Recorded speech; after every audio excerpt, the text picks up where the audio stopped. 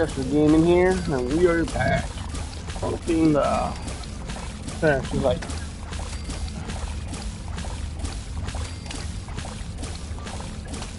we'll do the spot.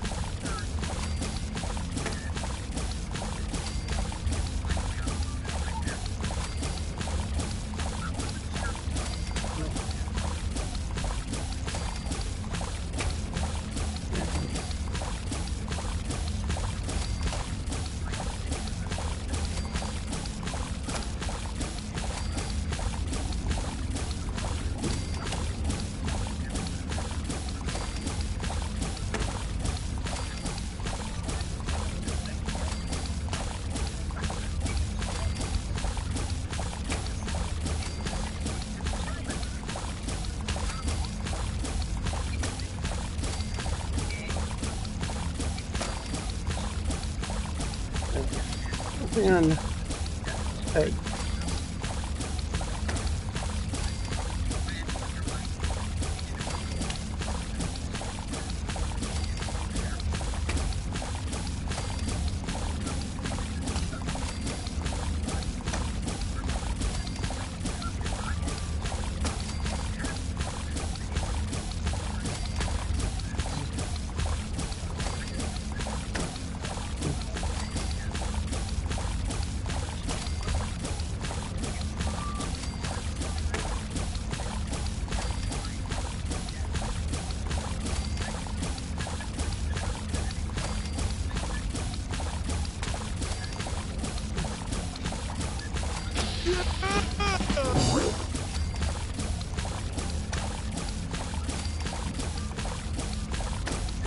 cows and move.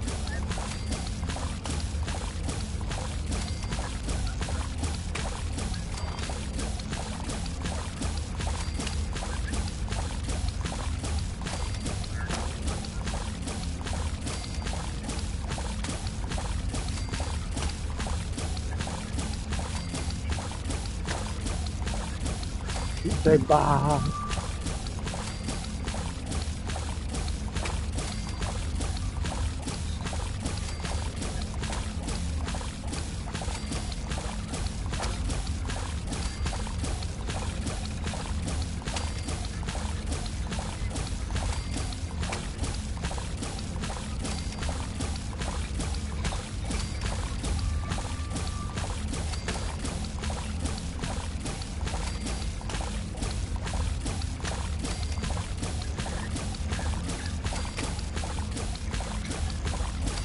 It's not little again.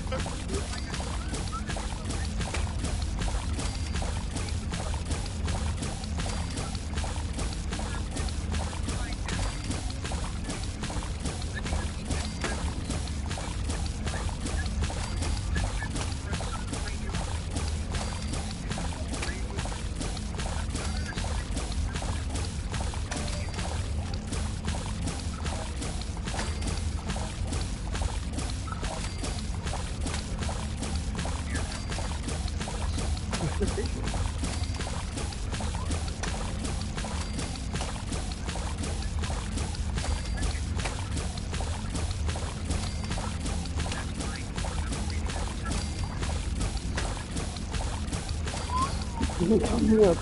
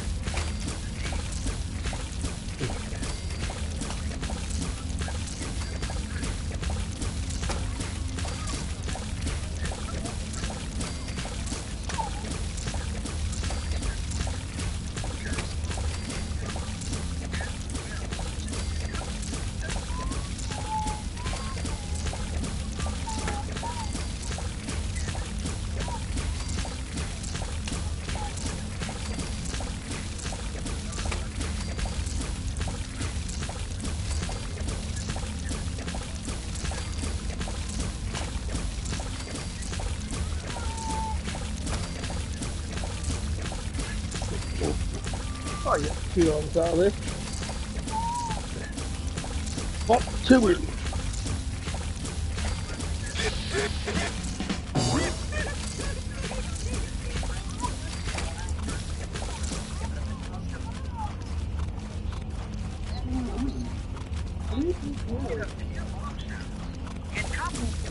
Standard receiver, we can upgrade it to the Splunk Gap Tesla file, which includes triple shot damage for accuracy, the solid state Tesla file, which includes Tesla damage and range, the wave oscillator,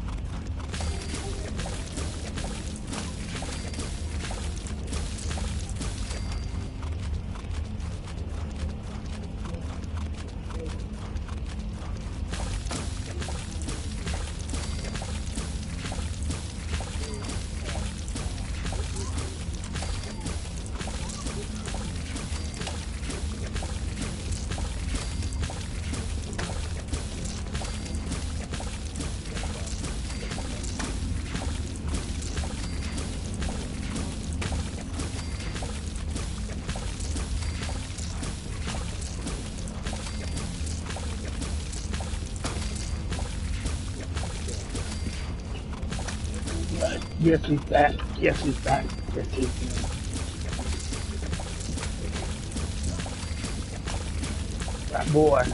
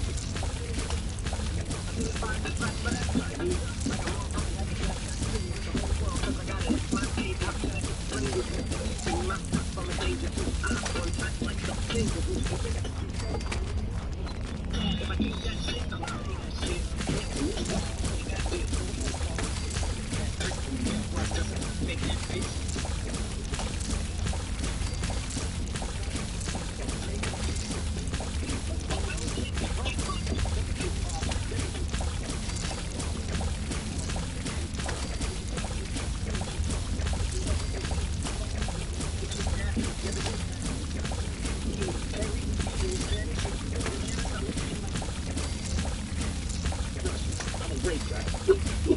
Don't worry. I just got my license.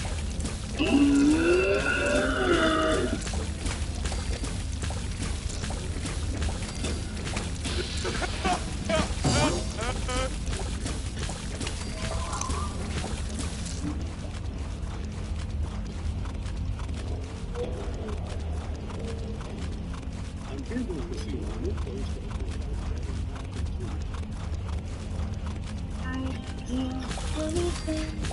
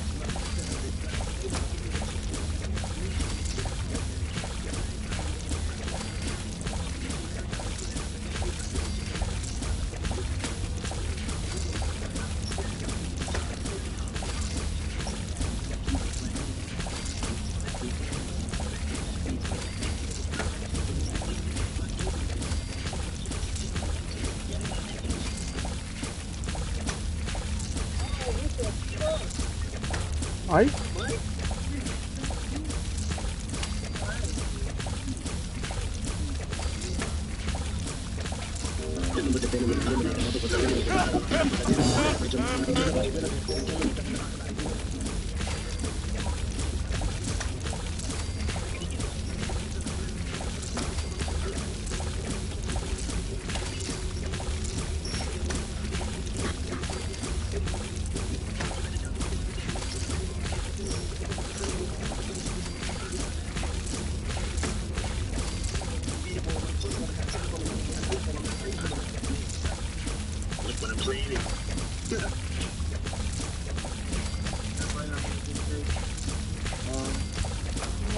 Even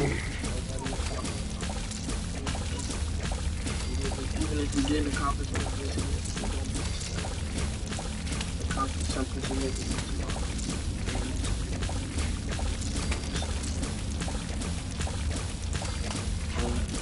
If anybody's going through anything, I hope and I pray that you get through it, and just know that you do have the strength to get through whatever the fuck you're going through, no matter what.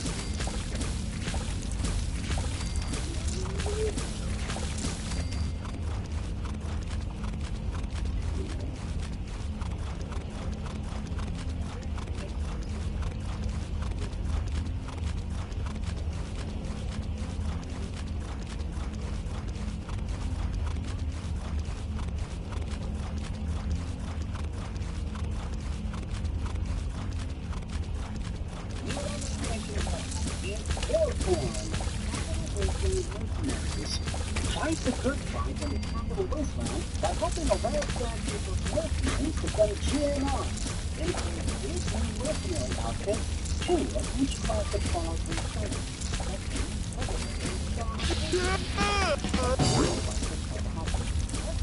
By rob leading signal roads, additional obtain fire quest. fire. This is selling for 750 credits. Is it worth it? Less. Upon arrival on the planet, we begin the quest, the good fight. Investigate the Lane Pier parking lot. Once we approach Lane Pier parking lot, we see something new. A bird has loaded with top construction. These will convey for as well as the sounds of gunners inside.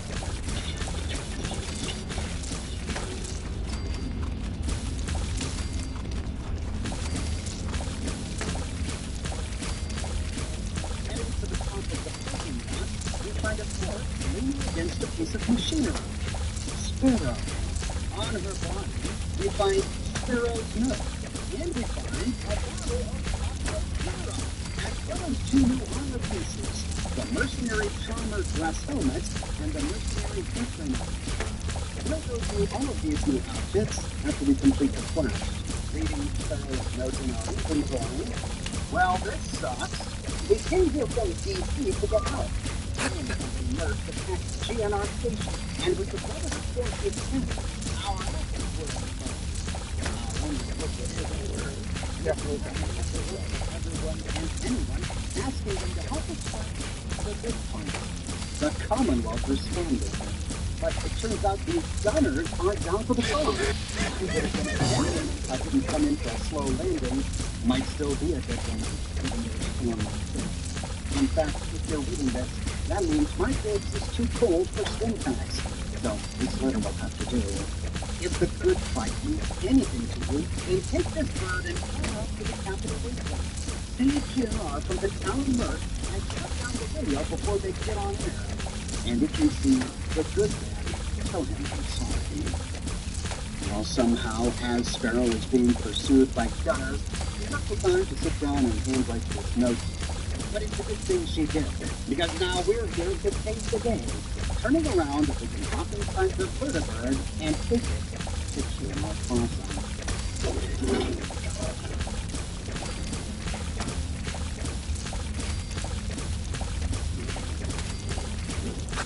Many hours ago, live on a vertibird landing pad overlooking GNR. And there's a fight in progress. It's Alan Company. It is fighting.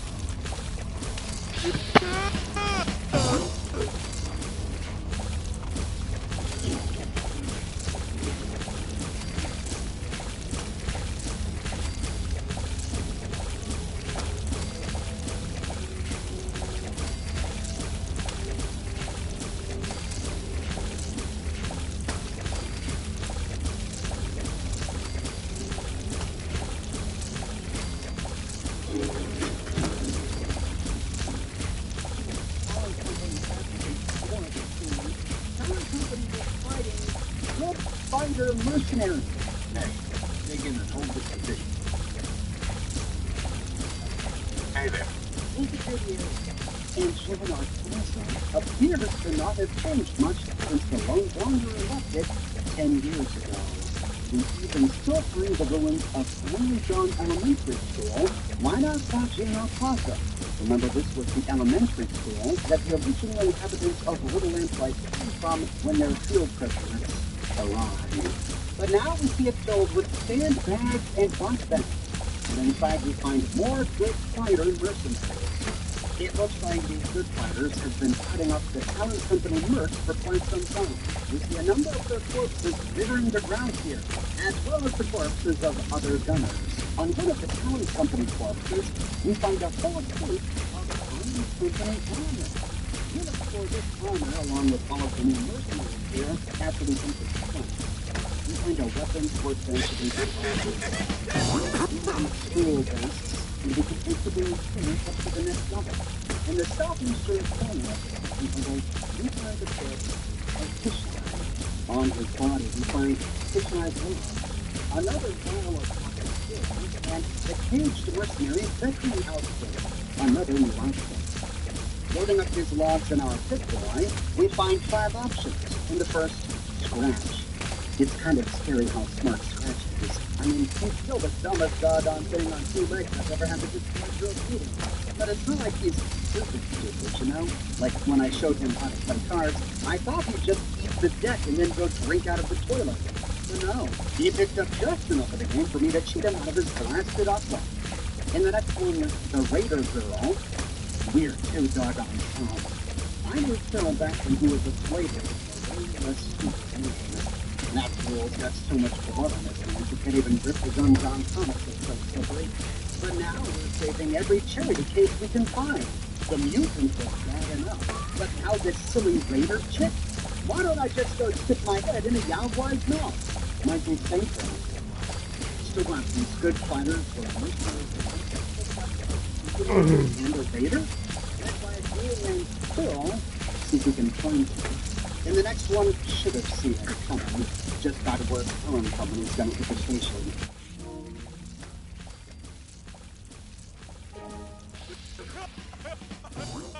I bet my missile launcher that sure has something to do with it. And the next one, don't trust the gunners. I don't know about this gunner crew Phil says is gonna fight with us. I used to be a bounty hunter, so I know better than to trust some lovely fellow just because he says he wants to help. In fact, that makes me even more suspicious. You want to travel 500 miles to save a bunch of ex-mercs you never met? The first words out of my mouth ain't gonna be thank you. It's gonna be why? Good question, and it proved to be prophetic. In the final entry, blockade. The Talon mercs have us trapped in here like rats. Where the heck is Pharaoh without air support? Those gunners better not have screwed us. So these good fighter mercs came under fire by Talon. Kishai here suspects that they were betrayed by a reader. Pharaoh hopped on a further there inside the overhead and fled to the Commonwealth to meet with the gunners. The gunners believe it up to the train. The Aquapura that we find is Aquapura. Even looks similar to the Aquapura we find in Fallout 3. It even has the same quote on the label. Nice touch. It yields 48 over time, which is the exact same as purified water. Again, acting the same way Aquapura does in the events of broken steel. This shine here is found to the I'm surrounded by missiles. My brother's character can take care of these things. Nearby we find another good fighter mercenary who appears to have no legs. Seems to be a bit of a glitch with one of the costumes. We'll talk about that in a bit. There are no more players left, as we have a checkpoint to pop on up there. But there's a bit of a crystal forward. And going further, we get to see units. Back out to Shion Plaza, we find a ton of this power company armor, and more than good fighter mercenaries. This was wearing the mercenary troublemaker and outfit. I should hold on, I didn't show any of these fighters. I did something bad man.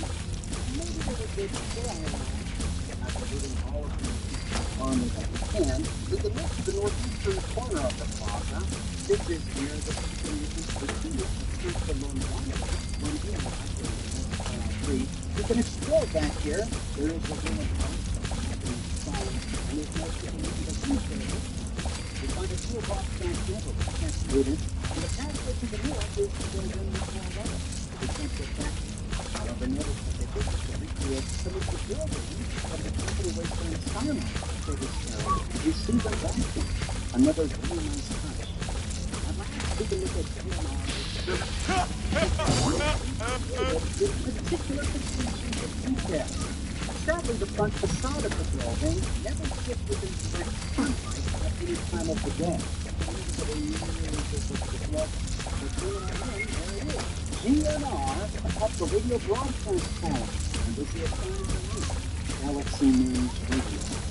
In the middle of the plaza, we see the pyramid sculpture, which is up it, orbiting. The network station is completely filled in as well. Moving towards the building, we find another good fighter mercenary corpse. On her body, we find a mercenary adventurer. Lying in the middle of the steps leading up to GNR, we find the corpse of Wasteland Joe. On his body, we find Wasteland Joe's log and a legendary item. From Monsters, ammo laden of mercenary troublemaker outfit. Temporarily for a conquering combat in the actions in Wasteland Joe's log from our history, we find 4 options. In the first, a good deed. Joe doesn't like to talk about the past. Hurt too much, but the past isn't really worth that thing, does it? It's not something you can put away like a bird or a shoe. It'll come walking out through the teeth. My thing is, if the past is going to knock down the door anyway, I might as well invite it in. Okay, Joe was hungry, but a message on the wall, asking for spare parts so I could pick up people politics. In the next bad man from Zero, it's on brand for Phil to take the person who's always been a politician, but more than a leader. Well, Emily, Phil mentioned something in his sleep about taking people to paradise to hear a eulogy. Not sure what that means. I know there's rumor he was in the same train, but I refuse to believe it. Probably best to leave it alone. So bill was displayed over 2 years ago, back during the reign of Ulysses Jones. The name for a radio city was taken in by this group. In the next one, pulled up in the schoolhouse. When Sparrow left for Boston, she asked me to clear out some radio space on the street near the schoolhouse. I was going to give her a hard time about it, but now I'm just worried. I suppose I need to worry about myself first. Most of us were here clearing others. With the station unattended, the one who decides are they still in the final one? Gotta take a chance. We've been holed up in the schoolhouse ever since the Talon Company took GNR. We've got to shut down the signal before they call in more reinforcements. It's too late for killing the others, but the big talk was never about them. It's a movement. We'll have Fisheye with us covered. We'll use the chaos to make one last run at the doors. We see the aftermath of that run. They place on each other and Fisheye are dead. He mentioned a signal here, but I inspected the radio on the switchboard, and I didn't find a broadcast for GNR or any other Talon Company broadcast. Funnily enough, all the way down here in the Capitol Wasteland, I was able to pick up Diamond City Radio. That was upgraded. After looting more Talon Company armor from the merch sector, we can head inside. We can hear it outside, but the Brotherhood has long since left. No one here to answer us. Opening the door.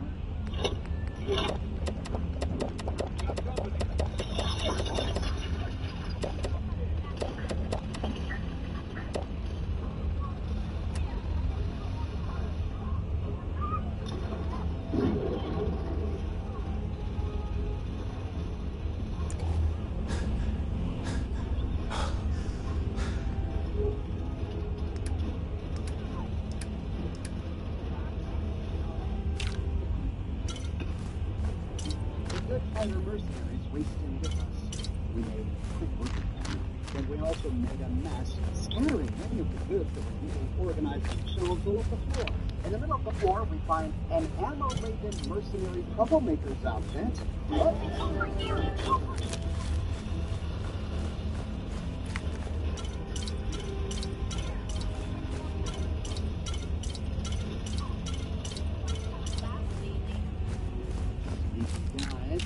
Moving east, we see some shelves where most of this was stacked. We find a couple of power armor pieces on one shelf, and on the next shelf, we find a bunch of this new armor. A mercenary charmer suit helmet, a caged mercenary veteran outfit, some matching caged mercenary veteran goggles, a mercenary adventurer outfit, a mercenary troublemaker outfit, some mercenary adventurer goggles, and the mercenary troublemaker's hat. Moving around behind the shelves, we pass over a power armor station through a beanbag barricade to find the corpse of Doc Emily. On her body, we find Doc Emily's logs and the mercenary charmer dress and matching dress helmet. On her holotape, we find 5 entries. In the first, so many patients to treat. Phil brought me on the team about a month ago. Everyone here is so friendly. It makes it really easy to get DNA swabs. True. At my last job, I had to resort to drugging them first. Well, let's hope she swabs their mouths for that DNA sample. In the next, Aqua Pura Not Pura? Dave Perkins has come to me on several occasions and stated adamantly that Aqua Pura is not completely pure. Needless to say, I was shocked at his accusation. Shocked. Would people really do that? Lie on the label? But my test showed little to no contamination. So, phew.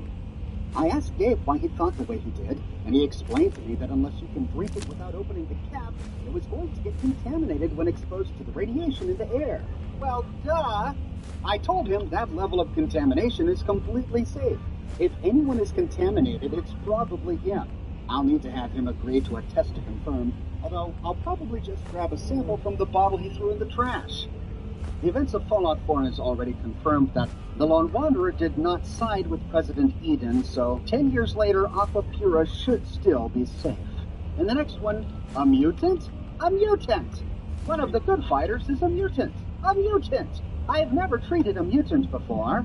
I want to know what he eats, when he sleeps, what he dreams. He's sleeping right now. Maybe I should wake him up and ask.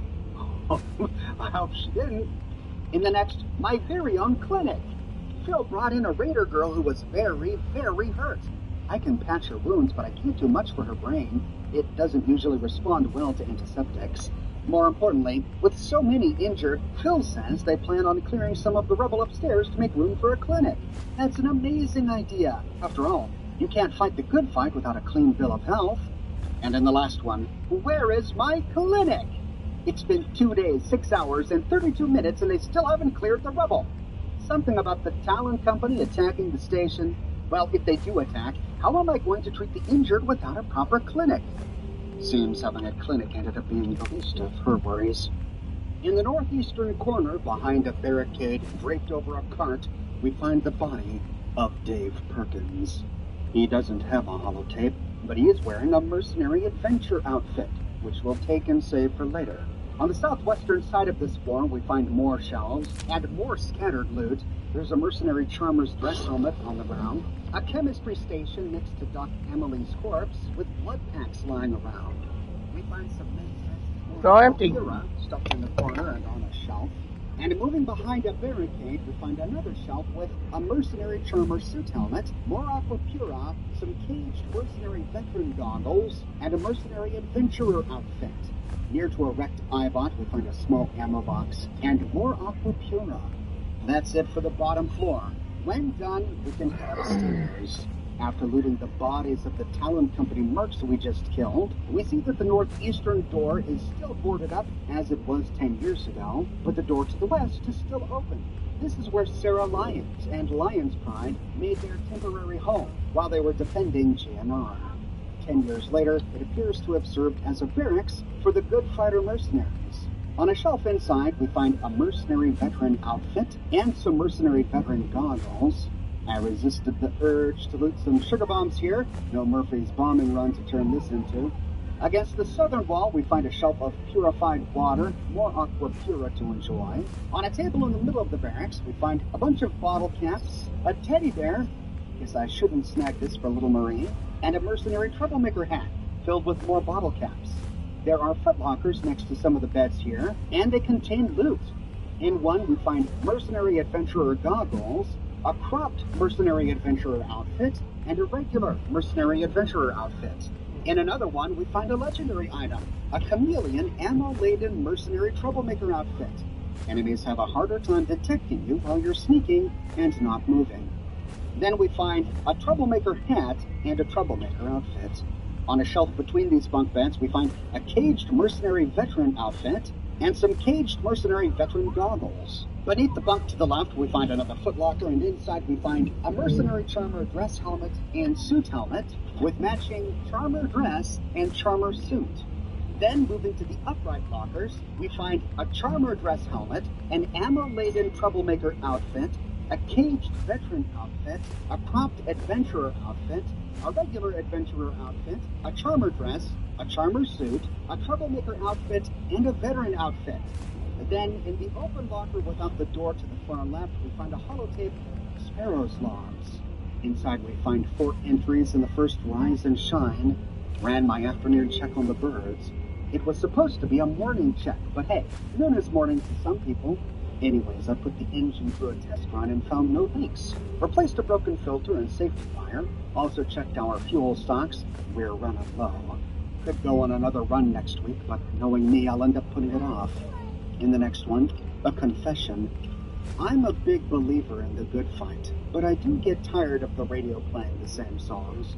I'd never tell Phil that, though. He thinks the two go together like feathers on a bird.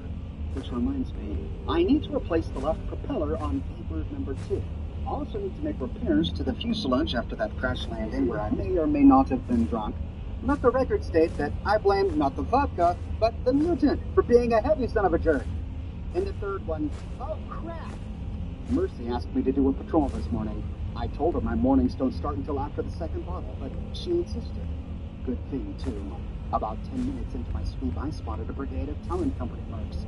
They were camped out about 30 miles outside the plaza, heading in this direction. Phil asked if I was sure.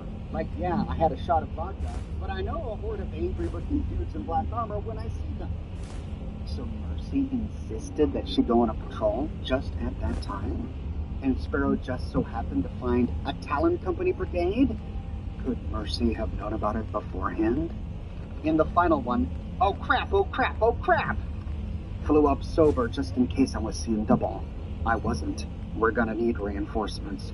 Phil says he got into contact with some boys in Boston. They call themselves the Gunners. Hopefully that means they got the firepower to match the name, because otherwise, we're in trouble. Turning left, we find a desk, and on top of the desk is a bottle of Aqua Pura and a terminal, GNR Studios terminal. Here we find 3 entries. In the first, a bit of privacy. Sharing a room is hard enough, so to give everyone their own little private space, I've restored one of these old GNR terminals and passed everyone a holotape. Remember not to save your personal data on the terminal itself unless you want everyone to read it. I'm saying this to you especially, Perk, but this applies to everyone. To the good fight, Wasteland Joe. In the next one, Dave Perkins' personal log, so looks like Perk didn't read that memo, which is why we didn't find a holotape on his corpse. We find 4 entries. In the first, my name is Dave Perkins. Some of the good fighters call me Perk because it's a real perk to have me around, but I prefer Dave. I asked Fisheye where he got his name, and he said it's because he's blind in one eye. I told him Dave is a fake name too. My real name is actually Dave. In the next one, we should be called the Great Fighters. If I'm a raider looking to cause trouble, I'm not scared of a crew of above-average fighters. I'm going to spin my idea to Phil and see what he thinks. I think he'll go to the moon. In number 3, Phil didn't like my idea. Something about the good fight being a slogan for the wasteland. That's just great. Just great. We're not great, though. We're just good. The slogan he, of course, is referring to is a slogan coined by Three Dog, who at one time encouraged everyone on the Capital Wasteland to fight the good fight. So this band of mercenaries aimed to carry on the legacy of Three Dog. But whatever happened to Three Dog? In the final one, number 4. I knew it. I knew being called the Good Fighters was going to get us in trouble. Well, I'm sure Talon Company attacking had nothing to do with their name. Backing out, we can access Dave Perkins' top 10 GNR songs. 1. A Wonderful Guy, a song about me, he says. Mighty, Mighty Man, also about me. Crazy, he calls me, a song about a psychiatric ward. Boogeyman, possibly about me. Happy Times, I appreciate the sentiment. Jolly Days, I struggled with the distinction between a jolly day and a happy time, but ultimately I'm satisfied with this hierarchy. Anything Goes, I don't like how kids might interpret the message, so it gets a lower ranking. Jazzy Interlude, this song doesn't even have words. It is about a minute too long for an interlude, but it soothes me. Civilization, a relatively inoffensive song. Well, I guess he wasn't happy in the Congo. Into each life some rain must fall, not if you live in a desert climate. Points not for inaccuracy. And finally, I don't want to set the world on fire. Well, then maybe you shouldn't have. Hey, don't blame the eat spots. They were long gone by 2077. And that's it for the barracks. Moving out, we can follow the balcony and then turn right to move south up towards Three Dog Studio. In this room, we find a body on a table, the body of a super mutant named Scratch. On his corpse is Scratch's logs. Reading it in our picture, we find 4 options.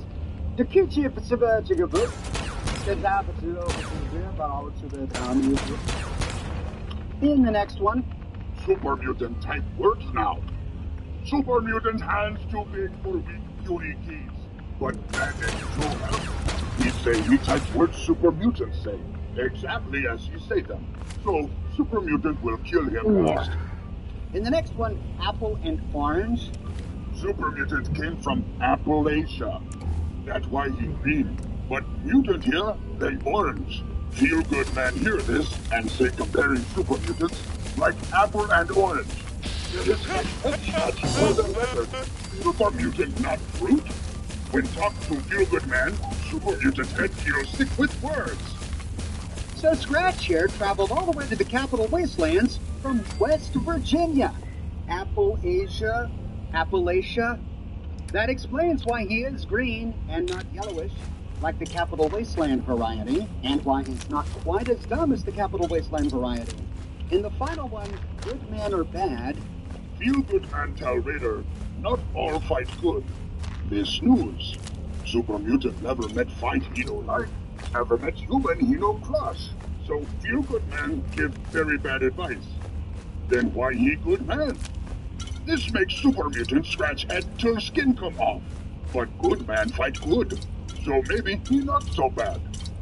Well, they embraced Scratch here into the ranks of the good fighters, but tragically he too perished.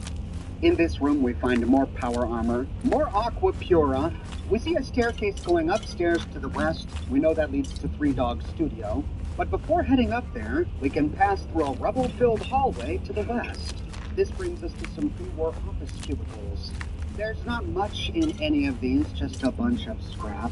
But in one, at the very end, we find an office lit with Christmas lights.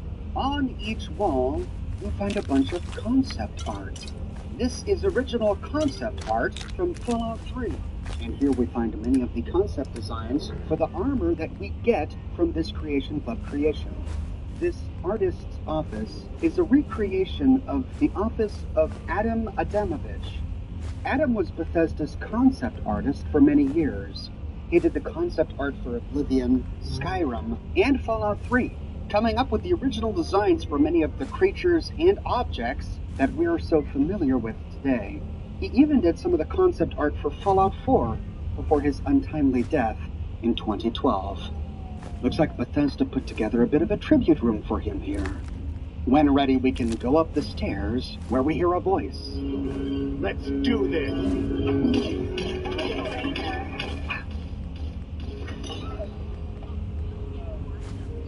A Talon Company merc named Hatton. Before we explore his body, we can turn around. Here we find the body of Mercy, the raider girl the good fighters picked up. On her corpse, we find Mercy's logs and the veteran outfit set, including goggles. On her holotape, we find 4 entries. In the first, Good Fighters. When word got out GNR was up for grabs, people thought it'd be a free-for-all, but it hasn't been that way. These Good Fighters took over the place like cockroaches inheriting the Earth.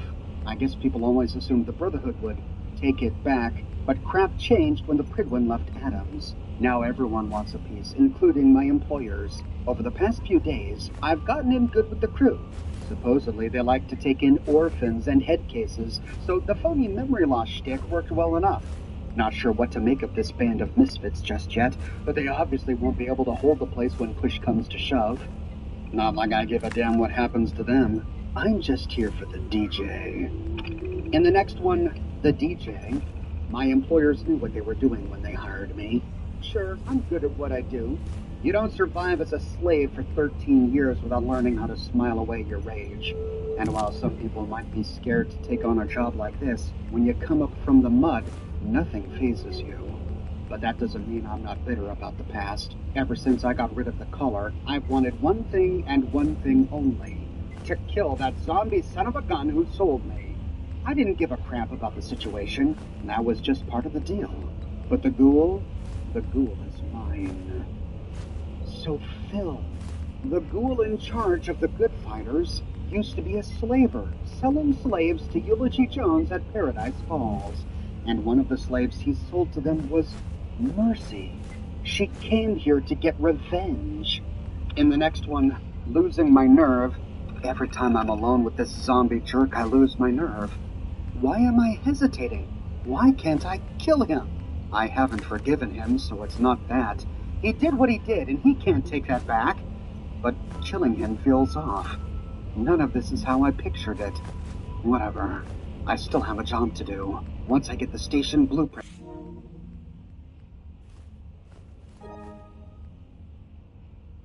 Why am I staying?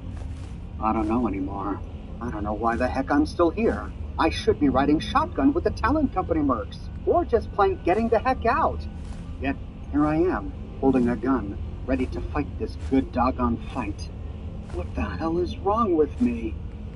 And here she died. A spy for Talon Company, a traitor within their ranks.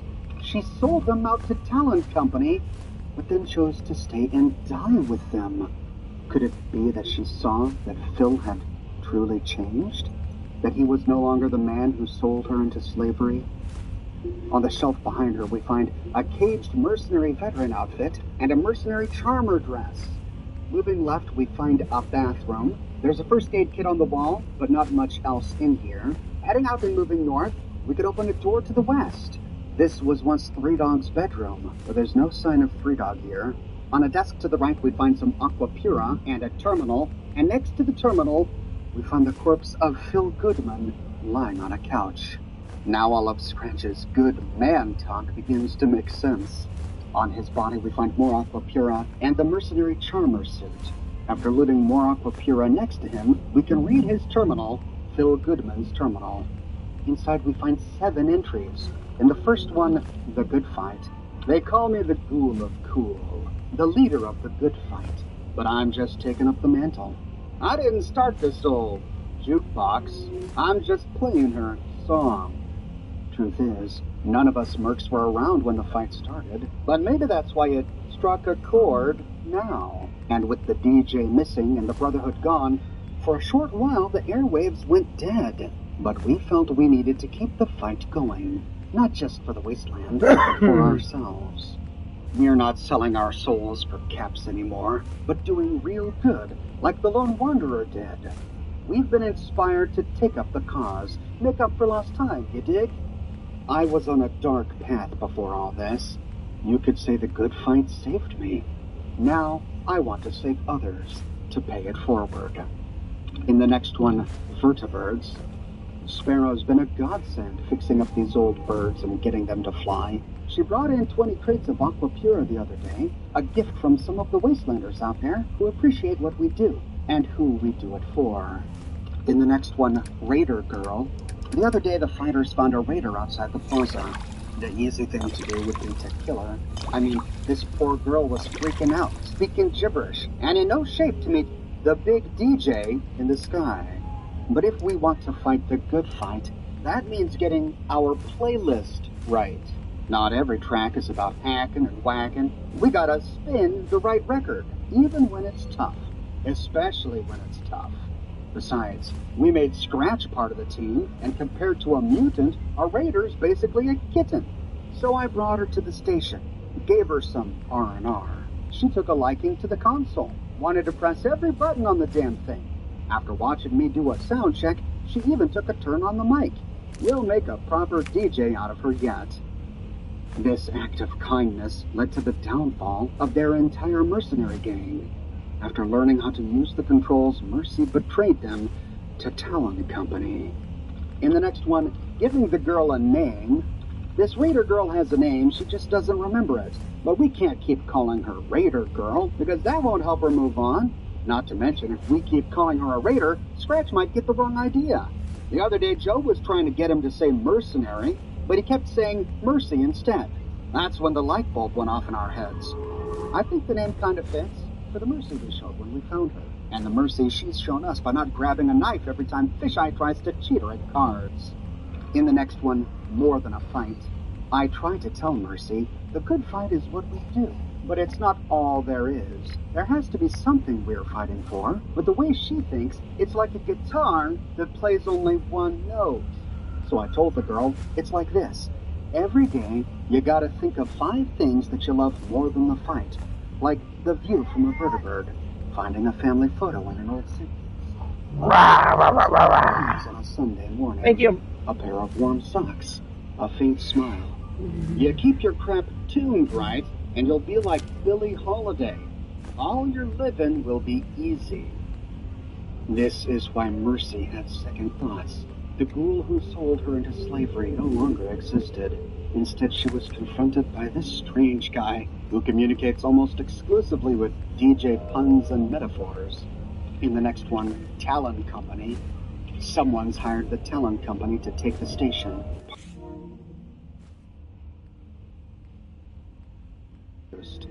I guess it doesn't matter now. They're here. And with the Brotherhood spread thin, there ain't nobody but us to stop them. Last night we held a jam session to talk about what's next. Joe thinks we ought to beat feet before the mercs crash the party. But it ain't why we signed up for this. I hate to sound like a broken record, but we fight the good fight no matter how bad the blood. We owe it to the man to be dogs in this fight, and we ain't much of a canine if we turn tail and run. But we also ain't gonna sit here and get our meat chopped. Really? I put the word out on the airwaves, and sure enough, I got a hit back from a good fighting crew in Boston. I told them I'd send Sparrow to pick them up and give a crate of Aqua Pura as thanks. They said there's no need. They're gonna help us because it's the right thing to do. Oh, Phil. He was too busy trying to come up with clever ways to make radio references to even suspect these guys of ill intent. He trusted people way too easily. In the final fight, the Talon Company mercs have blown up the tunnel and trapped us inside. If we're gonna get supplies, we'll need it to come by air. Speaking of which, I should have heard from Sparrow by now. I'm beginning to think these gunner cats may not be on the level. They keep telling me to send more birds, but when I ask to speak to my good fighters, they tell me it's a bad time. Bad time? They don't know the meaning. We've got the mercs on our doorstep, and the reinforcements we were counting on are a no-show. Can't worry about that now. We gotta make a stand with the cats we've got here. And besides, even if we die, I have to believe the fight will go on. 10 years ago, a bottle of water and a catchy slogan saved my life. Given what I've done, I'll never be a good man. I just tried to be a better one. Moving south, we find a countertop, and on it we find a DJ's outfit. This should be very familiar to us. And if its name wasn't a big enough clue, the gray knit cap and the sunglasses nearby really seal the deal. This was Three Dog's outfit, but no Three Dog. We learned in the terminal that he abandoned GNR. Three Dog abandoned GNR? What could have caused him to leave? Did he just give up when the Brotherhood left? Did he become demoralized, seeing what the Brotherhood became? We don't know, and we don't find out, because he's not here. Backing out of this room, we find their small kitchen. We find some more Aqua Pura on a shelf, more on an overturned fridge, and even more on some tables in the middle of this floor. To the east, we find a bookshelf with a first aid kit and more Aqua Pura. And finally, moving over to the refrigerator, we can loot the corpse of Hatton. Sure enough, on his body, we find some Talon Company armor. So he was the last of the Talon Company that assaulted GNR. In the fridge, we find the crates of Aqua Pura that Sparrow got from the generous visitors. And then moving south, we find Three Dogs Broadcasting Room. Here, in a bank of machinery, we find the GNR Studios terminal. User profile Hatton. So, Talon Company have been here long enough to reprogram the computers. We find a section on journal entries. Inside, two options. In the first, call for reinforcements. We've taken the station and chased the fighters into the nearby buildings. But taking GNR isn't the same as holding it, even with the tunnel blown to smithereens. I've established contact with HQ and requisitioned more men. But due to resource crunch, they'll need to be picked up from outside DC using the old Brotherhood vertebrates the fighters repaired. I would have pressed HQ for more immediate help, but didn't want to make it seem like I didn't have a handle on the situation. Our problem is the autopilot system on the bird we hijacked is malfunctioning, so they'll need to hone in on a signal. As such, we've swapped the radio with our own transmission beacon, which should allow the system to triangulate our location. In the next one, Talon Company agent missing, the inside agent who was supposed to help us with the assault either was a no-show or made no attempt to identify herself. Not a surprise, since her reports for the last month have been on the spectrum of misleading to worthless. I've notified our employer to terminate her contract. It's likely she fled before the attack. For now, we've got bigger problems just trying to hold our position. So they killed Mercy without even realizing she was their agent. And Mercy did nothing to expose her true identity. But did she have a death wish? Or did she feel guilty for betraying the good fighters? She must have, because for the past month, she tried to sabotage Talon Company's plans with faulty information. And she gave the good fighters a heads up when she learned that Talon Company was on the move, giving them a chance to prepare. Backing out of logs, we can shut off transmission.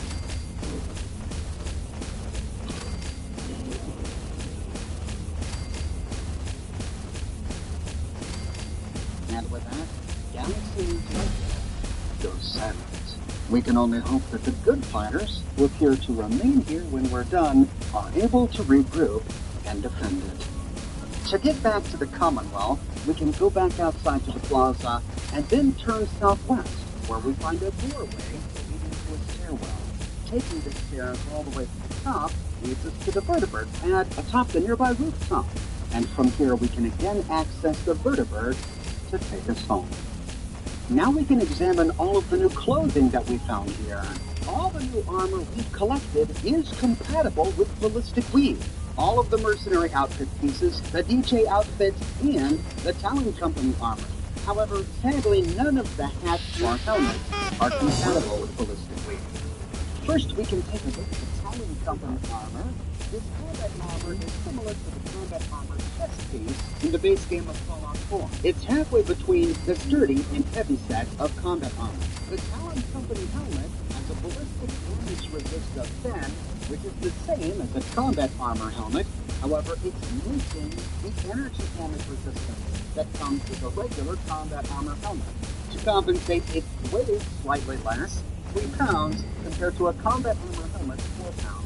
The armor provides 30 damage resist and 30 energy damage resist. That's 5 greater than the sturdy combat armor chest piece, but 5 less than the heavy combat armor chest piece. To compensate, it weighs slightly less than a heavy combat armor chest piece, 15 instead of 15.5. But it picks up all armor sets except for glasses and the helmet. But since it accepts ballistic weave, it somewhat makes up for that. And we see this when we look at it. It acts like combat armor from Fallout 3, including pauldrons and leg armor along with the chest piece, all as one set. The full set is black with the Talon Company logo, a bird's talon, smack dab in the middle of the chest plate. Next, there's the DJ's outfit. This is presumably Three Dog's outfit before he left GMO to Wild Unknown. Without ballistic weave, the DJ's outfit has 0 damage and energy resist, but it grants +1 to intelligence, perception, and charisma. In Fallout 3, Three Dogs didn't have a special outfit. He wore a Merc Cruiser's outfit, which was also worn by other scavengers in the game. Its stats in Fallout 3 are very different from the stats we find on the DJ outfit here in Fallout 4. The gray knit cap and sunglasses that came alongside it are not perfect fits for what Three Dog wore, but they get pretty close. Three Dog actually wore a gray head wrap, and the glasses he wore were unique to the game. The lenses were smaller. They didn't really look like the glasses we find here. Next, there's the Caged Mercenary Veteran's outfit, which has no resistances but grants +1 to endurance and +1 to perception, and the matching Caged Mercenary Veteran's goggles that complete this set. These only grant +1 to perception. This is a replica of the Merc Veteran outfit from Fallout. Right.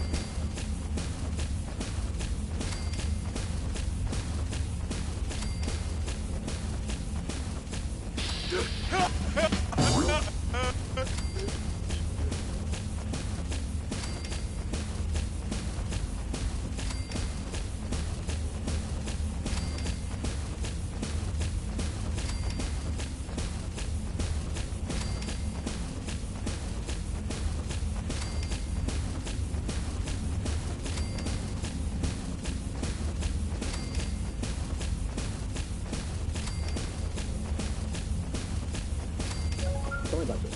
I think I'm an excellent candidate for the job because the doors like that. One of those there. You're on the creation spot is Gunners versus Minutemen. Join the fight to retake Quincy alongside the Minutemen. Features 3 unique power armor pink variants for both the Minutemen and the Gunner factions. Created by Kivada. Quest by Chris Takahashi. Gunners versus Minutemen is selling for 600 credits. But is it worth it? Let's find out. Upon arrival in the Commonwealth, we begin the quest, War Paint. Investigate the church west of Hyde Park. Traveling southwest of Hyde Park, sure enough, we find an abandoned church, but it appears to be empty. But heading upstairs, we find a body lying next to an explosives crate. It's the corpse of Luna, and he's dressed in Minuteman's garb. Next to his body is a short automatic laser musket, and it's a legendary item. This is an exceedingly rare item. The only other one I've ever found was ordered by a surgeon to my Minuteman character after completing the game by fighting with the Minutemen. On the ground next to the body is Luna's note. Ever since Quincy, a handful of us have been talking in secret, gathering supplies and getting ready for war. The plan is to storm into the city and raise our flag up high for all to see. One last star-spangled screw you to the Gunners and their crew. Captain Mercer says the time to strike is now. I told him I was on my way, but if he saw an opening, not to wait up. When I get there, I've got a special surprise cooked up for those jerks.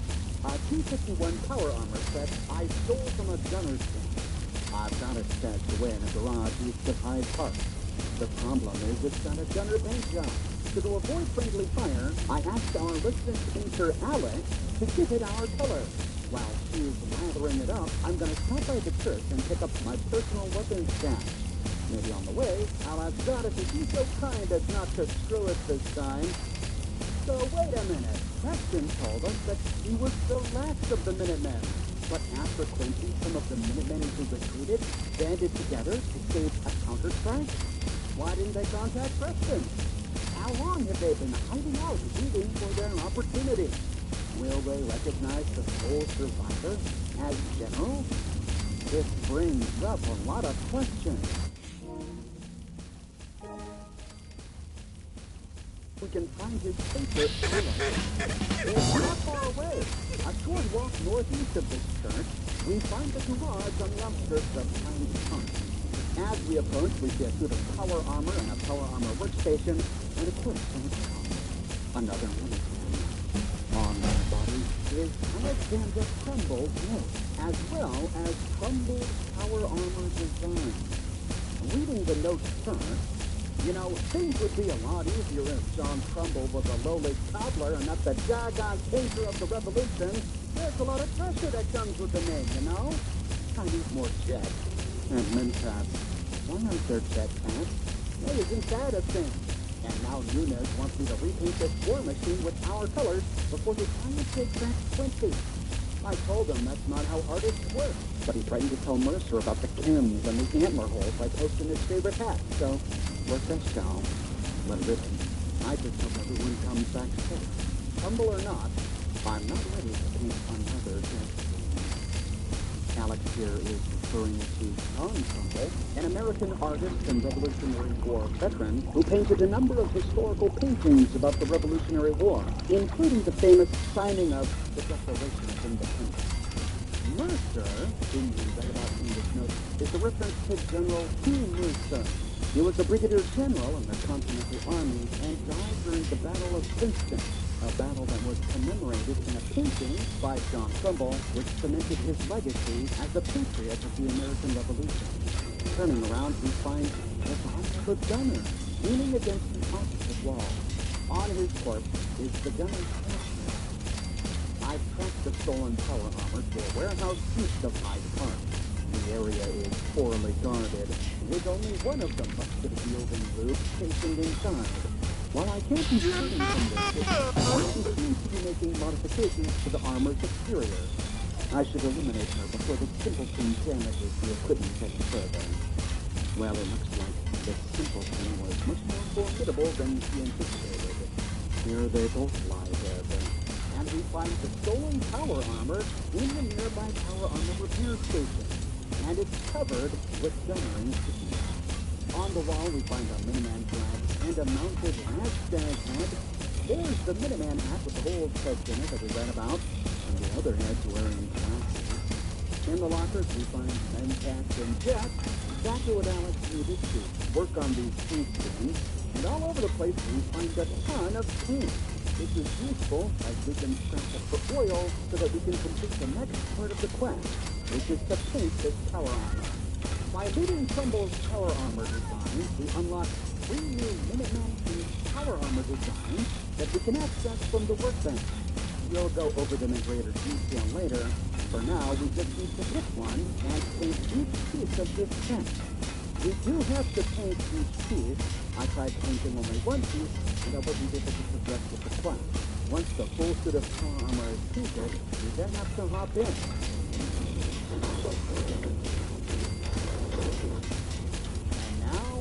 Join the battle for Quincy.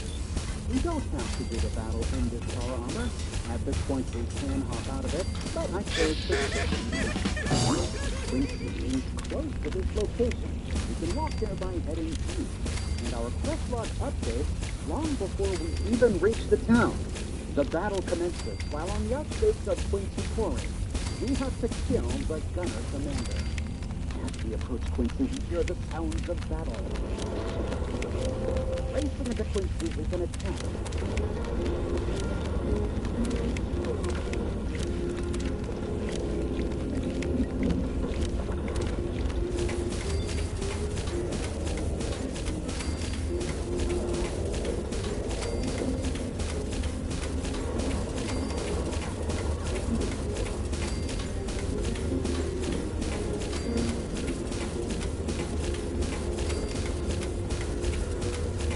The Minutemen are joining us in the attack.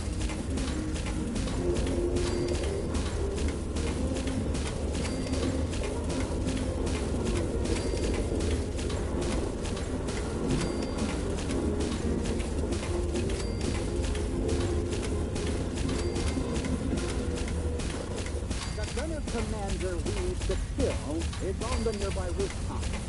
As I've claimed every settlement for the Minutemen, I chose to take him out with some Minuteman artillery.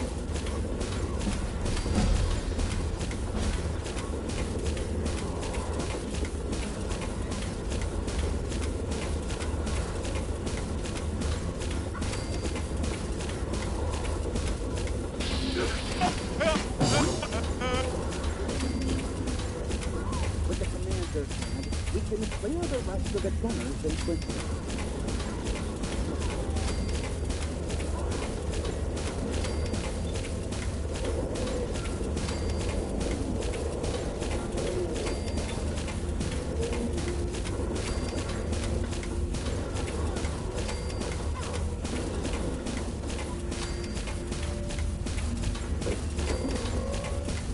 So even without Nunez and Cumberland, Captain Mercer advanced on Quincy with his Minuteman forces.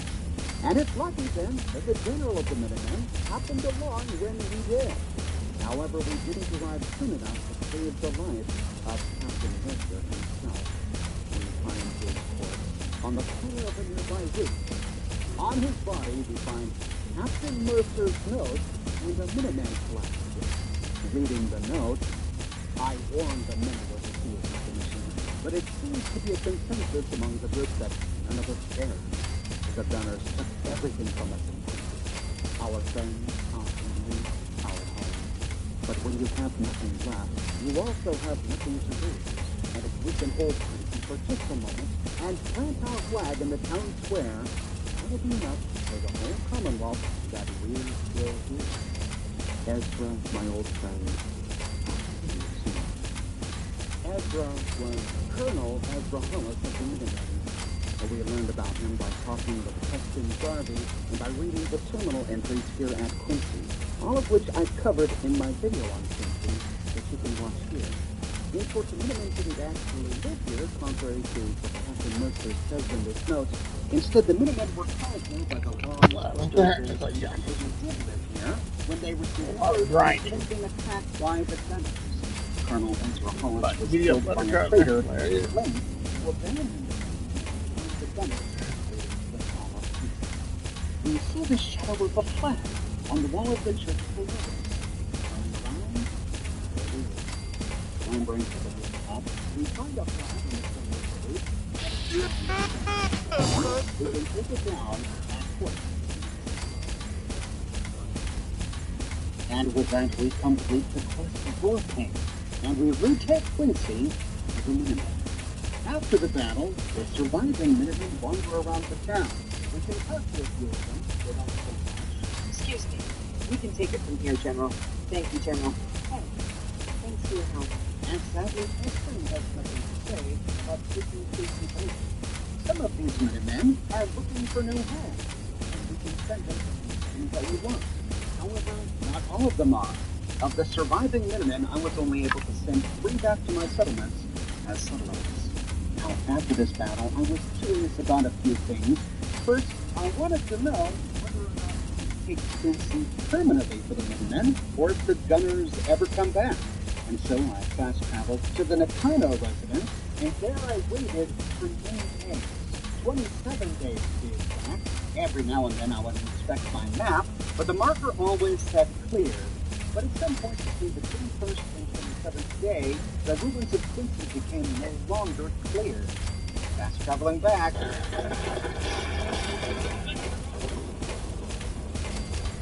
find gunners have repopulated Quincy. We now have to take it back again. However, you still see the Minuteman flag fly in the distance. And we are joined by the Minutemen who stayed behind. So it's essentially a repeat of the battle we just had. Second, I wanted to make sure that the creation didn't interfere with the gunners that are here upon our first visit.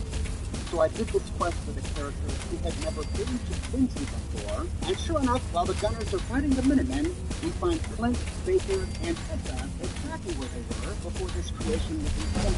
So eventually it's here with the characters we already find here. Back in our settlement, we can explore all of the new power armor paint schemes. We walked away with 2 new paint schemes.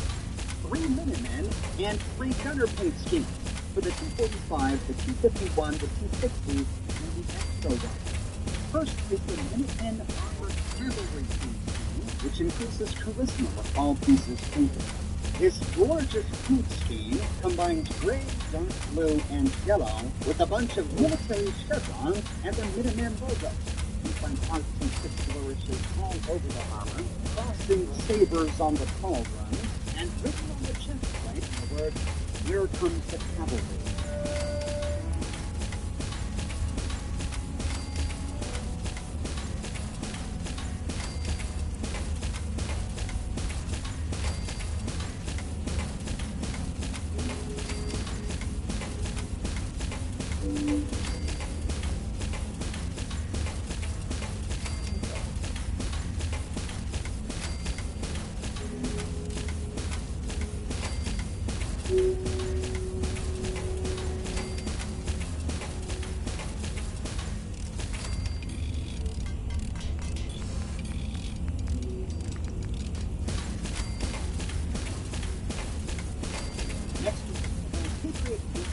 Which also increases charisma with all pieces painted.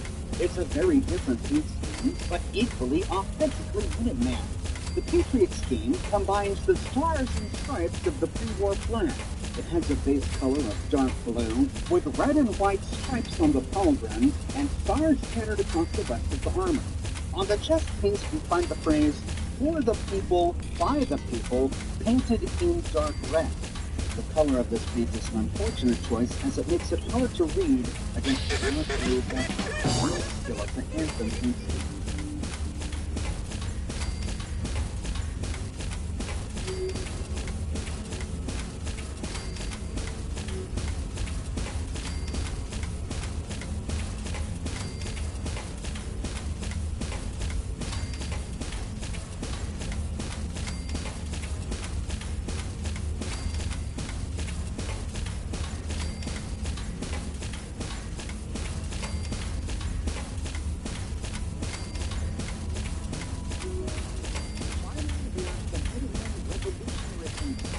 And holy cow, I think this may be my favorite of the three. This is a light break. Cold water, cold filter, cold package. Choose life, choose chill. And burgundy paint scheme, covered in golden military rope embellishments.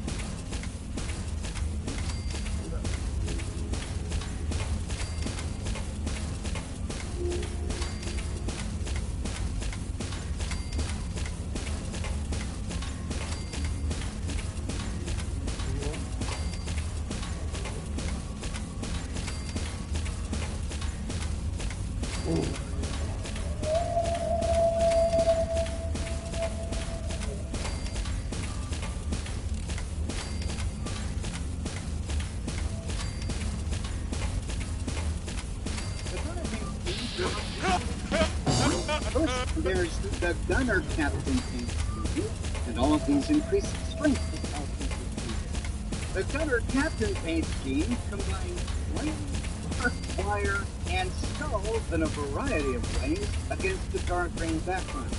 What's really cool is the barbed wire is made from bullets, and painted on the back of the helmet is the word ICP, with two glowing red eyes made with bullseyes.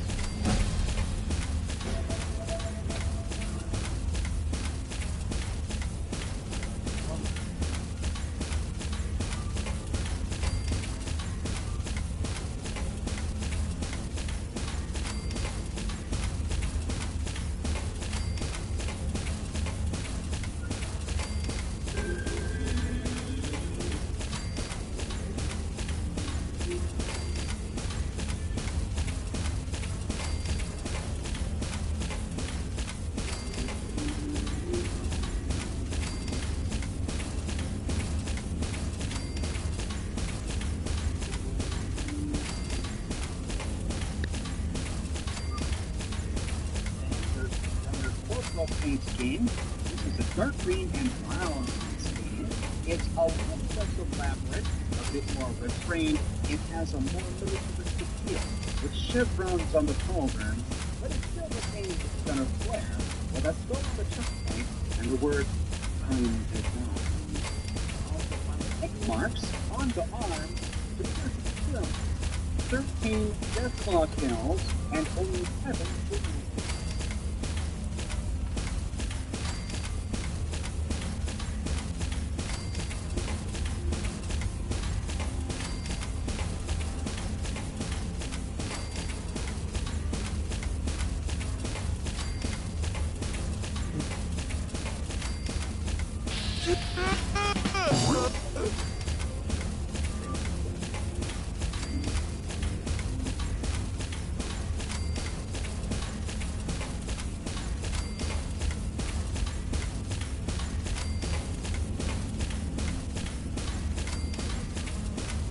Finally, there's the gunner's content scheme.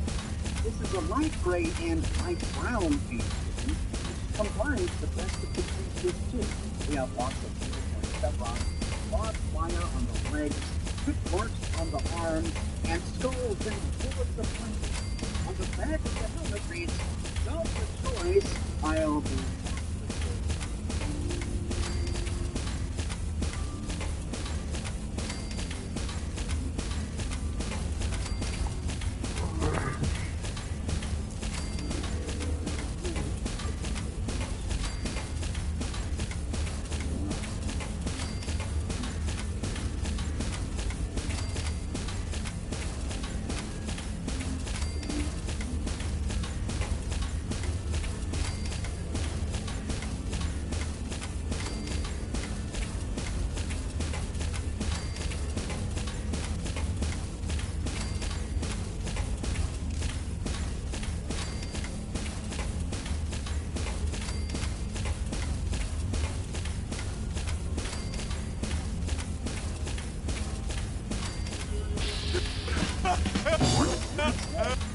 I'm really pleased with the color armor pieces.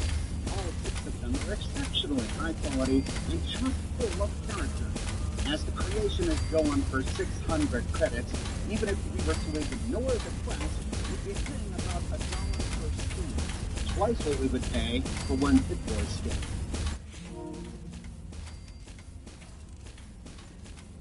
We're excited to tackle the quest. For as long as I've been playing Fallout 4, I've wanted the Minutemen to be able to retake Quincy.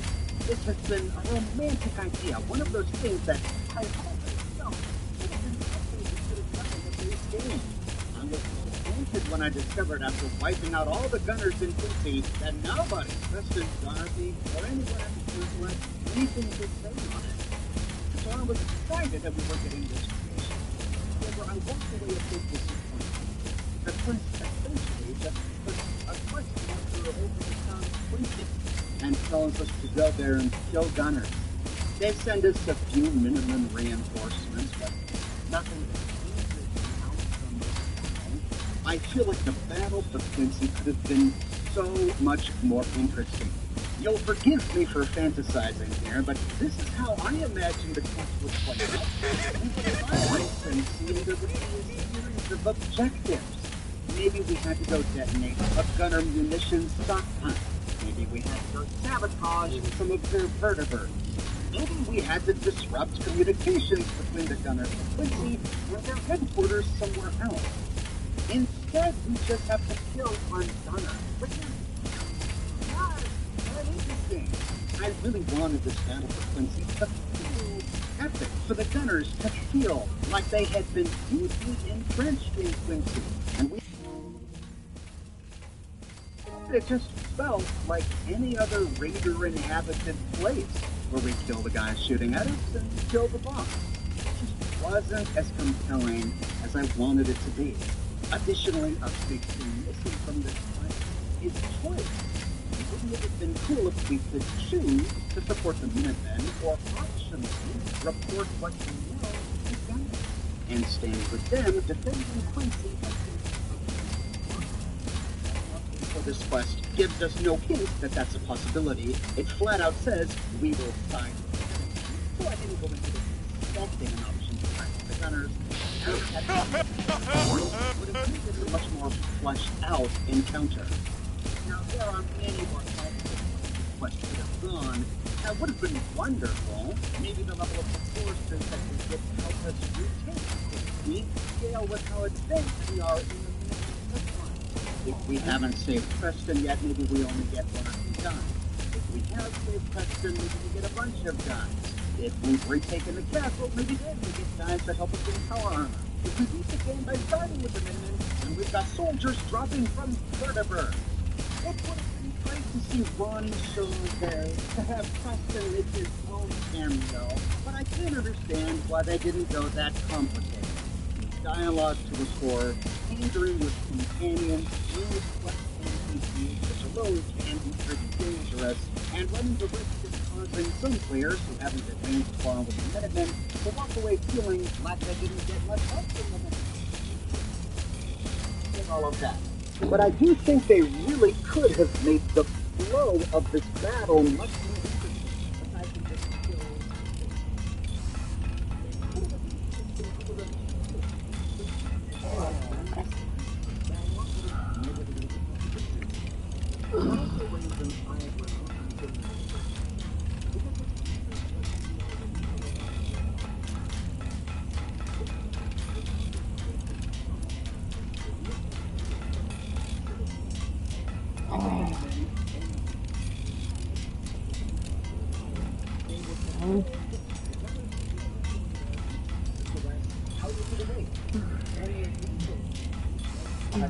and the Quincy survivors towards Crawford.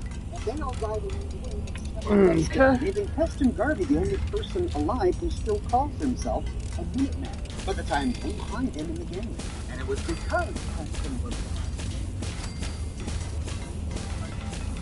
there was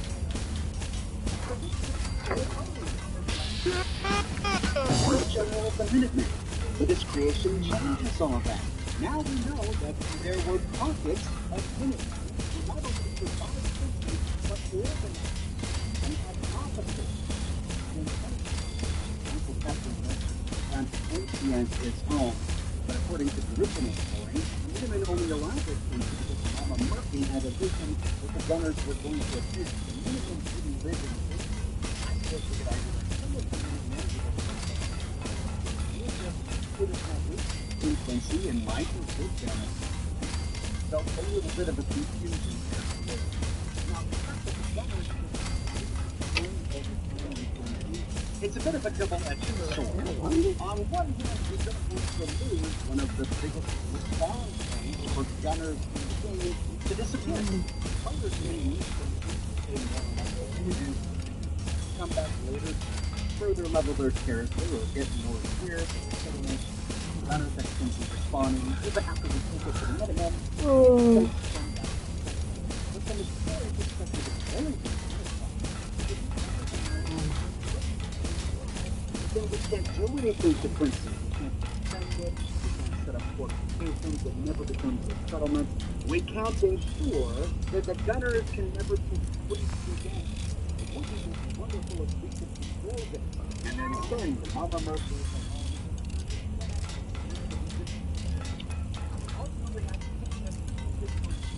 our location for the Creation Club to have done it. There are so many cool ways this battle could have gone that I think it's inevitable that the creation disappoints some people.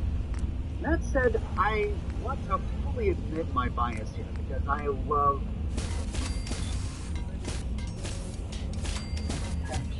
perhaps I could get back too much. I'm happy to admit that.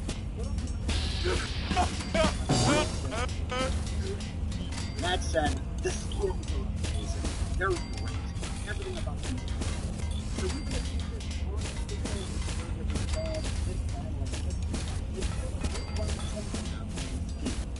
but these are just my thoughts. I thought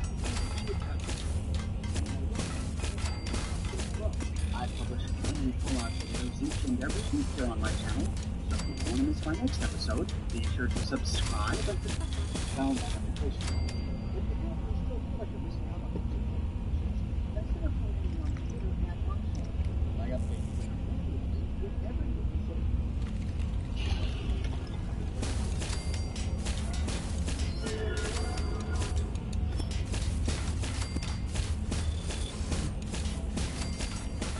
the FO4. The Enclave arrive in the Funtime. At last, we have our first out presence for the Enclave in the river of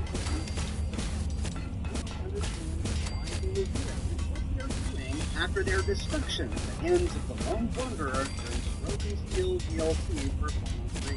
Now, usually when the Creation Club is updated, you have to click on the Creation Club button from the main menu, and then navigate the Creation Club to find the creation you want, and then purchase it with credits. Only once purchased and downloaded and installed will you be able to access it from within the game. For these new creations, as well as a few old ones, are added to your game for free.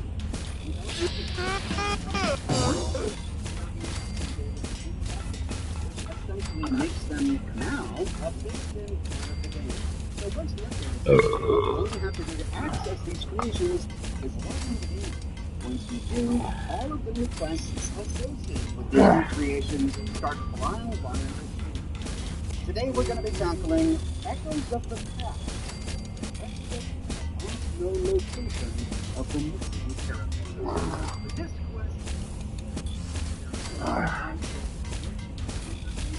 update that are not new. These were published years ago, and they covered them in dedicated videos at that time. They include the quests Speak of the Devil, Crucible, Best of 3, and Pyromaniac.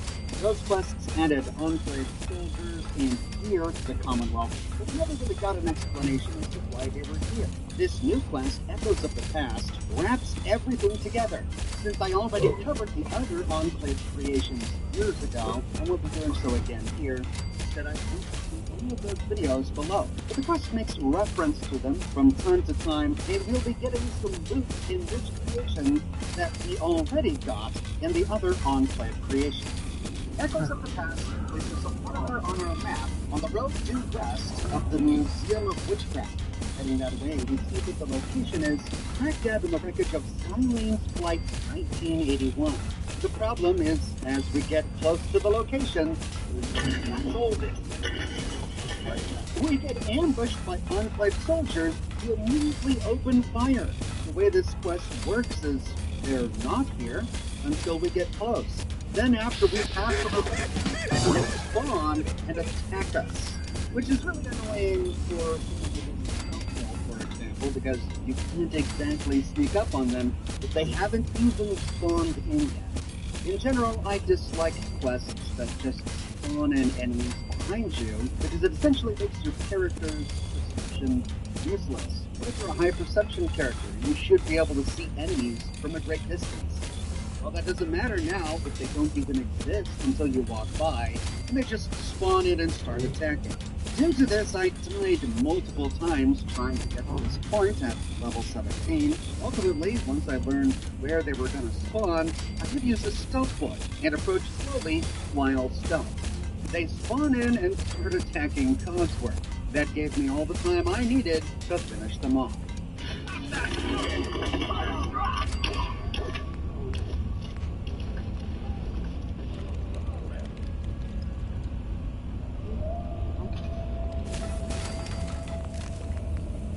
The Enclave soldiers dead, we can loot the bodies, and on one of the bodies we find orders eliminate me. Opening the holotape in our pit boy, retrieval operations, Enclave, God bless America. We can view orders from First Lieutenant Franklin, Sergeant Michael, Squad Gamma, as their start. Sergeant, the intelligence reports that a Wastelander has come into possession of a Tesla cannon. It is imperative you eliminate them and return the weapon to Field Camp. Orders enclosed for Tesla. Remember, no... Okay.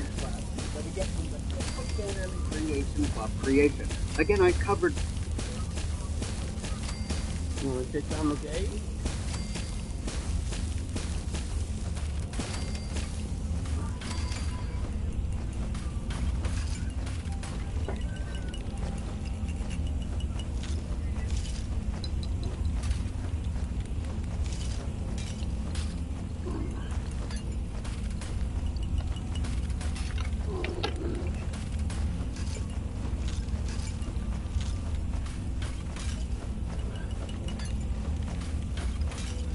Creation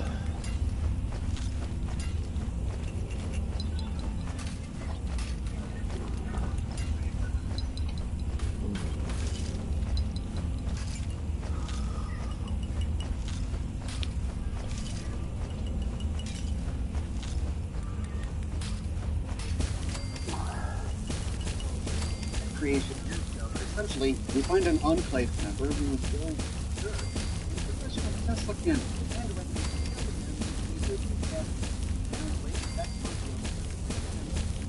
This squad to ambush us. Hellfire Mark III Enclave Power Armor. This beautiful set of armor is also not new. We get this from the Pyromaniac creation. At that time, we only got one suit. And as you're about to see, Echoes of the Past will give us multiple suits. We also find one of these guys carrying a heavy incinerator. This item was also previously added to Fallout 4 in the Crucible Creation of Creation. I covered all of the modifications available for the heavy incinerator when I did the video on Crucible. We'll go ahead and edit this to give it the napalm canisters. The long barrel will keep the large propellant thing, and we'll keep the incinerator sealed, which is going to protect us from close encounters. Now, the Soldiers 4 car mentioned a fuel tank. Just doing the same thing over and over and over and over. What's that? Yep.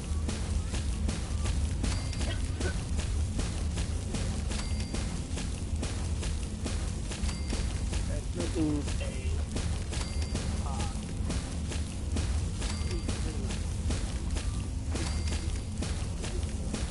better. Kind of like Dolphin.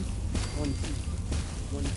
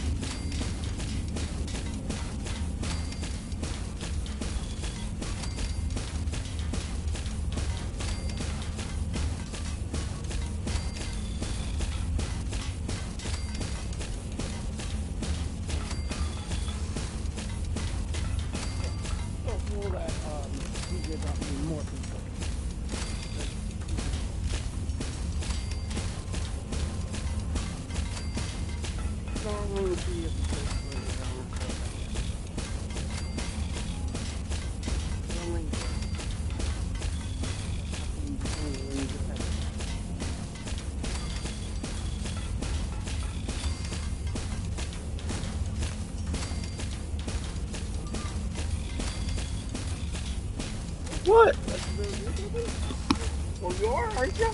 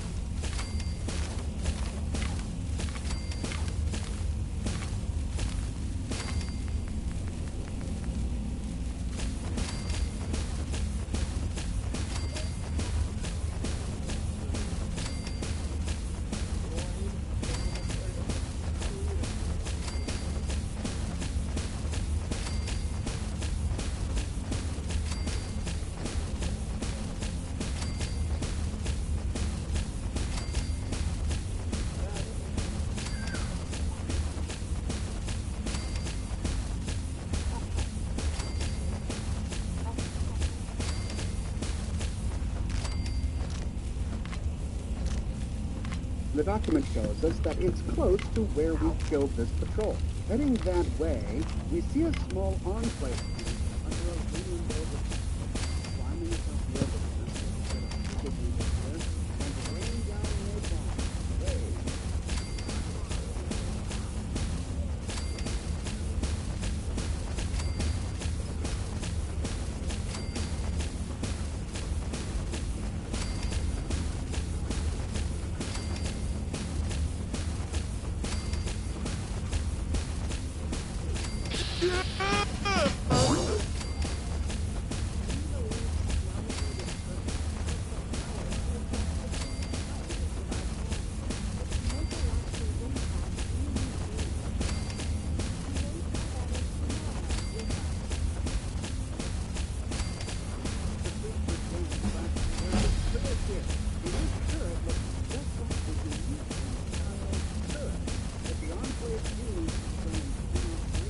This is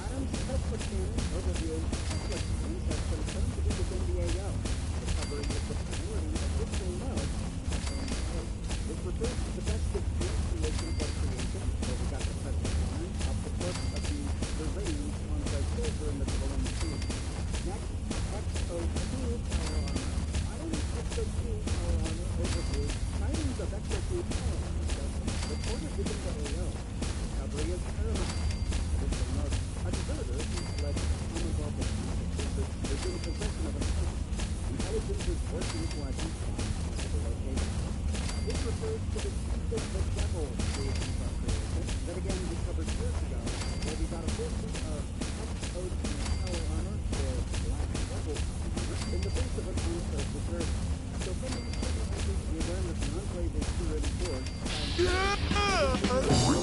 weaponry and technology that had been taken here by deserters, stolen by raiders, or inadvertently stole. In the next one, fusion cores.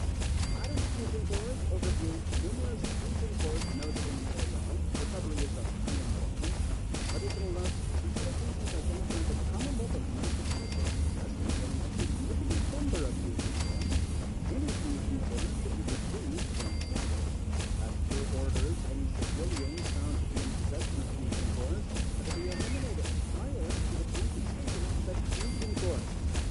This is a very interesting because, of course, there are no fusion cores on Greek or in Vegas. And in the Fallout 2 show, fusion cores are used as a rarity. But for some reason, in Fallout 4, they're absolutely everywhere. I would have recognized this, giving it a reason to come to the Commonwealth to go for them. In the next one, plasma weaponry. Items, plasma weaponry. Overview, high concentration of plasma weaponry within the AO. Recovery is of moderate importance. Additional note, a local PMC named Gunners are in possession of an especially large quantity of plasma weapons. When tactical advantages present themselves, Gunners will have to destroy the weaponry confiscated. Survivors are to be hunted down and executed as per order. Addendum, a Brotherhood of Steel presence has been noted in the Commonwealth of Massachusetts, though they will likely possess plasma weaponry, confrontation needs to be avoided. Understandable enclave, due to your unfortunate history with the Brotherhood of Steel. And finally, plasma cartridges. Items, plasma cartridges, overview, high concentration of plasma weaponry within the AO. Recovery is of moderate importance. Additional notes, a local PMC named Gunner learned possession of an especially large quantity of plasma cartridges. And from here the memo essentially repeats the last one. Backing up, we can then go to orders. Commanding officer eyes only. Mission directive, recovery of valuable equipment from unauthorized personnel. 1. Establish the state encampment in AO and produce fortnightly reports to superiors regarding occurrences of note in the vicinity. 2. Identify locations of missing equipment via reconnaissance, diversion, torture, or other known effective methods. I see the enclave hasn't changed much. 2B. On conclusion of interaction with general populace, dispose of them. 3. On identification of equipment location, initiate recovery and dispose of any witnesses. 4. Upon successful recovery of equipment, return to field headquarters via homing beacon. Radio frequency enclosed in terminal. 5. Relief squad scheduled in redacted. So there's your field headquarters, and from this terminal we can get a radio frequency that will take us there.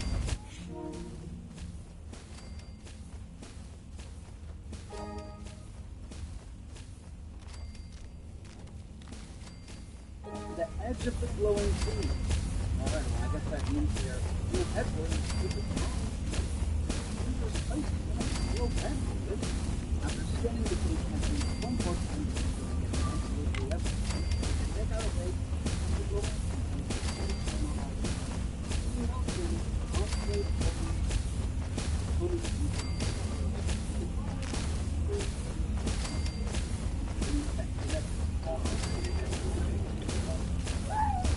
there's a lot of baddies here.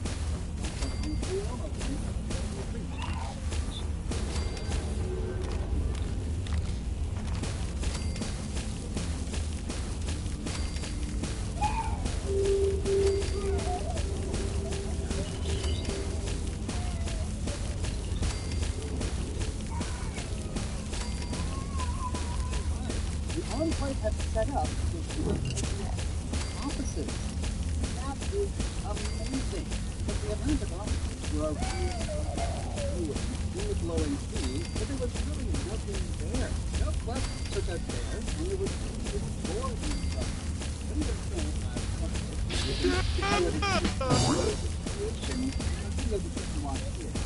Now we've got a quest that's popular. Place to make their visiting. Conquest soldiers are on top of the roof, and they're armed with public ammo.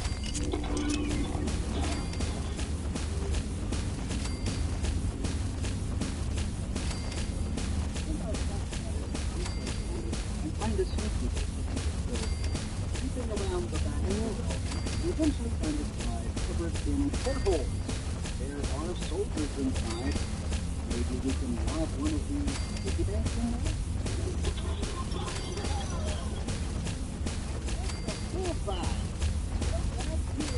Gotta say, I'm pretty thought that was that one, but we still haven't found a way out. We just put a hole in the wall that we could use for the creation of all this blocked up with Enclave barricade. Unless we find a ledge on the middle level, we can use to creep through a hole in the wall. But if we enter the building, there's a full lockdown, and Cosworth is locked out. Oh, wait. We've got to lift the lockdown. For that, we gotta clear the place. Opening the door to the left. Whoa, over here!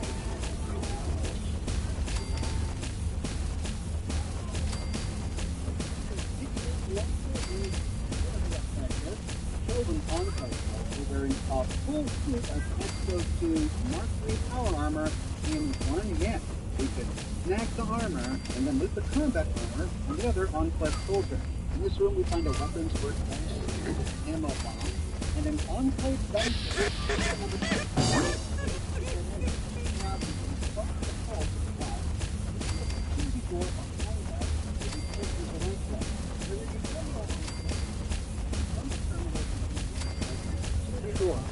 Upon opening the door, we will turn a little bit of loot in the desk and in the toolbox. So, turning around, we see a hole in the floor below. Looks like we got a top. On the bottom, we find two gun cases, a southern wall filled with ammunition, a first aid kit on the wall.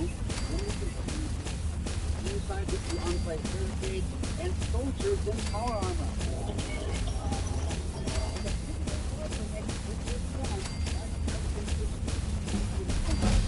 Help of a minute, clear the room.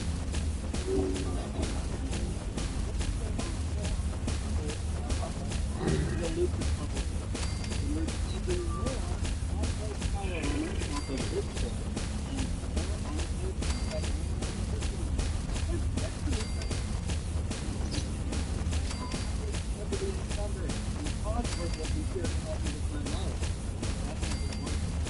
All of these pieces of power armor, looks like I'm moving slowly for the foreseeable future. Here's your power armor workers and the staircase reaches down to a floor below. That's what you want. Oh, it's fine.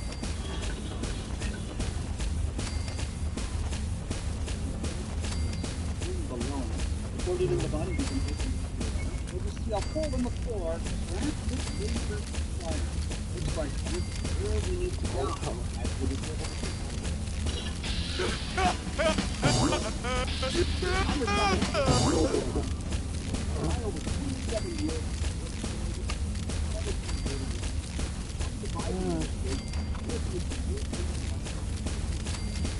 that's one up. But one grenade was a grenade monster. Bruno, before hopping down, we can finish moving. Blast is from behind. Another with this level looted, we can with the combat armor off the Enclave soldier, and then loot an Enclave and a brand new item unique to this creation, covered in detail of its mission. Some human iBots here, of course, makes perfect sense. Enclave human iBots with a unit color. There are a number of ammunition boxes in this room that we can loot, but to continue we need to move out. Here, however, there's the box. The plus marker kit. I already looted the coat off of his body, but that marker is still there. At any rate, moving into the next one, we find the Enclave CO terminal now access. In fact, we find the ability to access the first now, are you cleared to access communication? If not, please report your superior for immediate disciplinary action. Have a nice day. In the first one, further orders from redacted to redacted. the Major Alliance Field Headquarters should start. Major, this has been duly noted. The Commonwealth of Massachusetts has been identified as a vulnerable location for a permanent base of operations. Should your current mission proceed without issue, we'll allocate more resources. In the meantime, we'll identify locations that would be ideal for other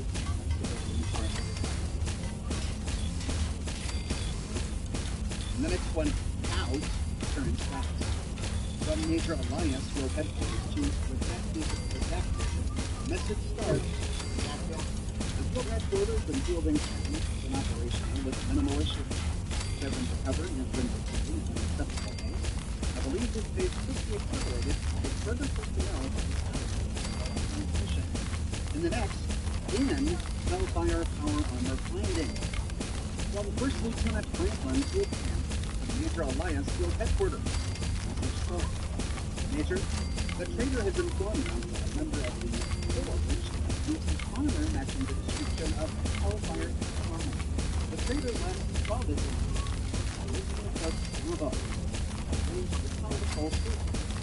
and another reference to the previous creation where we first got the Hellfire Power. In the next and the incinerator function from First Lieutenant Franklin Field Camp and Major Alliance Field Headquarters. The trader has informed us that the forge in possession of a heavy incinerator. They reside in Florida, England. The remains will become dissolved to confirm the story. This is for yet another document for the principal creation. And the next one in local trader capture from First Lieutenant Franklin Field Camp and Major Alliance Field Headquarters. Start. Major, we have captured a trader who has in close proximity at the camp. I believe they may provide valuable information. By the person of last and highness and I, in shortly. Then explains how he saw a dead trader in his ramen lying inside the camp.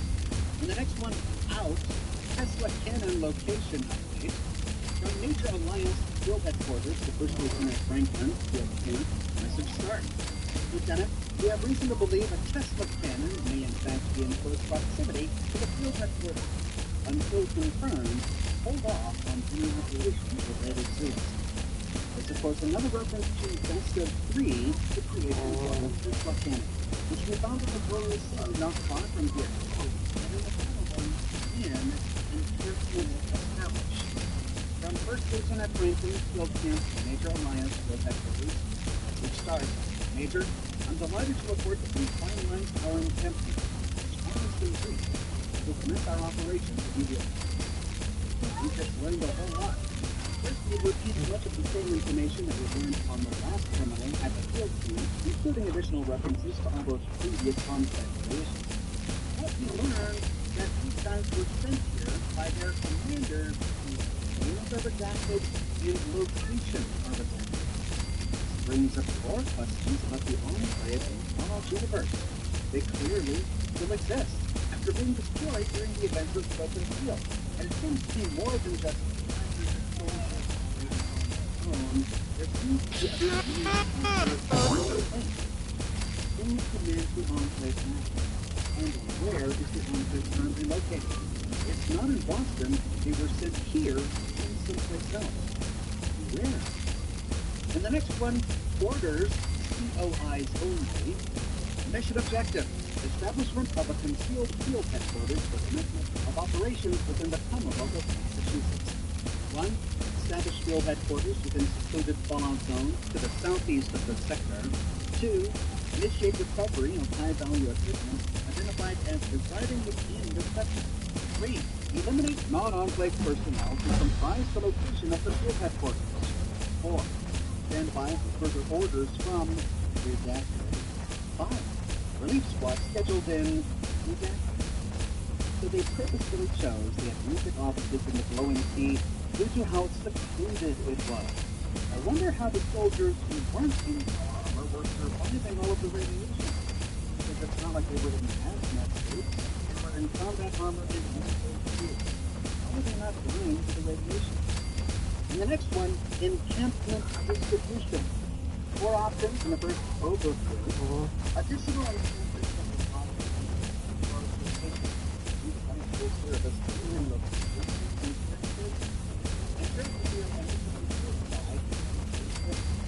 the next one, Southern Enclave Improvement.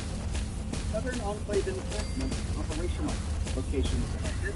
Southwest Galaxy Groups and Control. Specific issue. 1 major drill. Standard weaponry. This puts a log to assist Southern Enclave Encampment. Next, Eastern Enclave Encampment. Eastern Enclave Encampment operational. Location selected. The Persian State Canada.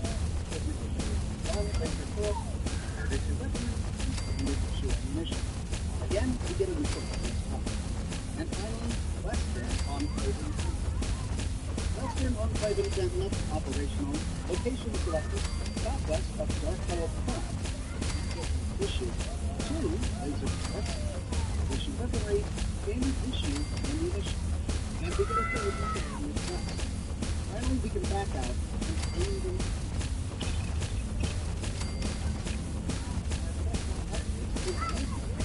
But just then,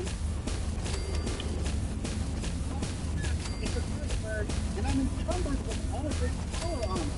Oh no, they're coming for me.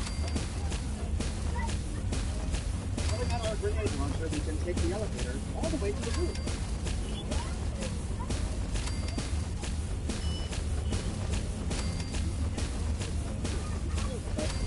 Launcher, we first arrive, and we can loot their power armor. But the vertebrate has not fallen.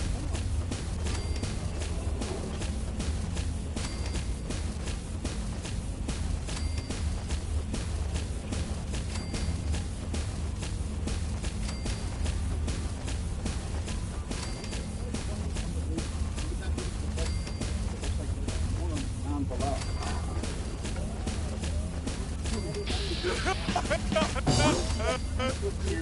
The same reward we got from the best of 2 Enclave creation operation.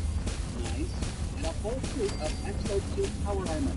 We find a third full set of XO2 power armor on the body of the third soldier on the roof.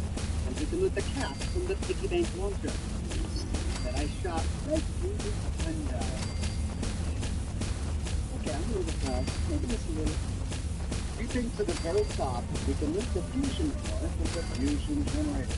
Loot ammunition from a number of gun cases up here, and then take out the enclave on the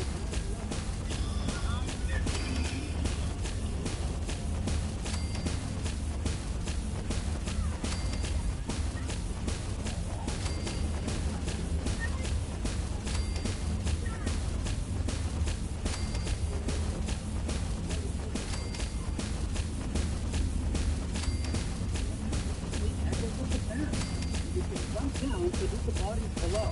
We find a heavy incinerator, another full set of Hellfire power armor, a heavy nuke armor, full set of Hellfire power armor.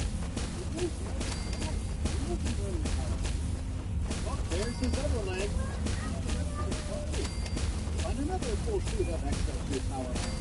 And after dumping some armor into Clockwork's inventory, we can track down the bird. There's the guy who's missing his leg. They're both kind of just busted for freaking my hair. It was the pilot. It looks like we looted this guy earlier. There's the bin that we saw online. There's the wreckage of the Vertebrate. But the first time we can head back to our settlement and dump off power armor and weapons. But we're not done. Remember, we picked up those miscellaneous stunts. We need to see what the enclave is up to. There in the summer bubble. We'll start out Western Enclave Encampment. Upon arrival, we see a setup very similar to the last one we saw of Funtime. They went into their piers with a bunch of on-site barricades on top of a rocky of the Tesla in this short work of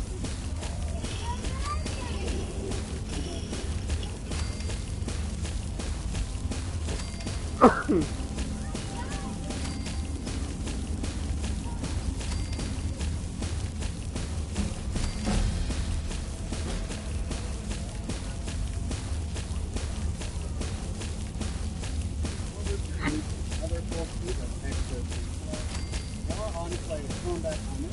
Taking the encampment into more unclothed simulation traits. There's another ruined unclothed spot. Interestingly, the pit was still older skin for it seems unclothed was a at any rate, on a desktop, we find a new magazine, Enclave Intrations Manual. You selected an issue of the Enclave Intrations Manual, Sending Off Friendly Fire. Permanently unlocked Enclave paint job for your power armor. Not able to build the Enclave. You can finish reading the trait.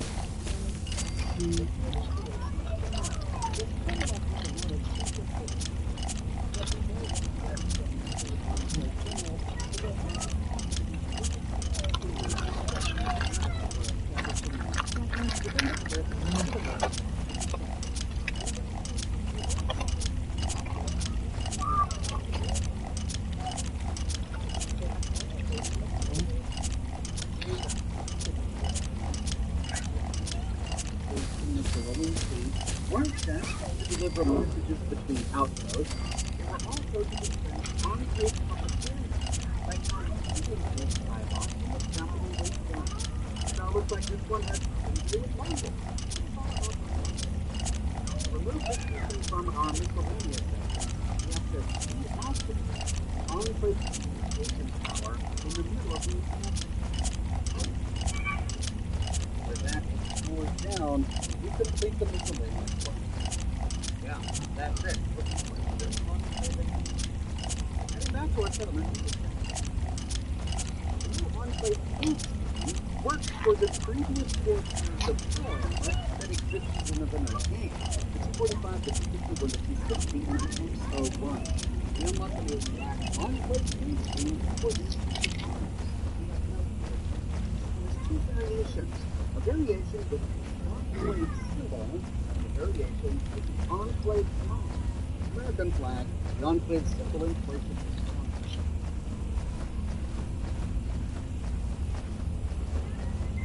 We also unlocked 2 new wall flags.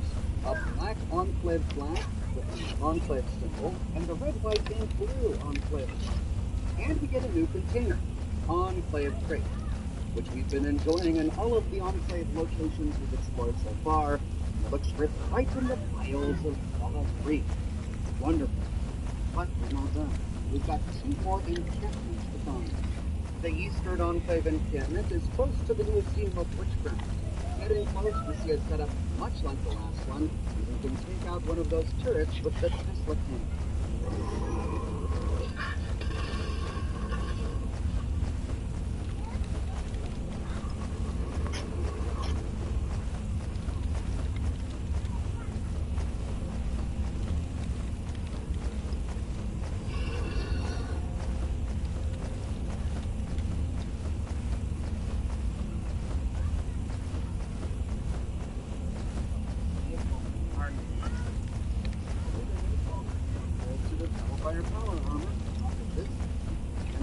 Closer to get the last enemy.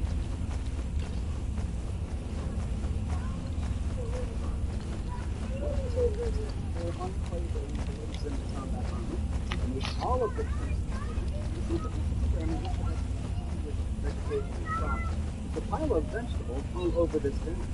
We get even more combat armor from the Enclave soldiers sitting at the dance, and we can move another copy of Enclave Manual. We're now able to build the Enclave laser turret, the Enclave comm tower, settlement workshop. Sweet! Like it.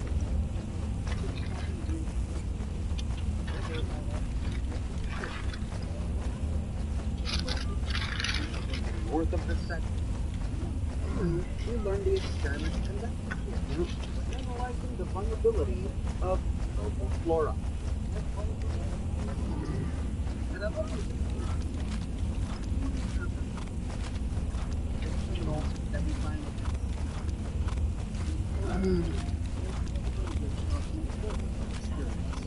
There are tons of conspiracy traits here, and when ready, we can power down the Enclave communication center. concludes the miscellaneous quest. Heading back to our settlement, we can drop off the gear and check out what we've unlocked. You see that we now have two different versions of the Enclave Expert. One requires 2 power but provides 2%, and the other requires 2 power but provides 12%. The 8% version requires rank 1 of science. The 12% version requires rank 3 of science, but they both look identical. Then we can place down the new power, and I'm trying to figure out what this does. It requires electricity. You can't directly attach a wire to it. So instead you need to place it.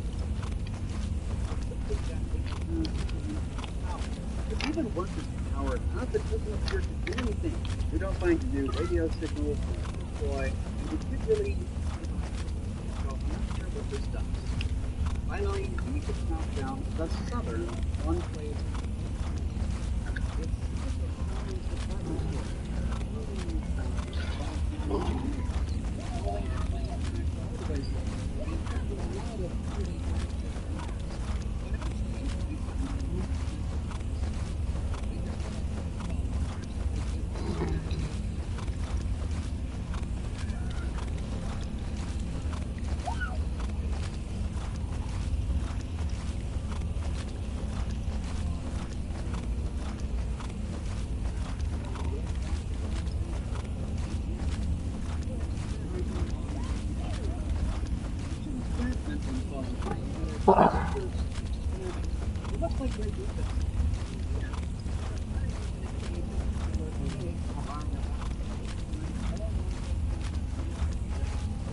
It's copy of the Enclave Interchangeable's manual. We are now able to build Enclave barricades settlement workshops. Can't wait to check that out. Like the last criminals, we did a lot of specific copy of point of view movements, specific cameras within the marches,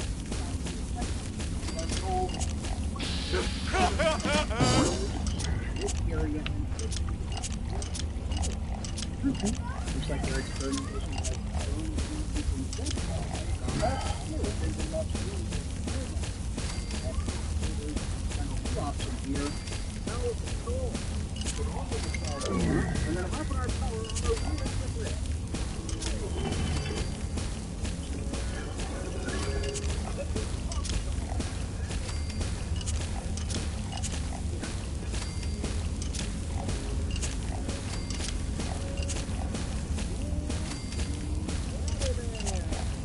No way I'm tracking for it.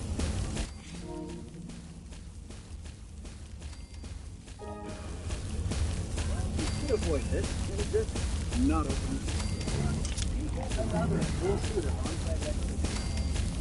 One of the bodies, and another set of on-site exits. We can list all of the various features here, and we're ready to deactivate the on-site communication tower. With that, we've completed all of the miscellaneous quests. It's time to head back to camp and everything we've did. We'll cut these on-site barricades. And there's quite a variety of barricades that we can choose from. Annoyingly, most of them don't snap with each other, so we're going to have to be really careful if we want these to actually make an effective barricade. However, there is one thing that we and it's a brand new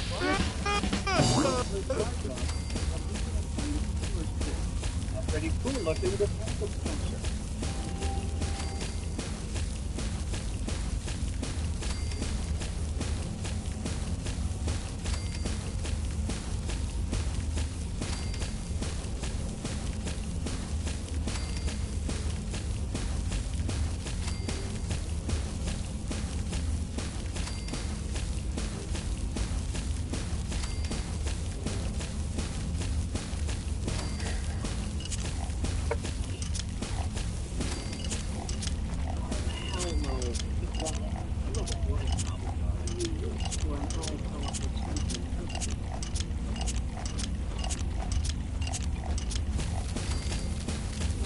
If we keep all of the armor and weapons that we got from this creation, we can walk away with 9 full suits of XO2 power armor and 5 full suits of Hellfire power armor.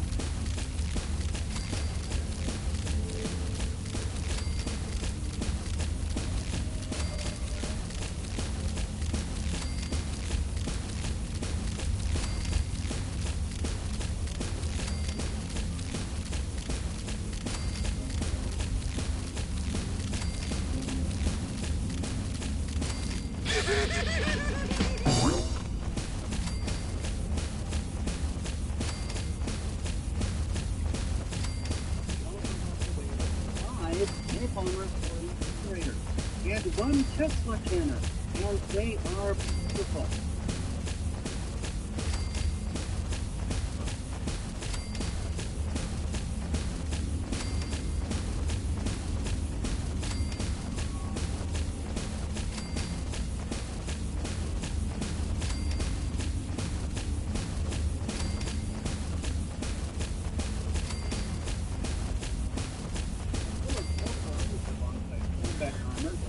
Have one. I won't be going over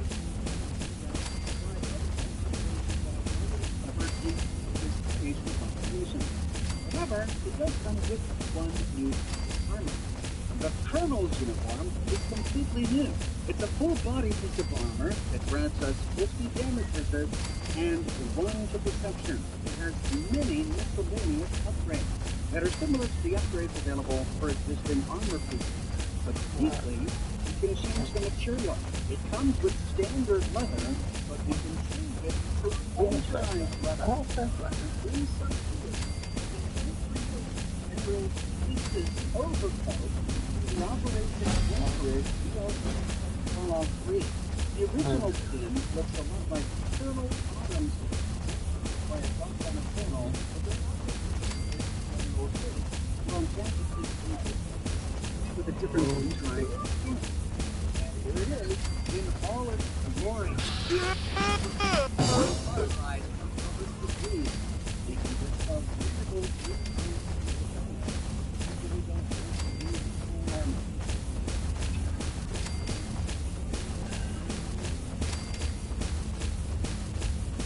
there we have it. Echoes of the Past is a great little quest, with numerous callbacks to Fallout 3 and faithful depictions of the universe is represented in Fallout 3. But let's successfully explain why the Enclave is here in the Commonwealth to begin with. It raises interesting questions about the leadership and location of the Enclave remnant. We really only get one new piece of armor, but we do get a bunch of new settlement build items, but the update includes all of the other Enclave updates for free. During the course of this quest, we gain multiple copies of the armor and the weapons that we got in the previous Enclave creation. A bit overpowered. I think it needs to be level gated. You can start the quest until you're level, I don't know, 25 or 30 or something.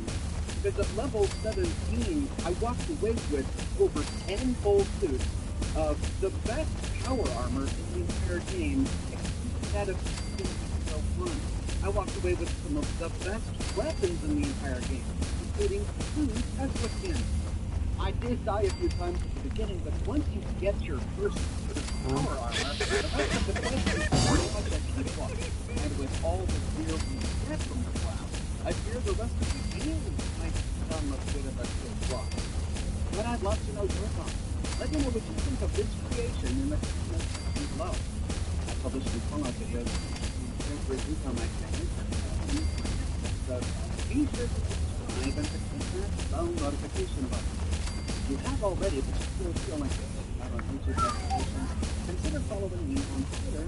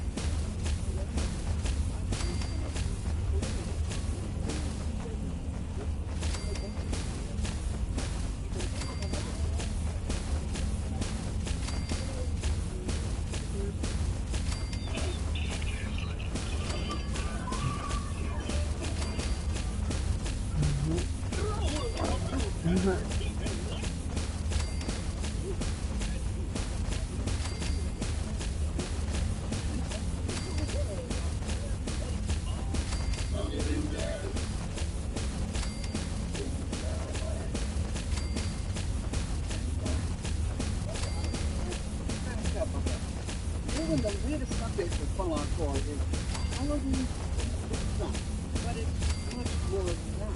This new creation not only comes with new element decorations, but also armor, power armor, and a brand new in class. Now, usually when the creation is updated, you have to click on the creation from and then purchase it with credits. Only once purchased and downloaded and then within the game. But even though this latest update for Fallout 4, these two creations, as well as a few old ones, are added to your game for free. You don't have to download them, you don't have to install them. They're included in the update, which essentially makes them now a big part of the game. So what's the update again? What's on the access to one of the game? All of the requests associated with these new creations are today we'll be using All Hallows Eve. Listen to the two kind of fun. I don't know why, but sometimes you don't hear anything. And this is a problem because in order to advance with the quest, you have to listen to the mysterious signal, which will then place a map marker on your map. If the signal doesn't work, you have to find the place yourself. This is impossible, as it's in the middle of the road of this box. I got around this by loading a previous save. For some reason, a previous save on a different server caused the broadcast to work. And if it worked, it goes like this.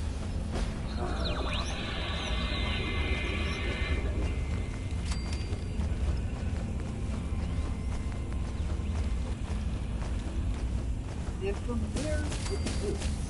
It sounds like a human voice, whispering and covered in shadow. Maybe it's being played in the earth. It doesn't tell what this signal sends. But once we are able to listen to the signal, our Pip-Boy traces the source of the signal to the Harbor Master Hotel, right next to Boston Harbor. Now, if we don't get the bronze, we can still advance with the class by simply going to the Harbor Master Hotel. Once we walk through the front door, the quest progresses as normal. Now, the Harbor Master Hotel existed in the vanilla game, but there was no major quest that brought us here save for Radiant Quest. It's just an interesting place to explore inhabited by raiders.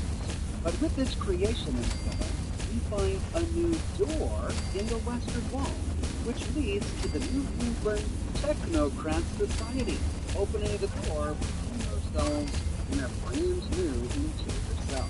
And our quest log updates to investigate the New England Technocrat Society. There is a skeleton wearing a derby, still sitting in front of a podium.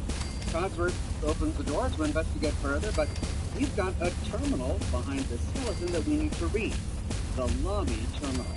Welcome to the New England Technocrat Society, where progress meets practicality. Log entry, August 7th, 2077. User JPrat. Our new terminal system is finally installed and running. All the daily operations are now handled on a central terminal in the control room. It's a new Roscoe Industries model with a fancy AI chip that handles our air conditioning, lighting, power, and student selection. Next week, we've got a hotshot programmer coming in to tune it up and enhance its learning capabilities. This is when to let it start planning our special events to keep things fresh and unpredictable. At this rate, I'm going to be out of a job in no time. Oh, brilliant. They installed an AI to run the air conditioning and do event planning. Nothing can go wrong there. And the next one, September 15th, 2077. Another boring day here in the lobby. It would let me become a full member of society. I used to take care of this place. I'd open up, clean, run the lighting and music for our events. Make sure everything's turned off and put away for the TV.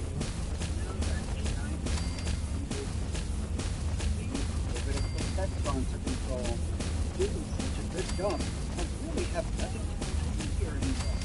All the rungs on my ladder are doing. They're filled up with hospitality.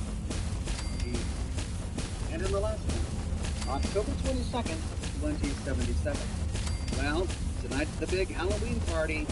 I don't get to attend because I'm still not an initiated member, of course. I spent all day breaking my back loading boots of liquor. And this is the thanks I get? Ever since that stupid thing has taken control of the place, I've become nothing but an error today. After tonight, I'm calling it quits. I've always wanted to be a drummer anyway. I heard the AI has cooked up a really special sequence of events for tonight's party based on all the data it's been gathering. Too bad I don't get to experience it for myself. They seem to have forgotten that I still have access to everything. Interesting. Oh look, Miss Pennyworth just showed up wearing that stupid hat. Time to put on a smile. Men bags and whiskey, you're my secret. And sure enough, on a selfie.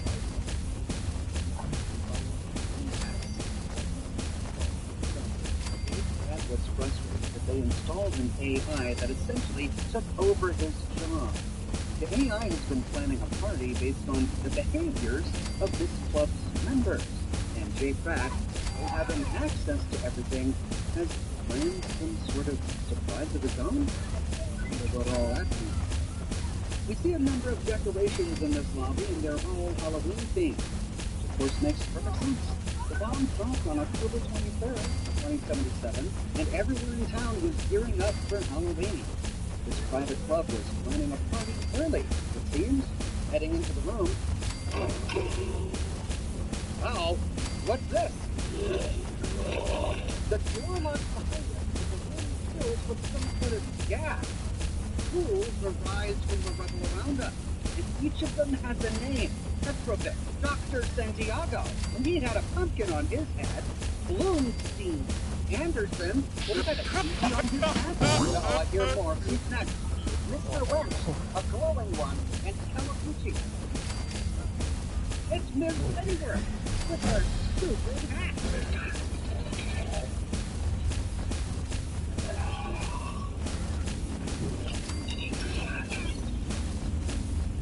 Okay, well, all the ghouls, but we're still locked inside, and we're still taking damage from this awful gas. We need to find a way to escape. Clearly heeding the urgency of the moment, I first decided to loot, because I have my priorities straight. There's a randomly generated legendary item, the body of Mr. Lance. Ooh, in that gas turret, there's a felt hat, and the body of Ms. Pennyworth. And this is a brand new item. Cool. There's a decapitalist unfinished helmet and the body of Anderson. But this gas is really causing. It was at this point that I decided to find a way out of here, or at least away from this gas, and I can loot the rest of the body. There's a stage here, but also a staircase leading up. I thought maybe if I can get on the floor above, I can get above the gas. At first it looked like it worked. I could see more clearly. But then I began to take damage again. So this wasn't going to work. We find the body of a settler up here, so clearly other people have found their way in. Nobody it seems has found their way out. Well, with the balcony at dead end, we head back downstairs and then open this door to the right, down this hallway. On the ground by a lantern is the skeleton of Lana, and by her hand are Lana's notes. I don't know what just happened. A heavy gas filled the whole place, and we all started choking. Beverly and Raymond started screaming and clawing at their own faces. Charlie and I barely escaped into the hallway before the door locked behind us. Charlie says the ventilation is controlled by a terminal, that if we can get inside the bathroom, we can shut off the gas. We figured out that the password to the control room is 4 digits. There are 4 doors, and nothing inside the room. There are a number of curious objects placed inside each of them. In room 1, specimen jar. Room 2, skull handles. Room 3, teddy bears. Room 4, jack-o'-lantern. We need to figure this out quickly. Right now, how much? Let's see, double.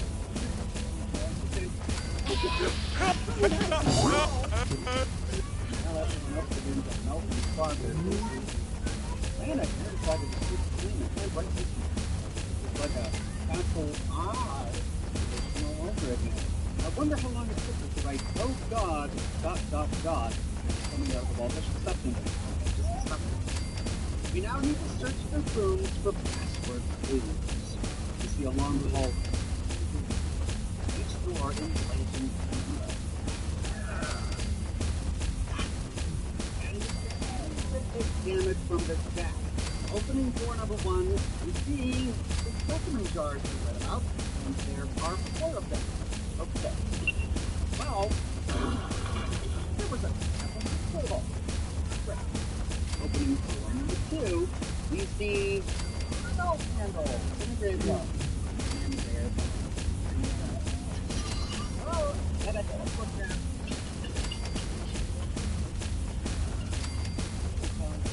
It is not if I close this door. Ow! You know, I just close that door. Okay, this time that's okay. Here's the door to do. This time, faucet to the door.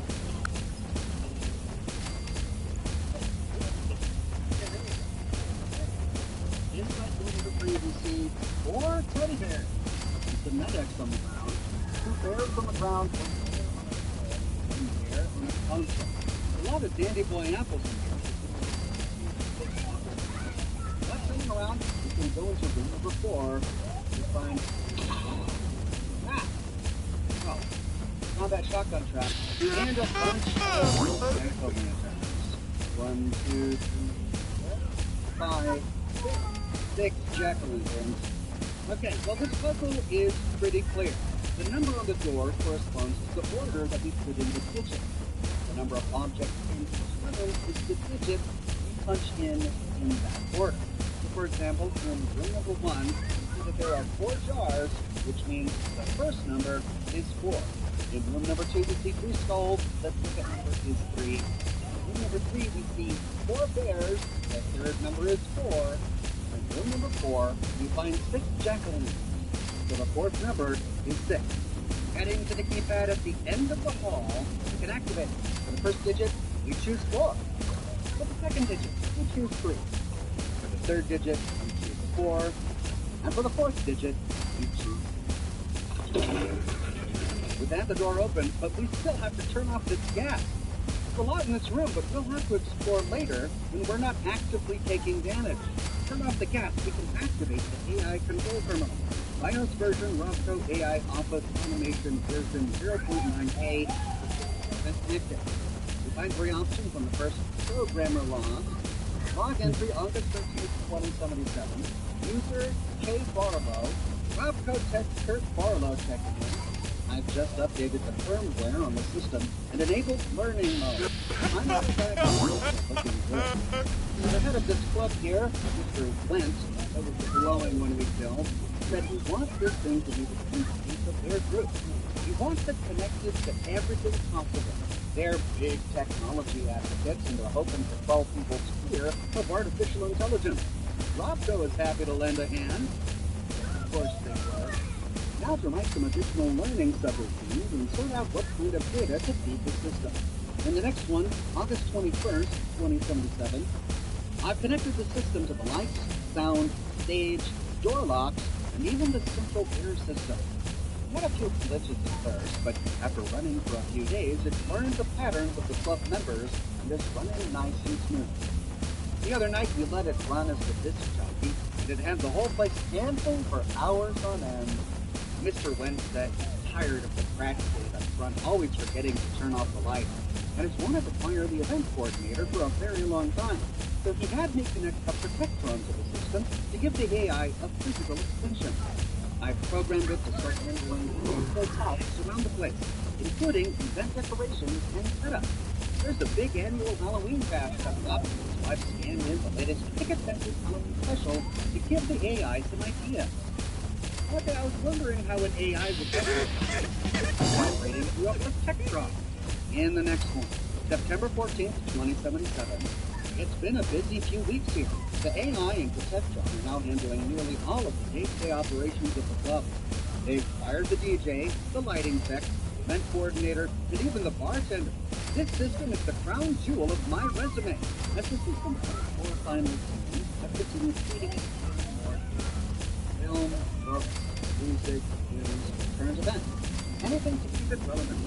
Mr. Wentz had a political argument with over an hour yesterday. He was pleased at lunch. He even gave me a membership card. Oh, poor Mr. Pickett. The AI tech had a membership, but he said, poor guy. Wentz wants the Halloween party to be something extra special. Some laughter with us to be attended. What show off getting them as additional patrons. I've put the learning system. I can't wait to see what it comes up with. Oh, this guy's just a thinker. Let's see the AI from the horror novels and films.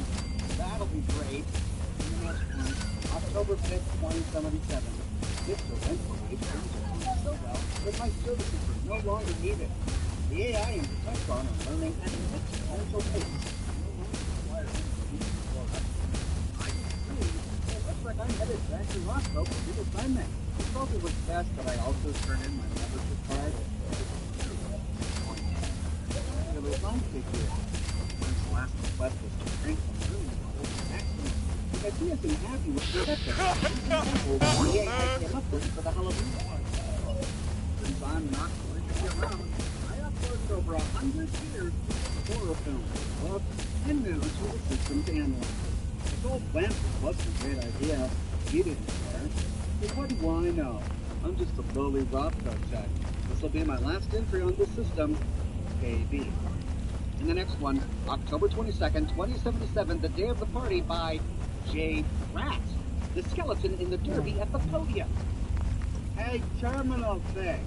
I don't know if you can read this or not, but you're a real jerk. You know that? I'm the only employee left that isn't a high society member. My days feel like they're numbered here. And it's your fault. Whatever. I'm quitting after tonight anyway. I'll be stuck up front while everyone is having a good time tonight. But little do they know, I've connected a canister of experimental hallucinogen gas to the air system. The release valve is barely open. It should be just enough to give the target an stupid terminal. Probably can't read anyway. I'm really wrong. Wait, can I delete this? Damn it! Read only. Delete!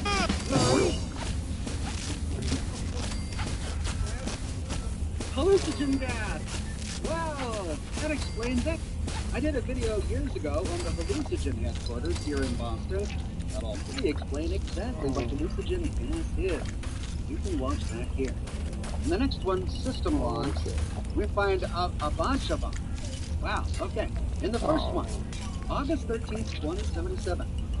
Hello. This is Roswell Model 3806, firmware version .98 addresses. Input has been set to flashlight mode. Awaiting. Input. In the next one, August 19th, 2077. Light module connection loading, verified. Ground module connection loading, verified. Lock module connection loading, verified. Air system module connection loading, verified. Event log. Event. Our link has visited the bathroom at 8:56 p.m. Event. And Penguin has visited the bathroom at 8:58 p.m. Event. Our link and Penguin have left the bathroom at 9:04.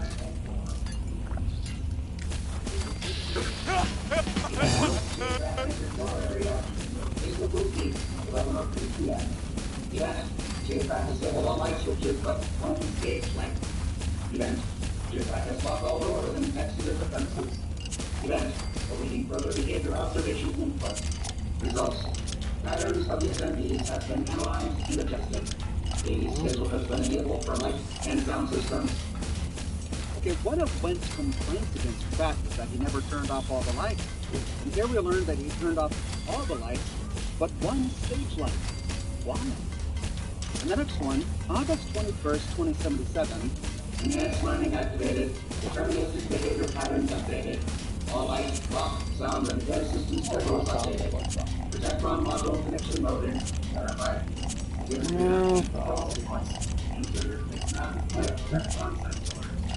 Event. Analyze big expenses Halloween special. Result. Ghosts. Vampires. Creatures. Kids. Surprise.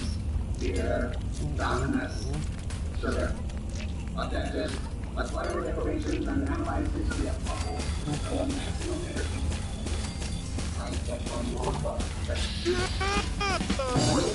September 14th, 2077. Advanced Foundation Parameter Service. Zero system cuts. Event log. Event. Analyze music. Popping hits. 25. Result. Previous pattern forms students. Event. Analyze film. Bloodthirsty Parameter 3. Result. Werewolves are unable to control their actions if a border villain is present. Event. Analyze film. Night of the Wombats. Result. Very appealing, though deadly with microwave. Event. Analyze novel. Crimes of the assault. 2024. Result.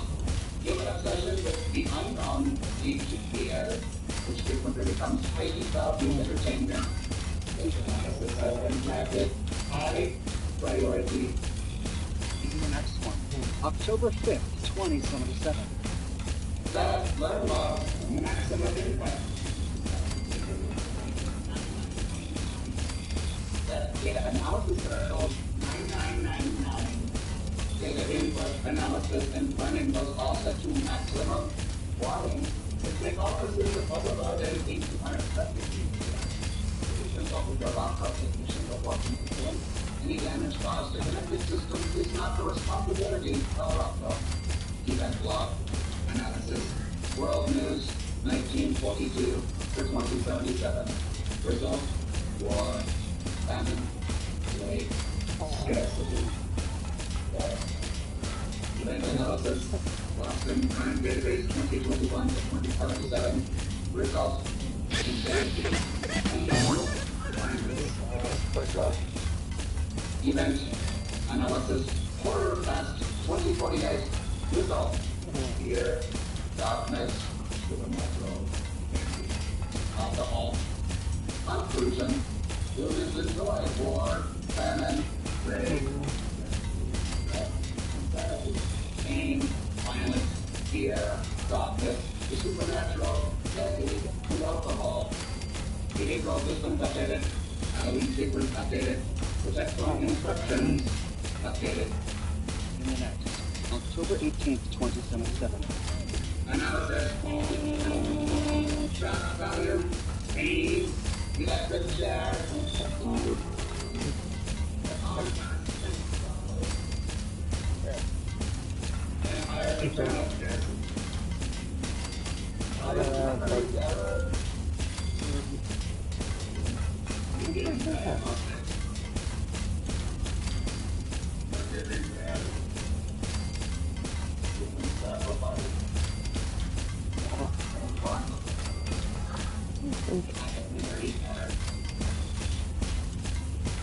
In the next one, October 22nd, 2077, the night of the party. Event. System has detected foreign substance in central air system and will indicate poisonous carcinogenic compounds. Analysis. Analysis concludes that there is a desirable expert human facility that has been tested for asbestos. ERM self-medical to the It has been registered as an enhancement to the Halloween sequence for Contra.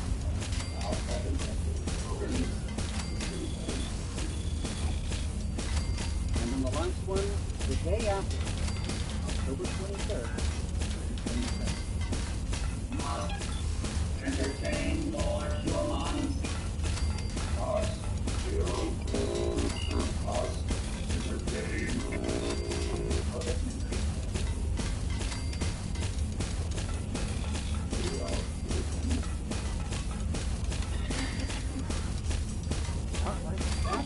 System logs and no down testing. First, disable the AI control system. Disabling air system.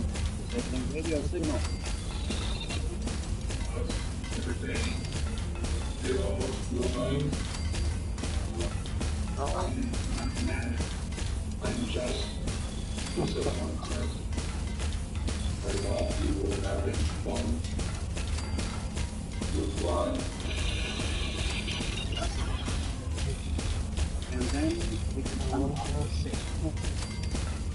illustrate the problems on it.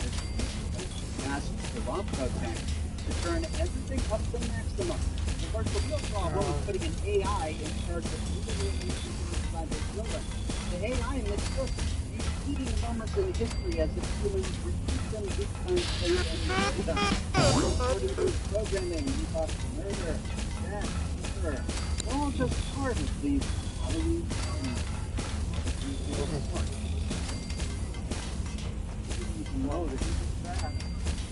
Backing out of the terminal, we find a copy of Ticketing Circle on the console. You have an issue of Ticketing now able to run Halloween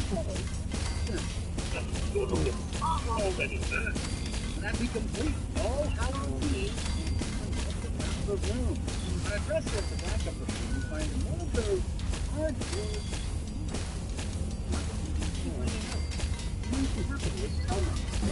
Thomas, Richard, James, and Sarah all have the same bright idea of they know how to accept.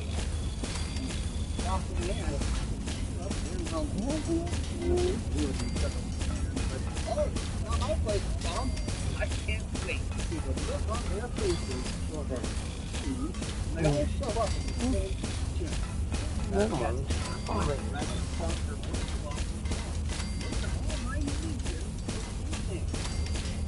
Charlie Clark he said he's right now. He had a rusty old power on the roof from his military garage. It turned out pretty nice. Yeah.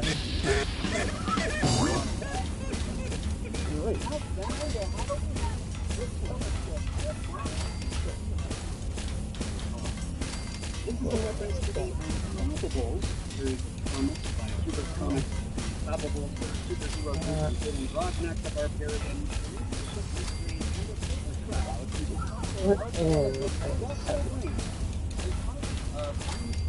Thank you. On the dresser, we found two stoppable unfinished comics, as well as a jack-o'-lantern mask. Nearby, we find a power armor frame. Power armor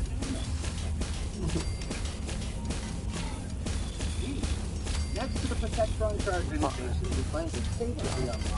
Inside, we find ammo, HIMs, and other things. Now that the gas is off, we can more closely examine the whole room. We see a number of skeletons in the hallway.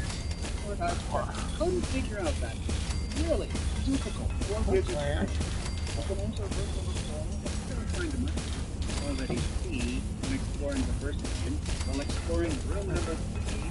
Approach and identify yourself. Oh, looks like by turning it off, look at the six one.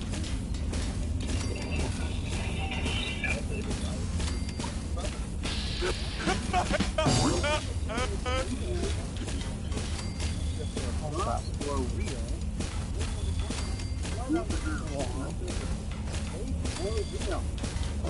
Decoration.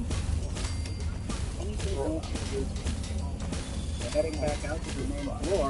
Now that the gas is gone, we can move the corpses of the pool. It looks like I need to make a lantern mask on the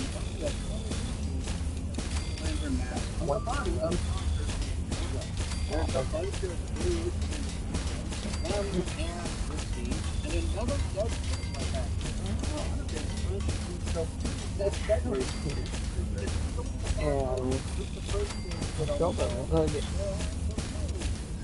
One of the toilets.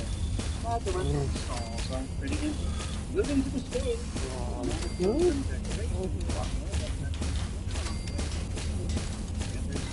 Really cool tree.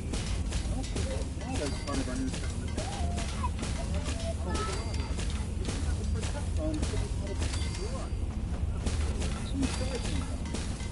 Water?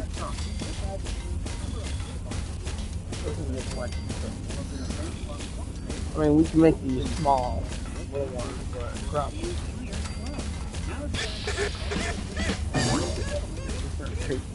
Or how do you think? Common. These helmets grant 1 damage resist and 15 radiation resist. And 1 collision. We can change the color. We can choose between black, blue, orange, red. Also accept ballistic bead. So, Them are viable options as to the doesn't.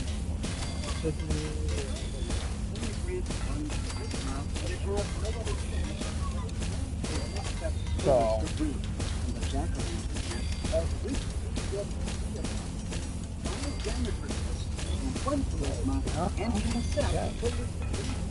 all of the hats and masks we get from this collection can accept ballistic beam, which is amazing. That's a total of 7 new hats. That's really awesome.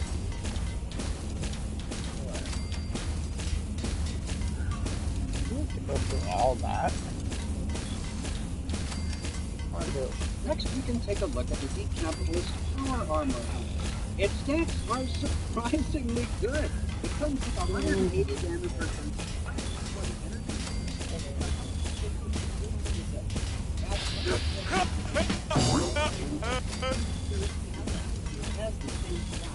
It's hard to find 3 options. The first material mod is the pink skin. This is oil, black, blue, green, orange, purple, or yellow. In miscellaneous mods, we find all of the same modifications that we find for helmets in overlay and targeting that. But in the final option, you can change the word that are we have 3 options. Die, smiley face, or standby.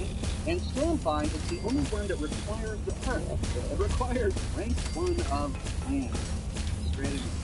The light works like our flashlight. By holding tab on the PC, you turn the television screen on or off. Really cool. The die version just puts die on the screen, and this is what we see in the decapitalist robot minions of Dr. Brainwash on the cover of the Unstoppables comic book. The smiley face is yes, ma'am, oddly enough. Now that we explain this more, this is now a big part of the game. Yes, ma'am. Into the yellow, gold smiley face in our sounds all over the place. What does it say? I don't know. Really face that happens to look exactly like the sweet face adopted by Yes Man.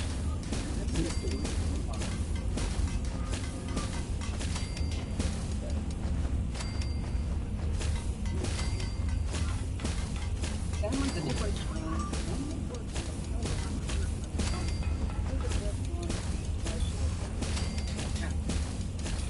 Quiet and unfinished. Now the issue of picket fencing gives us a appreciation for Halloween decorations for Halloween decorations. And within Halloween decorations, we've got floor decorations, wall decorations, and lights. And there are a bunch of them here, including string lights for walls and ceilings, pretty much everything that we already saw inside the club. I went ahead and built a small little shack here and decorated it up with everything that we get from this creation. From ghosts to skulls, pumpkins to spooky trees, we get everything we want here to celebrate.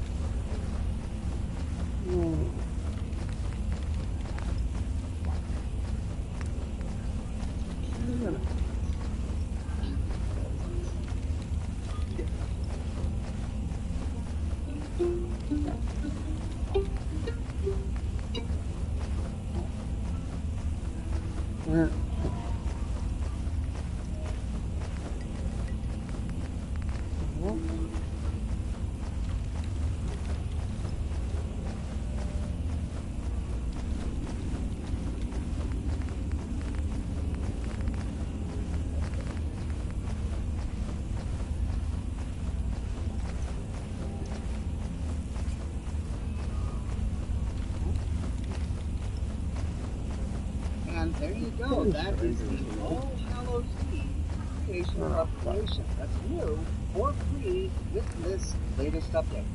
I thought the quest was really fun. The location was expertly decorated, the monsters were fun and hilarious. But I love the story that was told in the terminal. We've learned of some crazy AI in far before.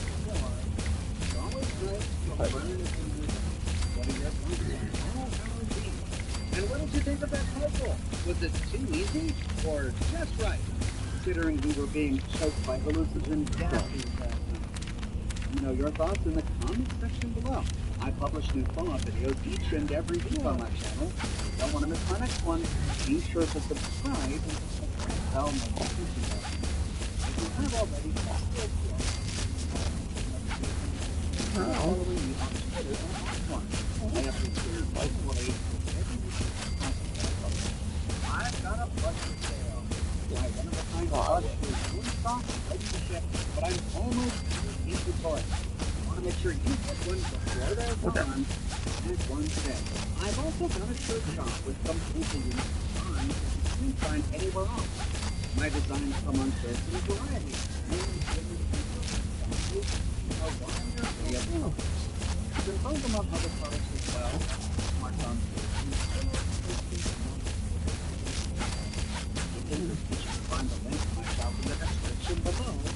If you like what I do, you want to support me in another way, consider becoming a patron on YouTube and members who are YouTube. This is first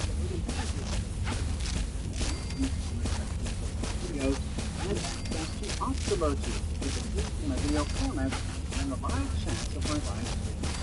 But more than anything, I'm just so glad you're here watching this video with me today. Thank you so much for watching, and I'll see you soon for more great new videos.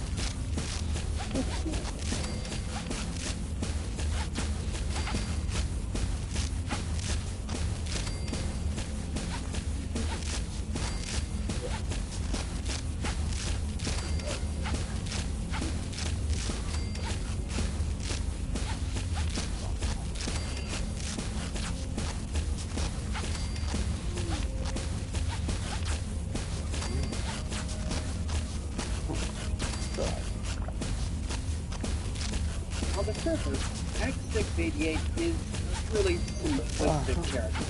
He's pretty honest about what he did for me. It's really easy. But I think there's and yet we realize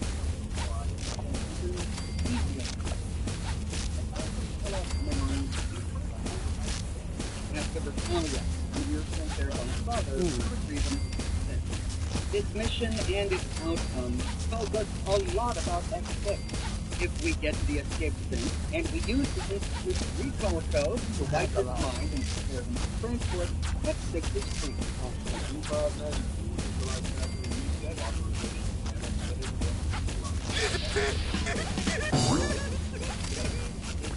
Don't use the recall code.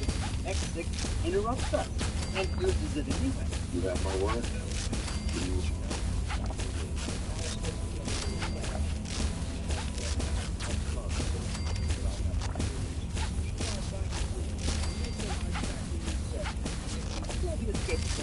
X6 is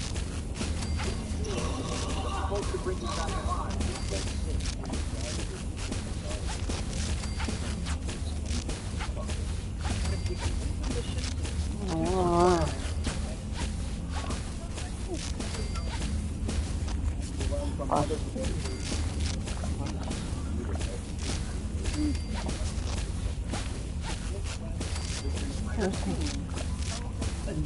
The next value is efficiency.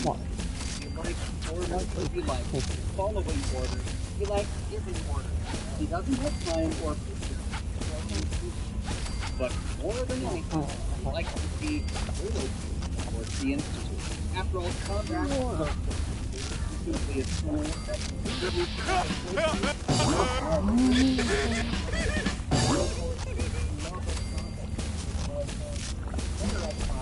it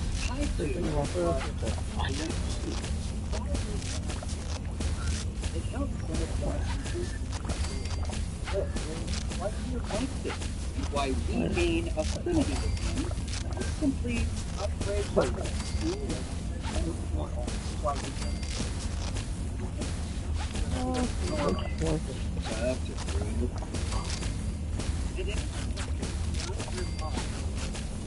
Judgment is a detriment. It makes it harder to get the job done, to fulfill his wishes, which is why he dislikes it if we take chance. Never trusted Jeff myself. The bulk of his What Are Your Thoughts dialogue revolves around how he and the co-survivor work well together, about how prepared they are, and about how efficient they are. Have you got all the gear you need? Locked and loaded, sir. Your thoughts? Maybe you should update the course or training program. We could learn from you. I'm trained for any combat situation. No matter what we get into, I'll be ready. One of these, you need to teach me some of your moves. There's nothing we can't take on. I have to hand it to you, sir. You know what you're doing. It's been a pleasure watching you work, sir.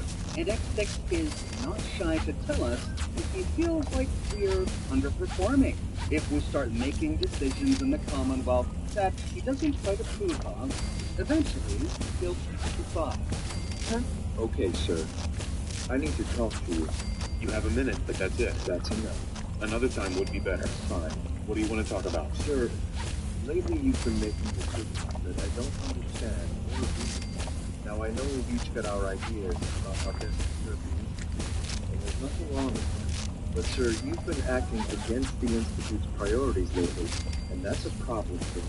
You've changed, and not for the better. Like you said, we have different ways of doing things. We just need to accept that. There are some things I won't accept. We're not at that point yet. But unless things change, we're going to be. Don't question my loyalty, X6. I know which side I'm on. I know that you used to. I hope you still do. What do you suggest? Just ask yourself what serves the Institute best. And keep that question in your mind at all times. Don't be so focused. Your primary objective. That's what I do. You're right. I can do better. Thanks, I know you can, sir. That's all I wanted to say, sir. Think it simple. X6 is honest. He's frank. He's blunt. And here he tells us how he interprets everything he sees in the world. He doesn't have time for beauty. He has no patience for curiosity. He doesn't have time for philosophy. He doesn't have time for things that are gray. If he sees things black and white, it either serves the Institute's best interest or it doesn't. And if it doesn't, you have no time for it. And if you do, you might actually be looking alone. This theme about helping groups, being loyal, and furthering interests is the primary factor for much of this or about that. What are your thoughts on our relationship? I think our relationship is good. That's between your role to the Institute. As long as you're loyal to the Institute, I'll have that, since with you in charge, the Institute's future is in your hands. It's clear you want what's best for the Institute, and that's all that matters. I think we make an effective team. And I look forward to carrying out your mission for the Institute. X6 will have an opinion on most of the quests we can complete that pertain to the Institute. For example, during the quest House Divided, when Higgs and Logan fell against Father's wishes, Father's us, the director. We have a number of ways to resolve it. If we choose not to resolve it, X6 likes it.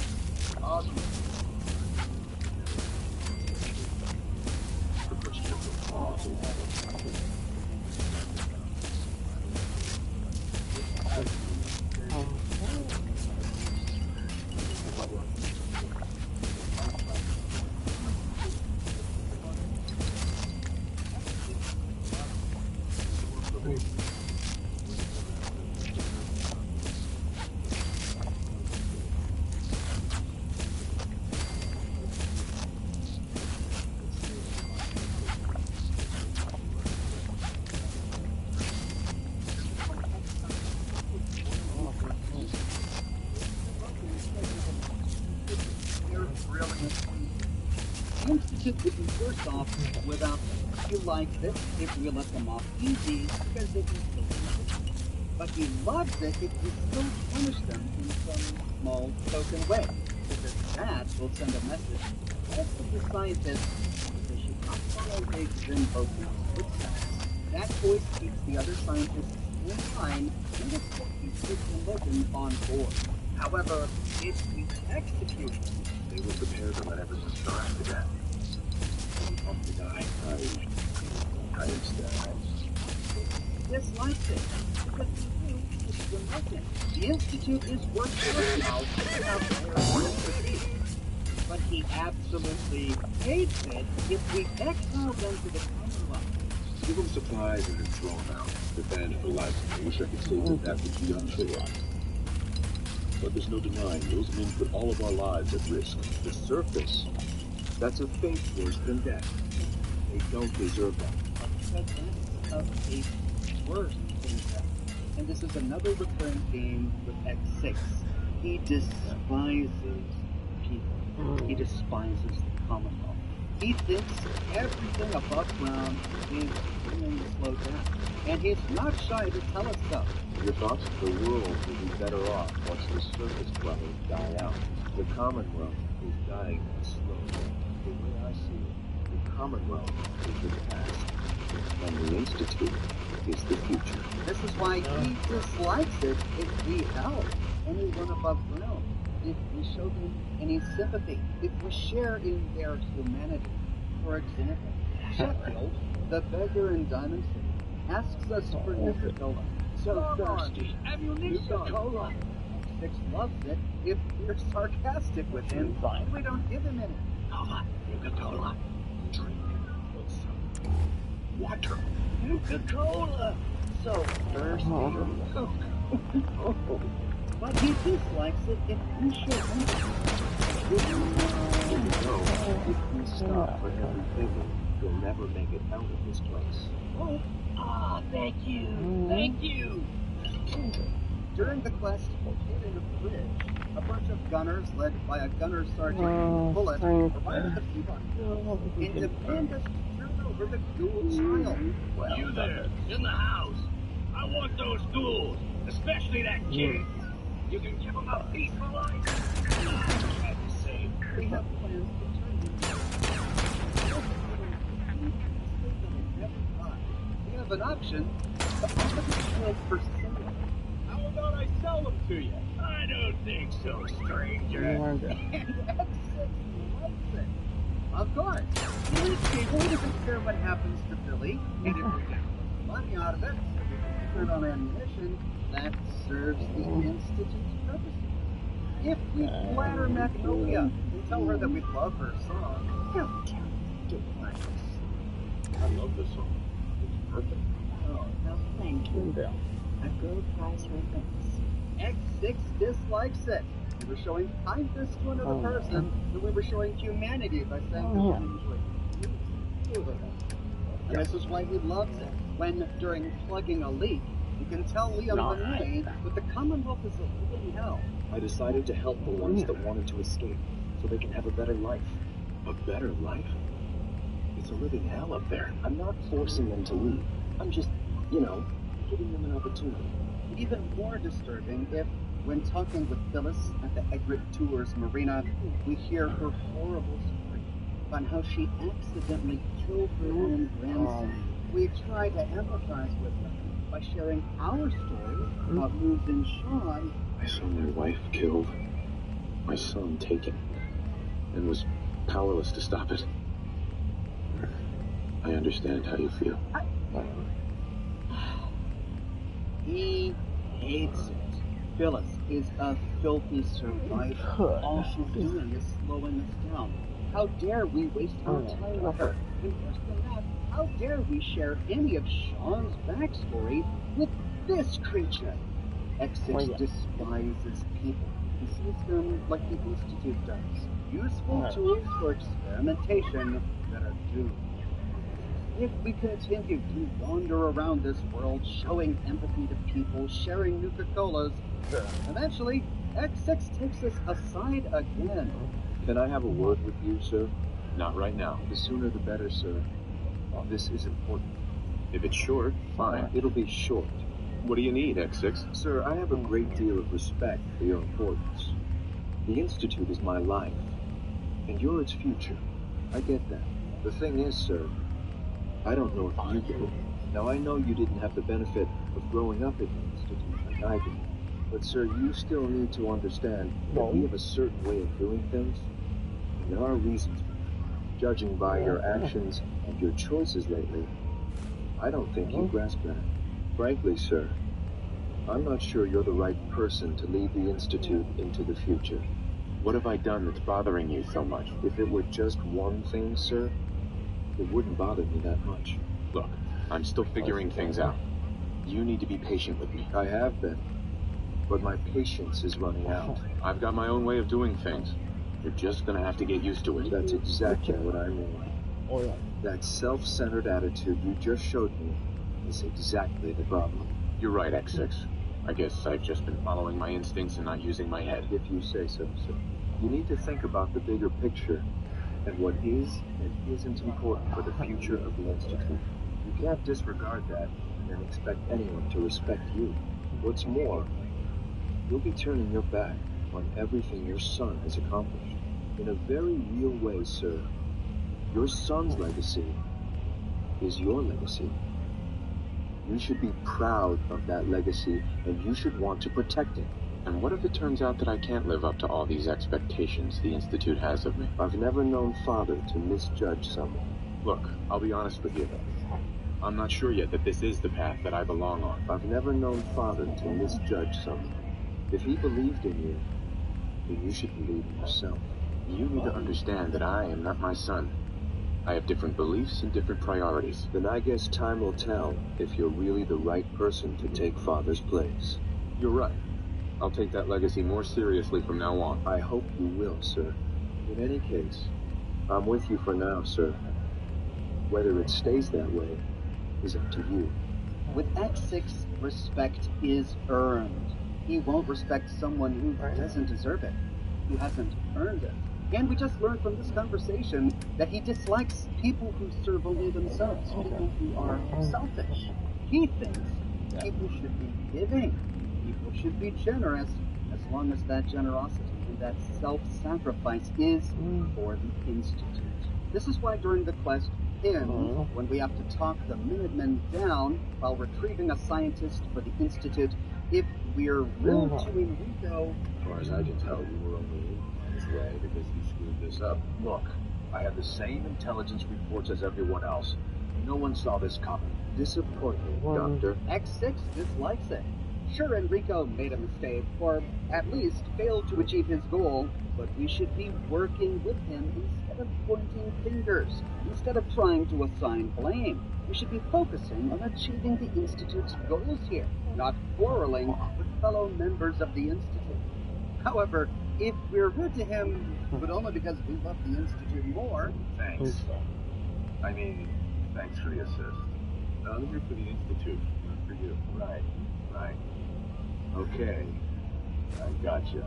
X6 loves it, but he loves it just as much if we're polite to Enrico, while also expressing our loyalty towards the Institute. If he's really important to the Institute, then it's worth it. You're right, I suppose.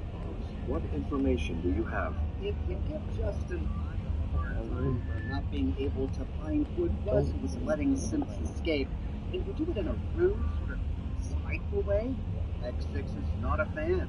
This better be the last time you screw up. Yes, well, I'll be taking steps to make sure this never happens again. This selflessness and respect for others that he admires does not extend to people of the Commonwealth. It only extends to people of the Institute, as we see time and time again. He doesn't care if he hurts other people's feelings. He doesn't care if he makes them uncomfortable. He loves the fact that his presence is an intimidating one. People in the Commonwealth are terrified of coursers. But if everyone saw what I've seen, it's you they'd be afraid of. Look, I don't want no trouble from your pal. I know a stone-cold killer when I see one. After the quest pinned, we threatened the government. Explain to me how this is a misunderstanding. I know for a fact they won't hurt that man. And if you get in the way, I'm gonna have to take you down. Ready to back you up, sir. X6 likes it. If, during plugging a leak, we use our authority to command Eve to put the gun down, Put that gun away, now. X6 likes it. Remember, X6 doesn't have the patience to suffer fools. Any person or any servant synth who gets in the way of the Institute defies the Institute, which as he slows him down is worthy of scorn. And he really loses his patience if we blatantly go against the Institute's wishes. For example, before we got to the Institute, all three major factions gave us a holotape to use to download data from the Institute terminals. If we do so, and then we turn that holotape into each of those factions. Here's that holotape you gave me. Full of Institute data. Well, alright. I'll start digging into this and see if I can make heads or tails of it. X6 hates it, because we're sharing private Institute data. If we talk with Joe at Bunker Hill about the Institute, and when doing so we express concern that Institute's weapons, with the insinuation that the Institute is somehow dangerous. Since a weapons built by the Institute. You don't know that. X6 dislikes it. If we try to talk Eve down after she blatantly betrayed the Institute by helping Liam Bonet. Hold on. Let's just talk about this. I wish we could. X6 dislikes it. Worse yet, if we promise to hide the truth from Justin Io about who's really responsible for the escaped synths. I promise not to tell Justin. I'll keep your secret. Do not go through with this. You're risking Father's legacy. Oh, X6 hates that. If we go against the Institute's lie that synths are just machines, and we give them any modicum of humanity. Down here, they're no better than servants. At least on the surface. X6 hates it. After plugging a leak, we agree to frame Justin Io for something he did not do. I want to frame Justin Io. We can't even consider that. SRB is short-handed as it is. Losing another director would be crippling. If he's as bad as you say, then he needs to go. I know just what to do. X6 dislikes it. But worse yet, if we agree to do so, but only if Liam Bonet gives us something. Maybe if you offered me the right incentive. Anything to give you. I just hope that part of my spare glasses. Hates it. How dare we enrich ourselves at the Institute's expense? As we travel with him, he starts to get a little sour, frustrated. We can tell something is off. Your thoughts? How do I get reassigned? I don't think we're seeing eye to eye here. Unless you start making better decisions, we're not going to have a relationship much longer. I'll just follow orders and keep my opinions to myself. You'll be happier that way. I wish I could say that I respect you the way I respect Father. I'll leave it at that. To be blunt, you've been a disappointment so far. I hope that changes. I'll do what you say, but don't expect me to like it. Maybe you should let me handle the field missions. I find it hard to respect someone who doesn't care about what's best for the Institute. We're not exactly what I'd call a great team. Until eventually, X6 has had enough. Alright, that's it. I can't take this anymore. What now? You really don't get it, do you? You don't need to get so worked up over things. No, sir, I do. I have a feeling it's the only way I'll get through. Christ, not this again. I really wish you'd stop complaining about everything I do. Don't worry, sir. After this conversation, you won't have to listen to me anymore. Whoa, wait a second. Let's discuss this. We tried that, but I guess you weren't really listening. I've been willfully ignorant. I wanted to believe you were a worthy successor to Father. The Institute is everything to you, and the thought of it falling apart in the hands of an incompetent leader is too painful to contemplate. So I tried to explain away the things you've done. I made excuses for you in my mind. I gave you another chance, then another. Well, I've run out of lies to tell us. It's time for us both to face a hard truth, sir. You don't deserve to be the head of the Institute. You're not qualified. For Father's sake, I'll respect your position as his successor. But you've done everything in your power to make sure I don't respect you. But you and I, as a team, are finished.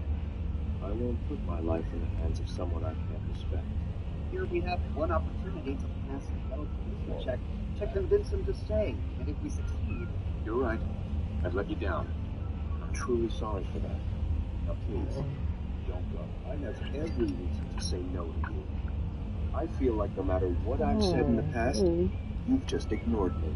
But for Father's sake, I'll give you this one last chance to change your ways.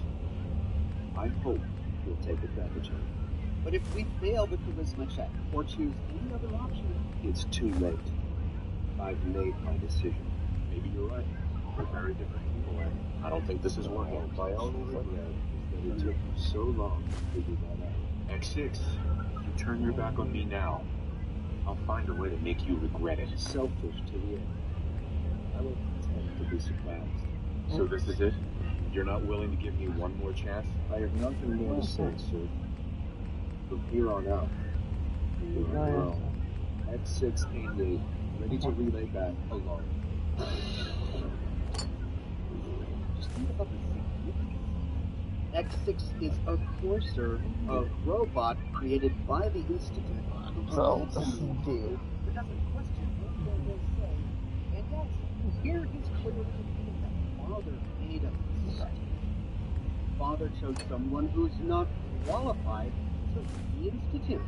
Perhaps that's why it takes him so long.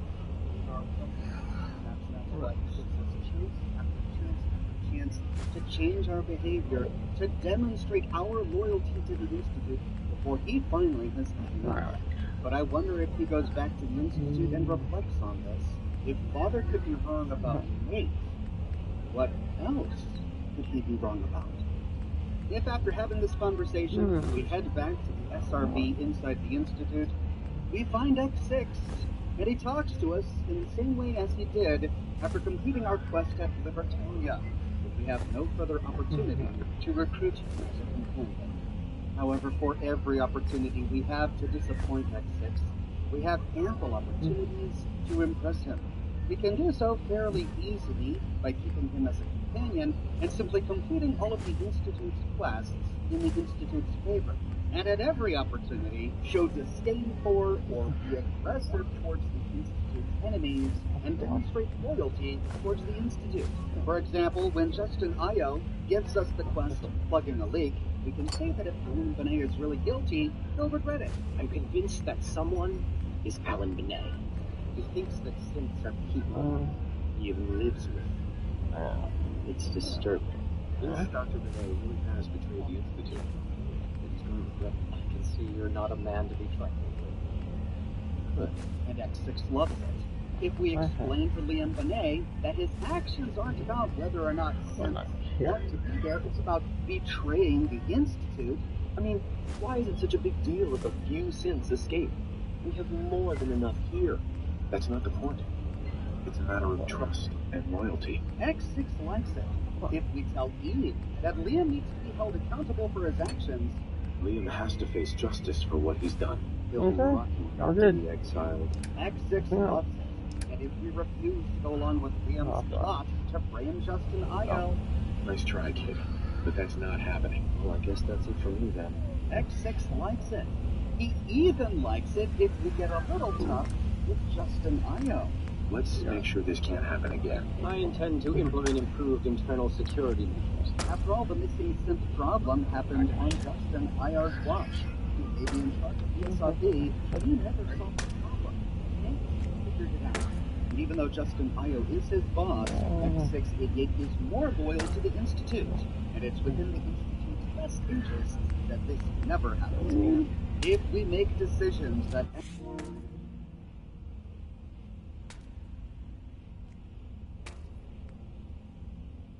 About you and who you were. It was clear you had certain biases. How could he not? He's your son. Proud of it. When he shared his plan for you to take his place, well, a lot of us thought that was more than just pride. It was narcissism. How would you, an outsider,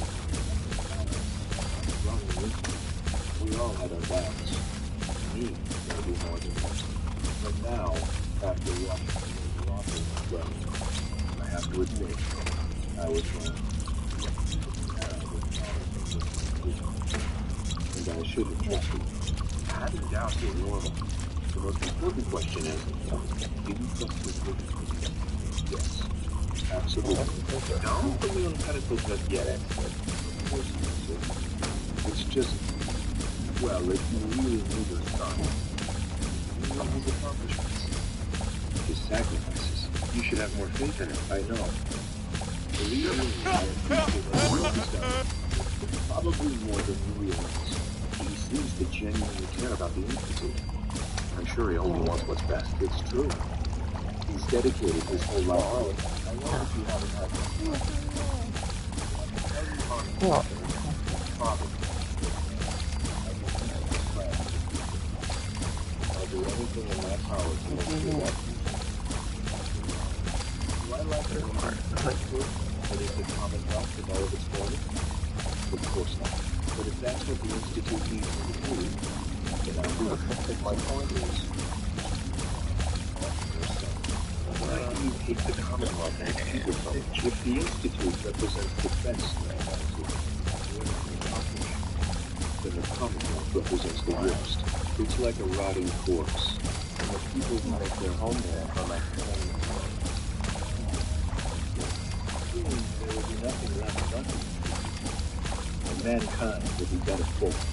I hope you're right, X. I want you to be right. Yes, sir. He might be my son, but I don't know him. And I don't know what he's capable of. He's a stranger to me. Give it time, sir. Yes, sir. I am glad. I'm glad to hear that, sir. Anyway, I've said what I wanted to say. Thanks for listening. Now we see the fact that on display. After all, he's been sacrificing himself. He hates the Commonwealth. Defiant, but his job is to wade through it every single day.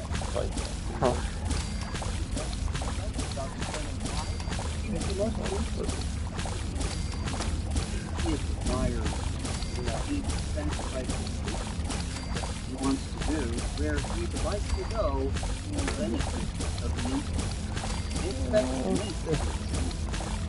If it's to hear that he admits that he and many of the others thought that maybe father was being narcissistic. Clearly, narcissism is not an approved opinion. So I wonder if it's meant to say nepotism here, not narcissism. Things, and a son giving power to his father is more along the lines of nepotism than narcissism. If we go down the path where Freeze exits and he eventually leaves our company, I wonder if he ever comes back. Oh, boy.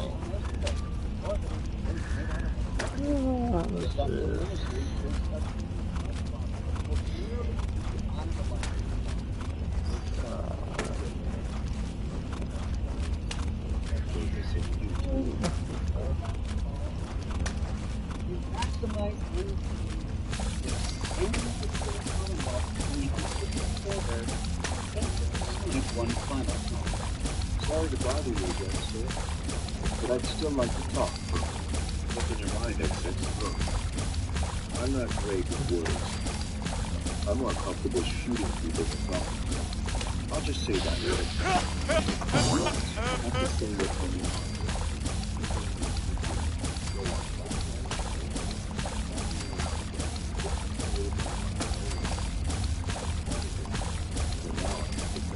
It's all right, X.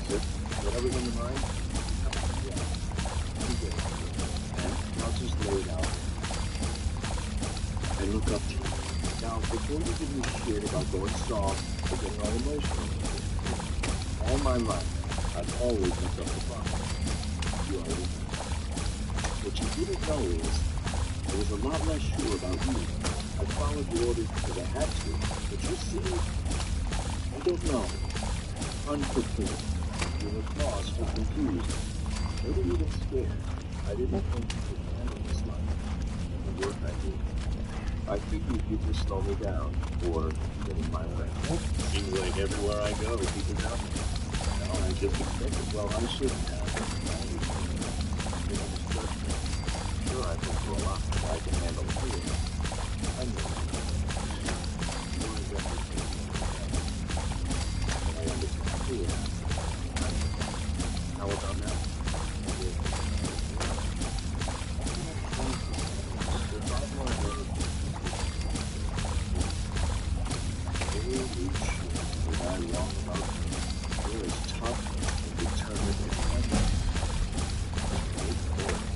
All the things that have happened to you, everything you've lost. What I mean is, you have a sort of focus, a will. I think you could accomplish anything that you set your mind to. I'm not only sure that you could handle the task of running the Institute, I think you'll be the best leader you ever have. That's saying something, considering he idolizes Stronger the way he does. Good, thank you.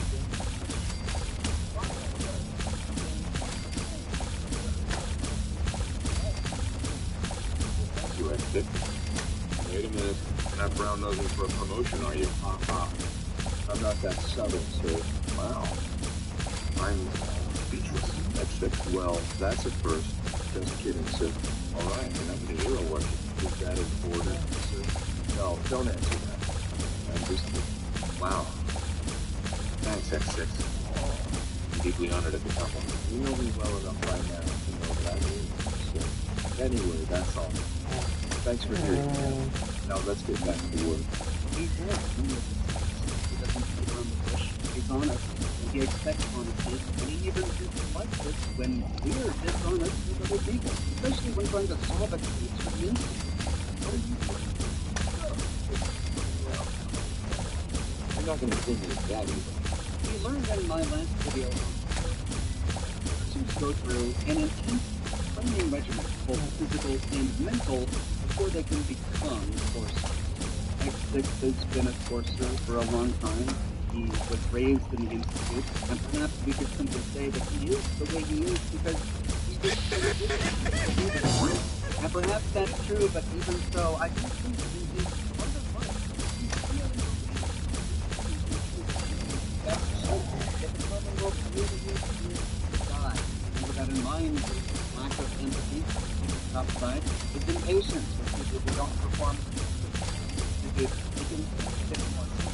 But I think during these interactions, it shows us that he's more than a robot.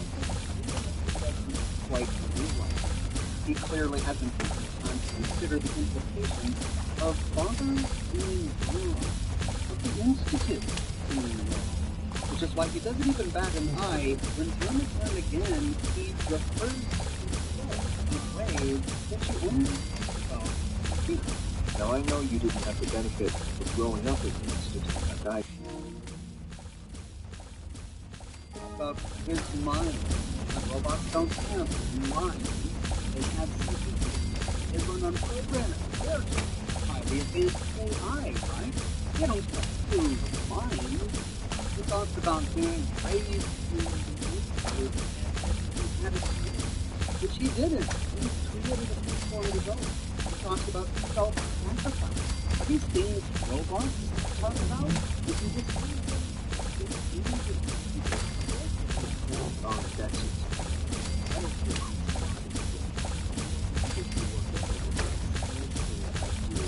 the Institute is everything to me. And a part of it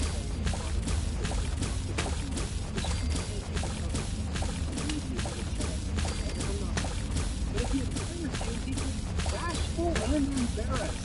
Stop beating around the bush. Just I started doing it, so now I have to finish it.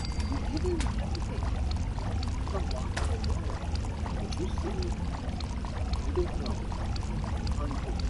Which is something that others see as the defect in others' things, as we have seen in other encounters. I was cleaning the terminal and it switched on by mistake. I was just shutting it down. Have you developed a defect unit? How can he not realize his very interaction with me, with other scientists in the Institute, demonstrates that he is suffering from many of the same quote-unquote malfunctions that others in that Institute workers suffer from, that it takes sense suffer from? Here we see a torture, suffering from the same thing, suffering from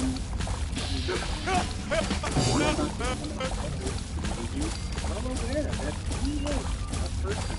But it doesn't matter, because that's the point. The important thing is that the Institute is right, and that the Institute must be. Anything else, any other conversation, simply distracts from that core principle, which is the foundation of this entire life. So, if that's it, we see a number of things that are admirable and honorable. To the point, he sacrifices himself for what he wants. He works hard. It's efficient. Good at what he does. But it's his worldview, the foundation through which he builds the world around him, the lens through which he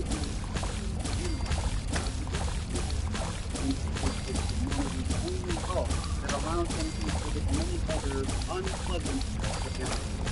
His disdain for other people, his disgust at the Commonwealth, his lack of patience or empathy for anyone who stands in his way or that's my opinion of that six, based on what we've seen about them in the game. You know what you think about that six in the comments below. I publish new content on this channel each and every week. So if you don't want to miss the next episode, be sure to subscribe and hit that bell notification button. And if you still feel like you're videos, consider following me on Twitter. I update Twitter annually every week. I've got a brand new shirt in the shop. Hey, Paul! This design is kind of an inside joke, really. People who watch my live streams will get it. We were just having, a conversation about how much we're looking for.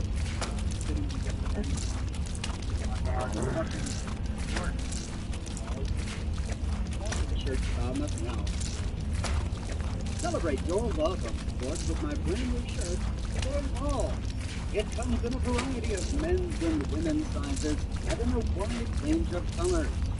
Find it on other products as well, like smartphone cases, pillows, posters, mugs, stickers, prints, etc.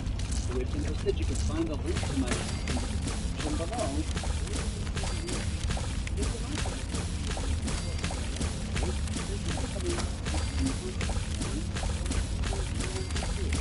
YouTube member. Good access.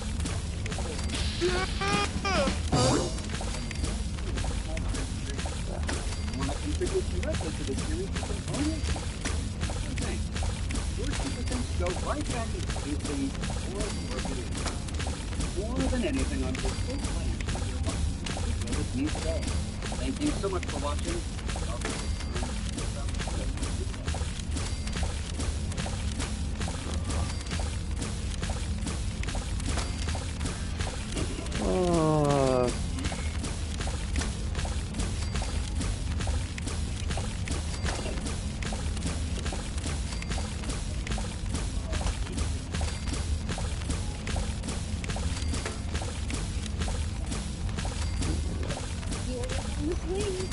Did I once write to this magazine a full swing or just a little white inside? Yeah, the famous actor.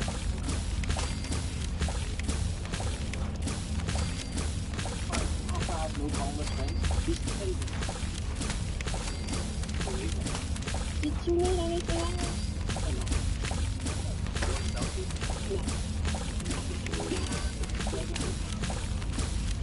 Nick Valentine is one of the best made characters in Fallout 4. He has one of the best written backstories. He has something important to say in nearly every major quest. You can move the plot elements in the news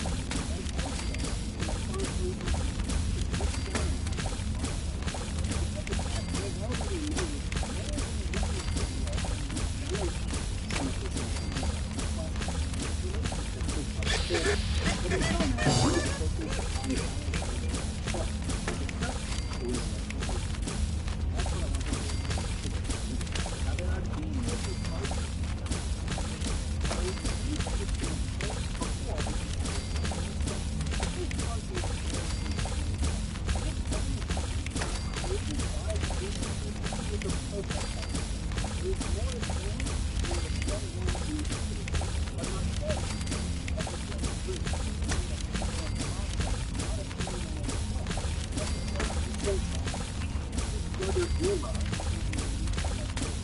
the only two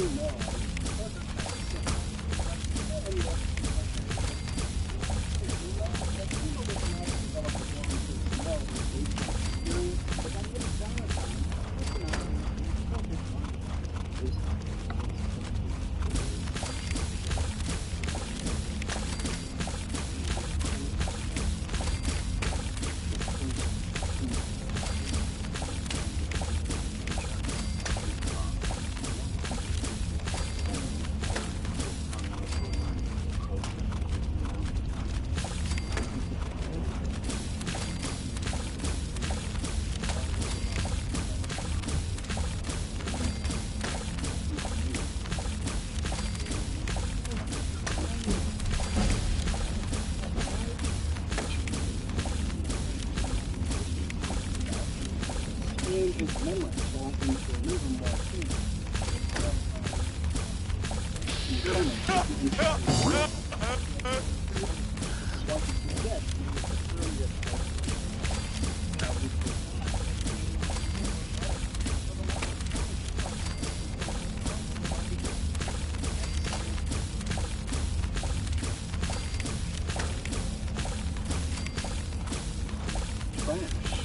What do you remember about the Institute? It's all pretty hazy from back then, but now and then I get glimpses.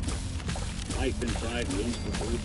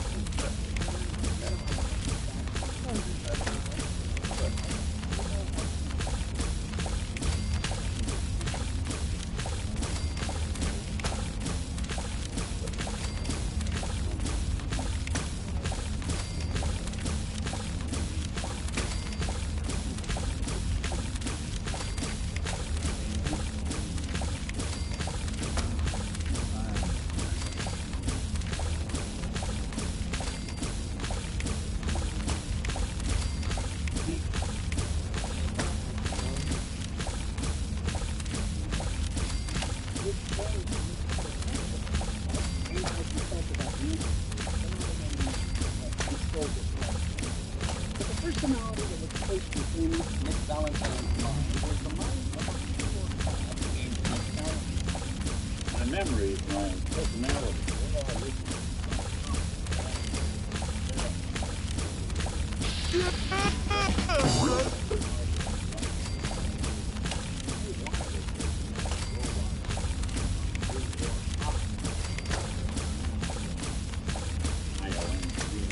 The major problem with this is that Nick doesn't know that the original Nick and he again.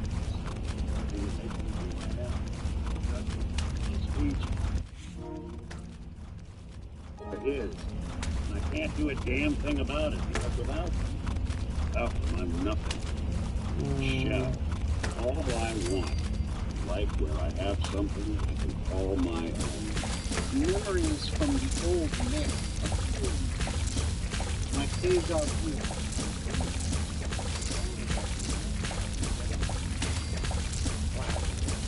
Memories of places I've never been. Memories of Nick. They're not bad.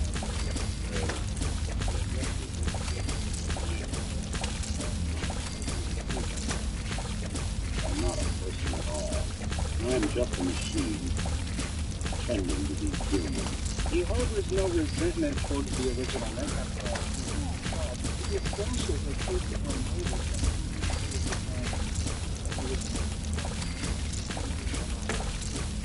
the person that has been challenging. Don't get me wrong. I know I'm in Nick's debt. Kept me alive. Nick was a hell of a cop. Guy with good instinct and a good heart. Why I get to live fishing in Diamond City with the other two. Now I got it.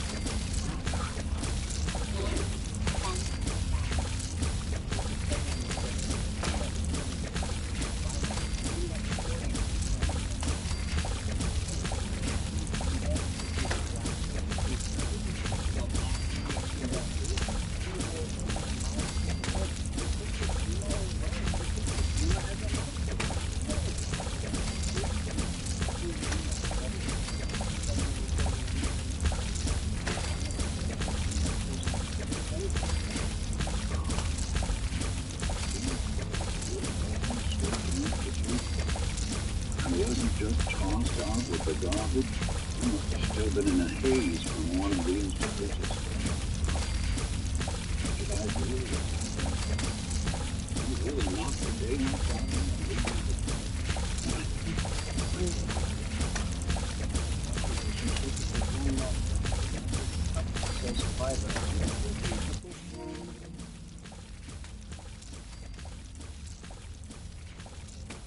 The full ramifications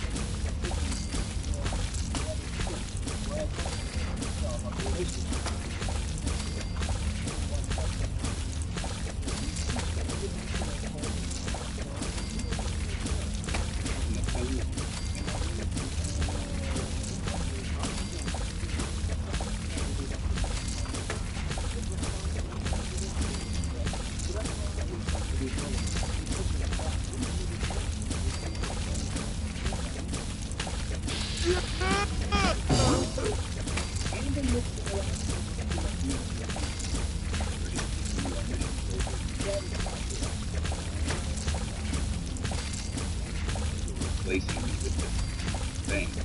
Believe it, bucko. Now, isn't there someone else who should be here? Ed, Nick doesn't understand you. He's partially forgiving.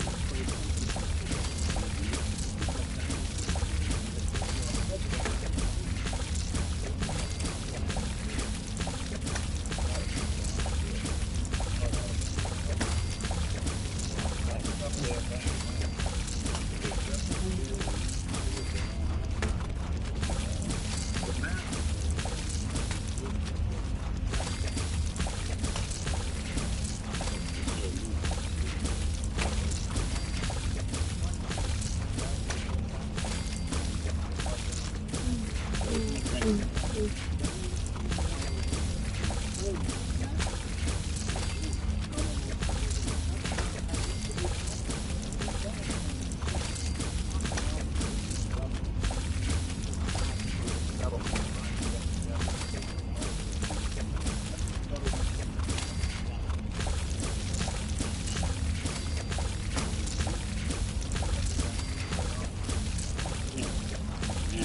every weapon. The government was over before it even got on. Look at it.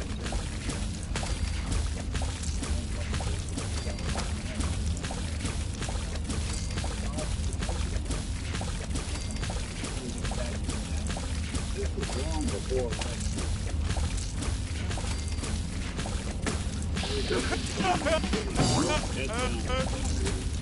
Yes, he didn't like the food.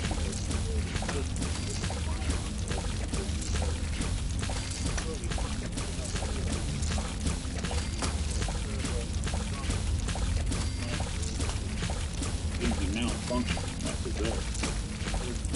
People realize things like me. Considering what they expect.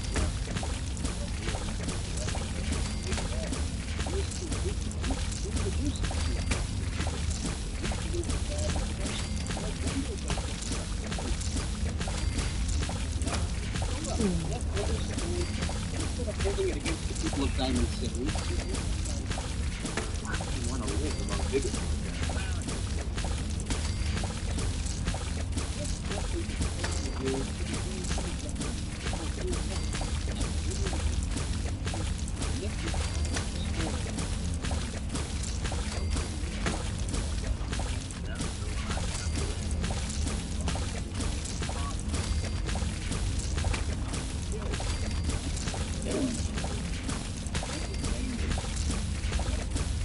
First person to actually speak about the boot from the moon. My first human contact.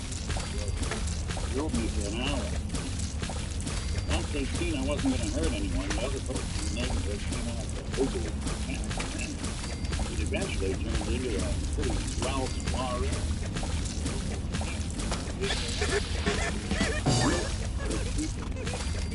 Treated me like a human.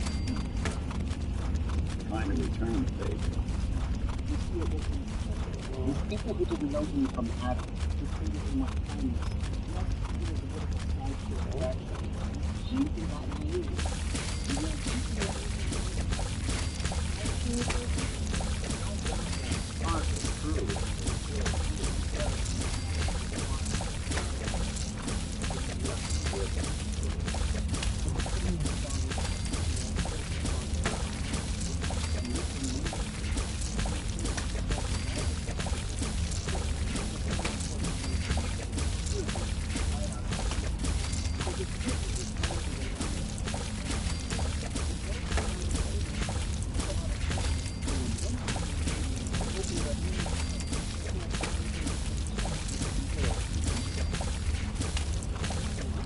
That all people can do it.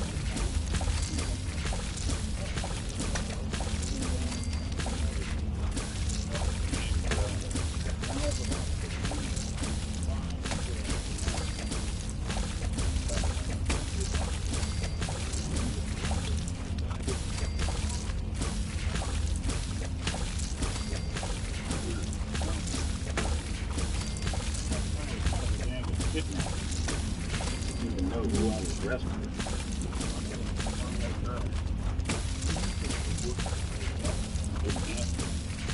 Back then, things were even more.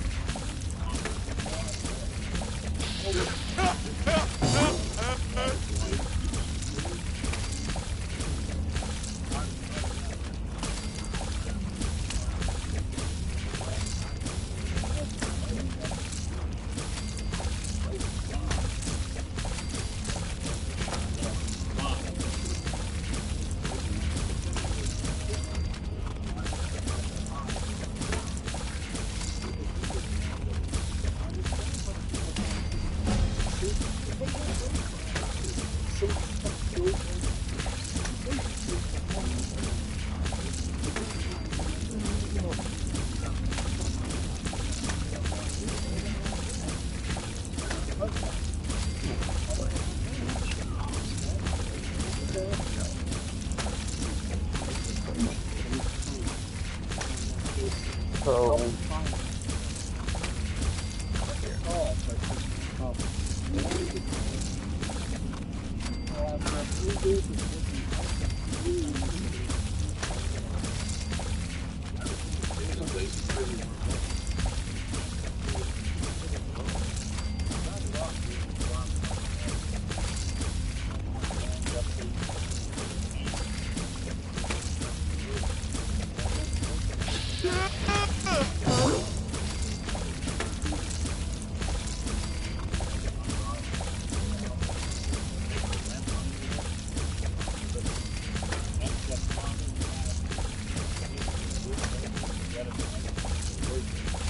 idea since the bomb.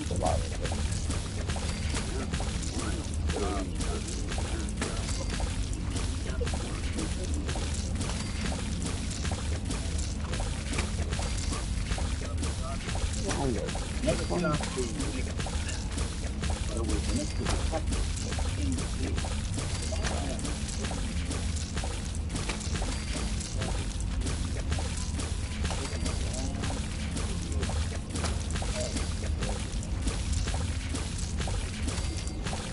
They may discuss everything in the news, but it's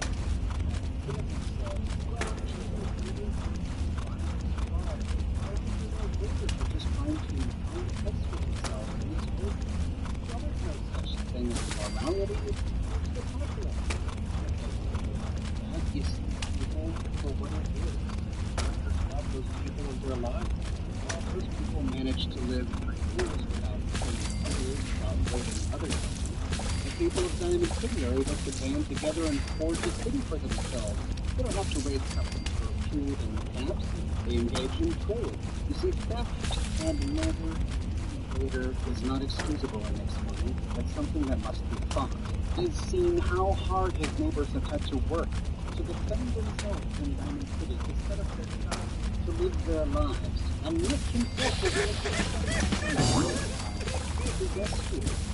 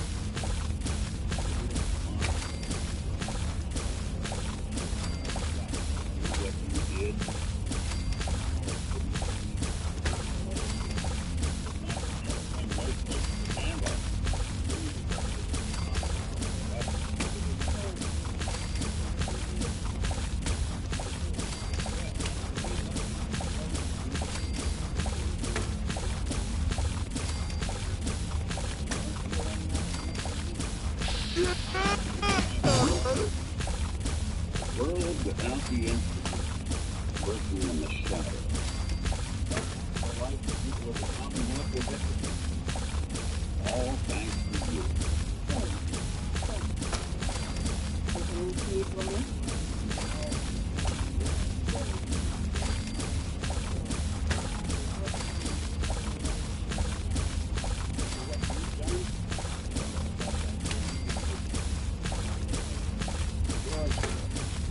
No, without you, none of this would have ever been possible.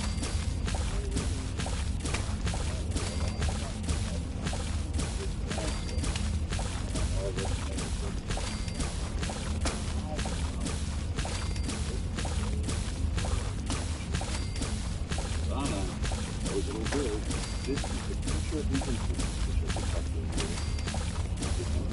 Ah, good looking.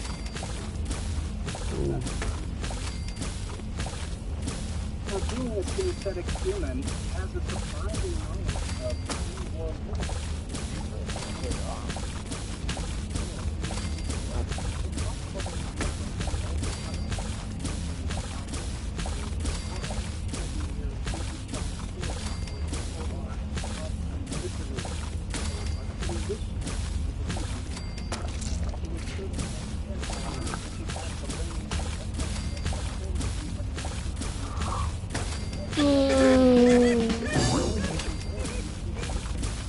That's beautiful.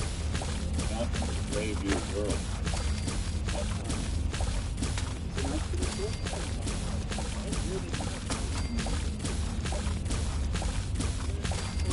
Act 5, Scene 1 of William Shakespeare's play that says, "Oh, brother,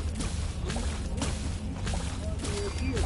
Like you think, we're brave new world that has such a..." In Shakespeare's play, the person who said that line, Miranda, was honestly talking about how he touched the world by such people.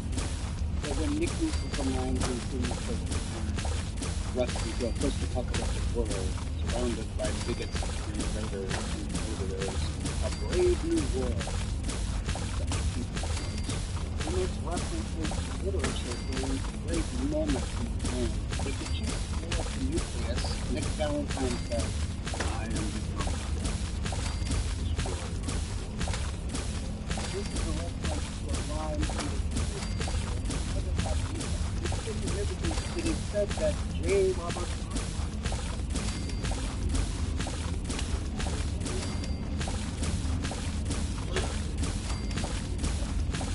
What? Nope. That's mine.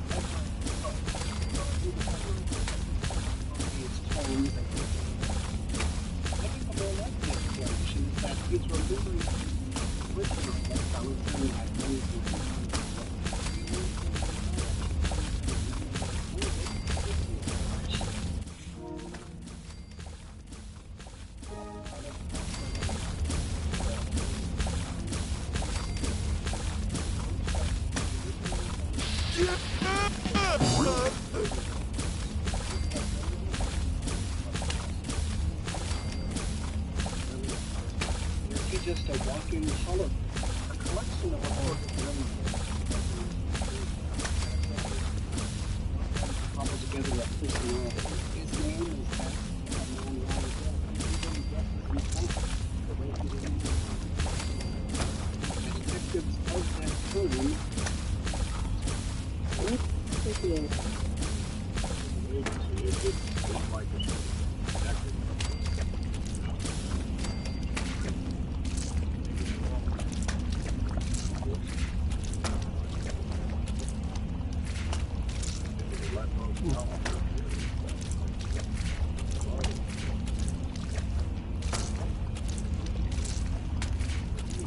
In a previous video, I've argued that chemical synths are indeed people. I recognize that they're not human.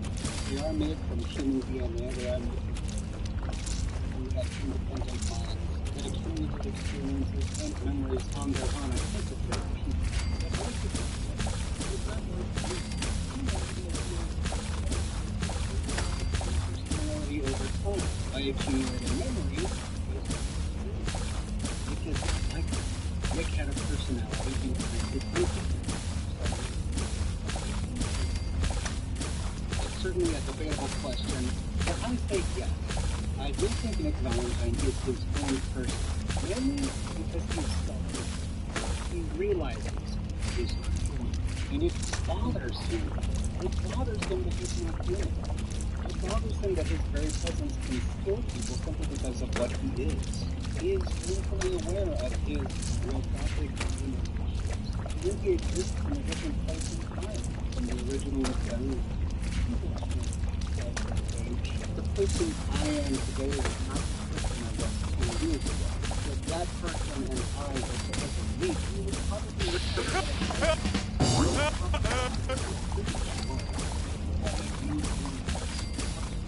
in the Oxford of 10 years ago, because I met Ken here at Oxford when he was 20 years old. What's the deal? The Oxford when I was a child, or the Oxford sitting in front of a microphone talking to me. We had to talk to others. If you take a man's life and stretch it out over along that line, you visit a different person. All of these people are the same person, and yet they're different from each other. Ever so slightly, different. They're their own people. They have their own thoughts and opinions. I think the same is true of me. At one moment in time, the original Valentine sat down in a chair inside his theater and had his mind placed in the world. The rest of his life until the dawn crossed the rest of his Valentine who died in the dawn crossed is different. The man who sat down in that chair and had his mind fully placed that instant. All those Nick Valentines, all those moments of time are gone. They no longer exist. Valentine is the only Valentine left. And just as he is in the life, this Nick changes over time. And Nick really is. He has one of those teams. There's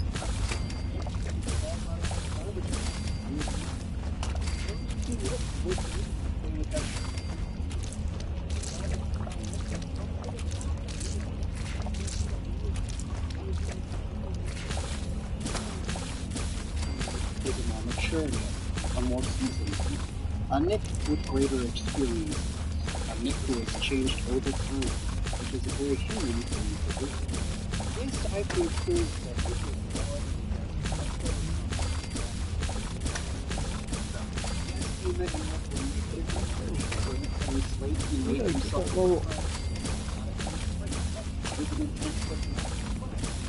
I'm up.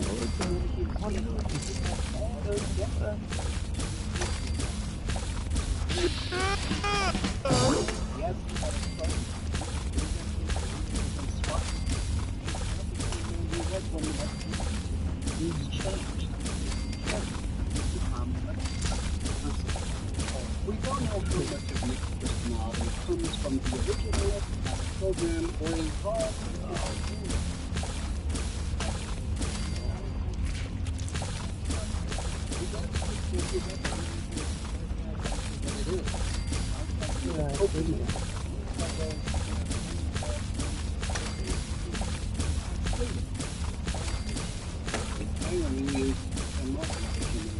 it's fundamental. And Nick Valentine hates it when people are in his entire life. So when the Soul Survivor is sarcastic and the Soul Survivor is unkind, Nick Valentine is one of the few people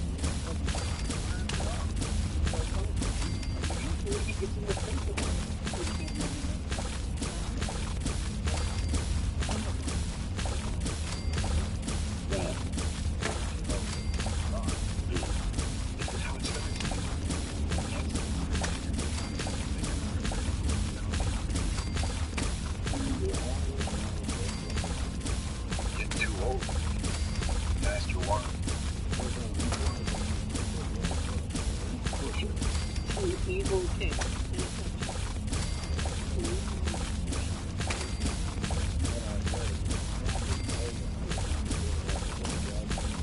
Anyway, if you're done being a wild,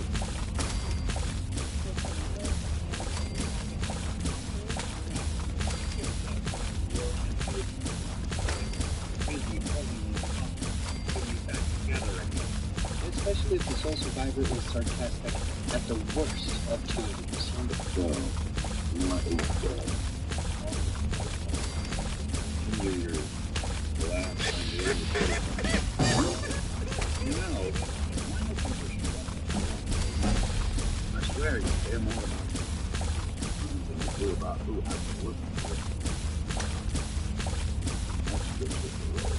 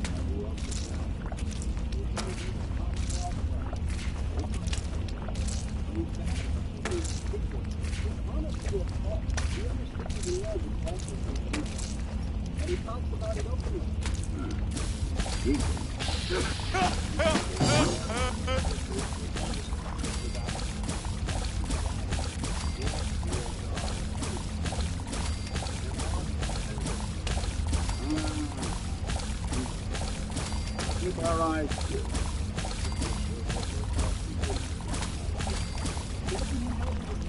In the middle of Diamond City, Diamond City, which is in Europe, East, is used as a watch. I wonder if it's a little uncomfortable. It's making public. The Australian time is not the same.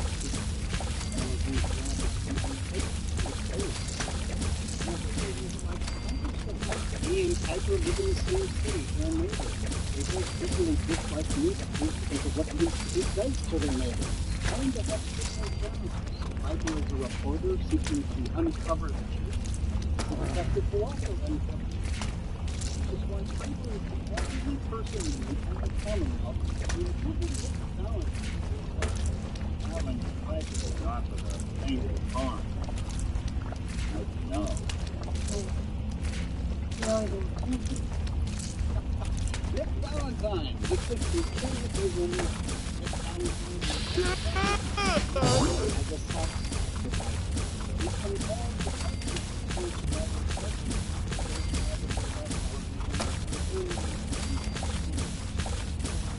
to got to keep that motor oil for you. Thank you, people. Come up with that all on their own. This is the sort of taking up with now. You could blame it. Hey, big guy. Don't eat this, right? Robo man, not too strong what to do. You know what you're getting in. Hey, Valentine. Okay, something on the face. Oh, Jim. Yeah, you want to get that look out? we can go with questions here. Just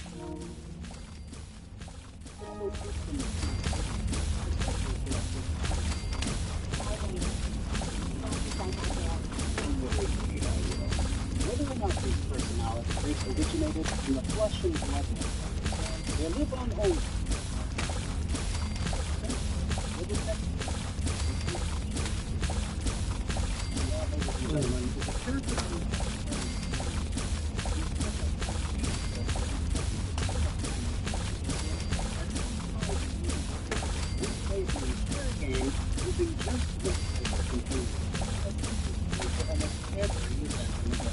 What are your thoughts on good old Nick Valentine? Do you like him as much as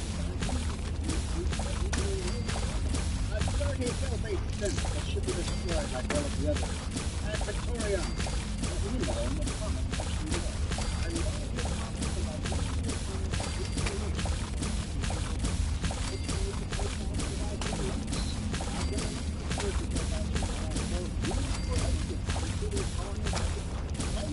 share your profile with my community in the comment section below. I publish these videos 6 days a week. Be sure to subscribe and click that bell notification button so you know that I have a future. As I said, if you're interested in our courses, our services, and features, you can find a link to the shop in the description below.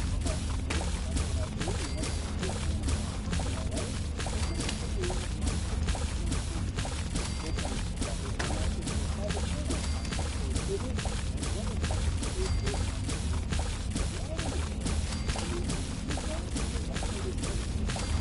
Thank you so much.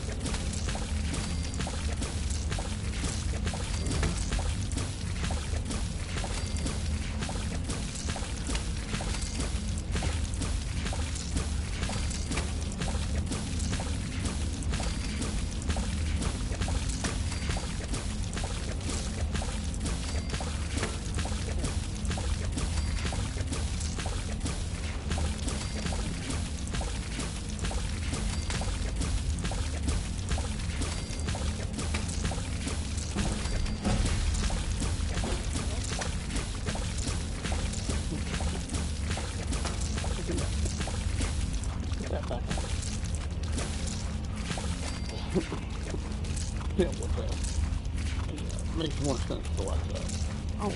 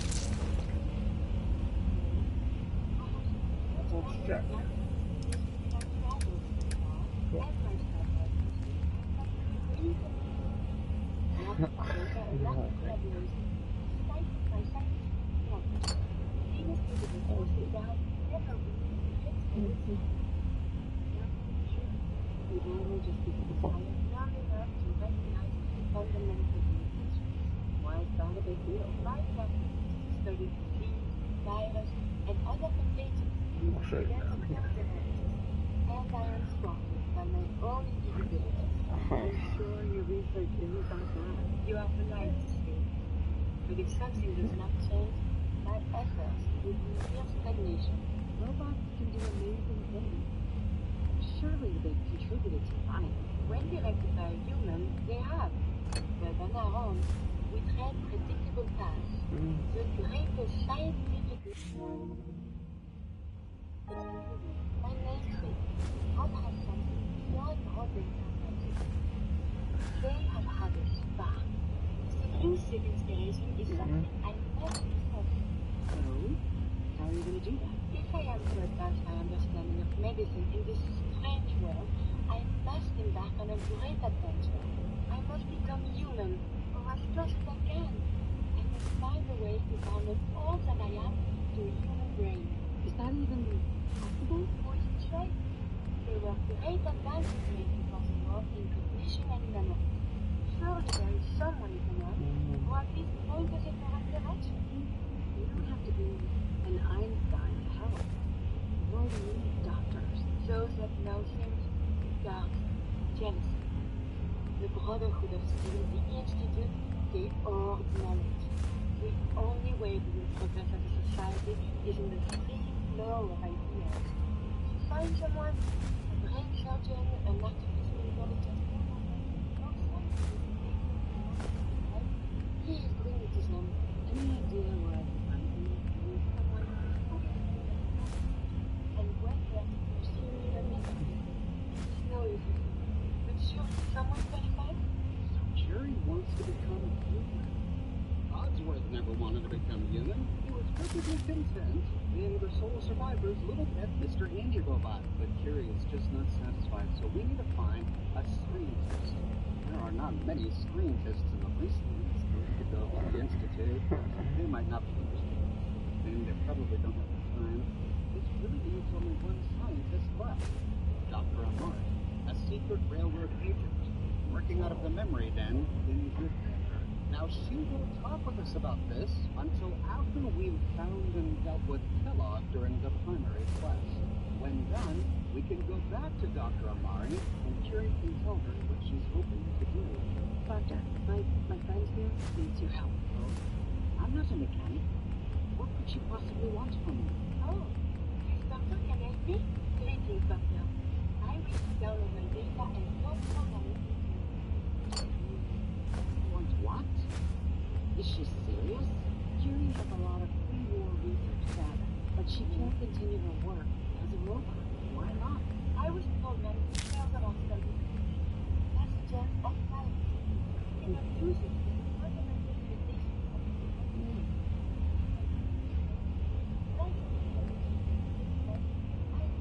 That's good. For a robot with more knowledge and skills as human cognition. Yes, you could potentially save many lives. It's an interesting problem. The memories wouldn't be hard. You translate those from the brain to computers and back all the time here. It's how the loungers work. Your personality you have. All the extra pieces of robotic programmed decisions. An organic brain would know what to do. A synth brain on the other hand. Well, it's already somewhere between the two. Why would it only work on synth with you? It may not work. But some synths have cybernetic enhancements that indicate the repeatable brain. The Institute must have found that perfectly for your brain. That's my hope. You're not suggesting that. I won't kill it then. I'm suggesting nothing of the kind. Allow me to explain. You know about the mind wipes that perform on things. But the procedure isn't always successful. If something goes wrong, it can leave them in a brain-dead state. Living, but with no cognition. I know a caretaker for one of these brain-dead states. If they're willing, we could try transferring your friend's consciousness into her. So you're willing to perform the operation after showing the risks? And operate the memory replacement. Once I've been I failed. This procedure may be as close as I can get to fulfilling provision. I cannot make this decision, but caretaker can. Give me a day to get in contact with them. They are understandably cautious, but I think they'll hear me out. I will stay with the doctor. Assuming all goes well, I want to be ready for the procedure. Curie stays here with Dr. Amari. We took it today.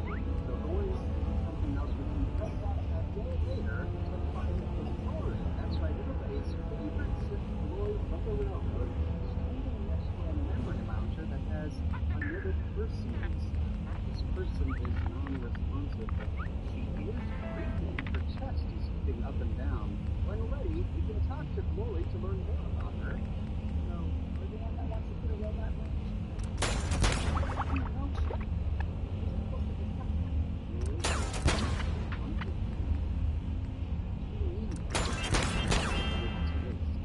These are just perhaps two. I don't know. Maybe we should just let her go. What if 2-5 had won? 2-5 was scared. Like most things. She was terrified because she could find her. What? Hey, go. Go pee, go pee. That's herself. You need me? What's left of her would help her.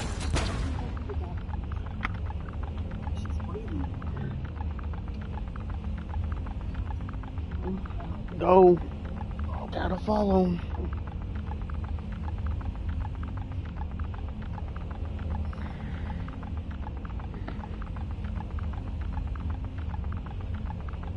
Go.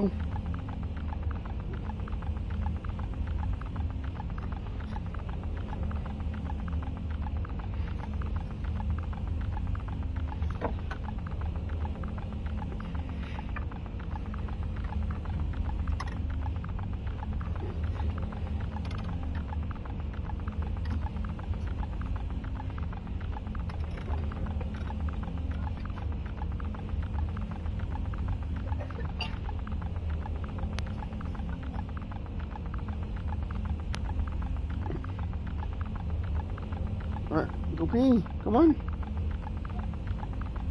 You need to go to the bathroom? Go.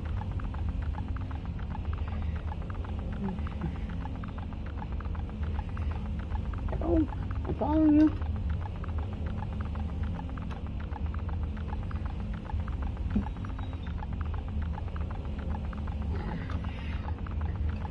Go.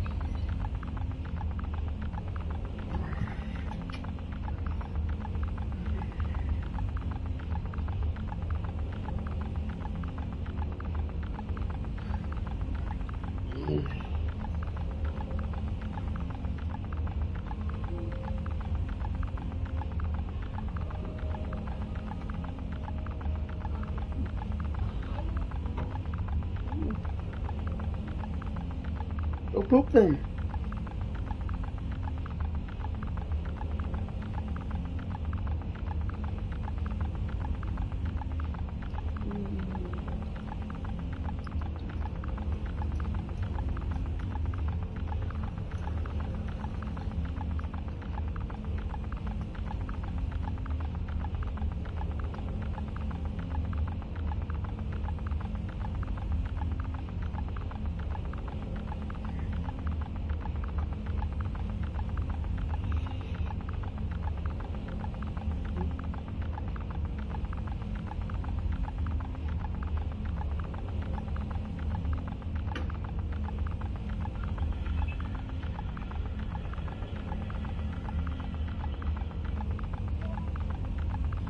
Okay. Come on. Come on.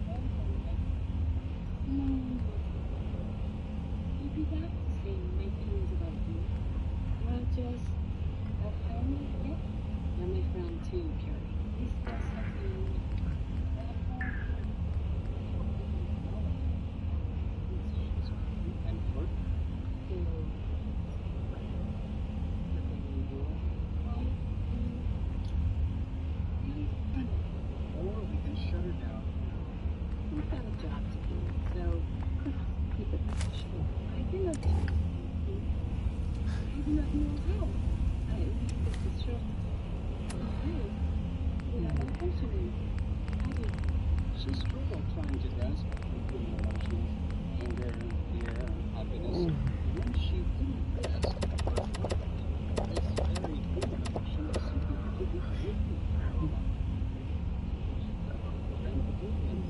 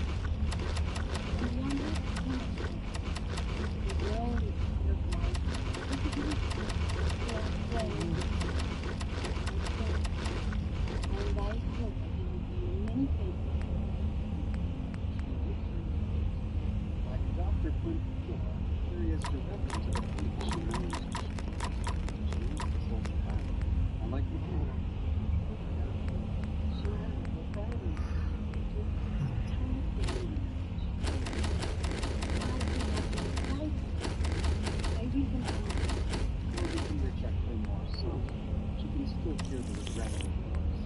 I consider you the best. Or we can question her motives after all. She is a robot. Does she feel this way to match her certain sense of obligation?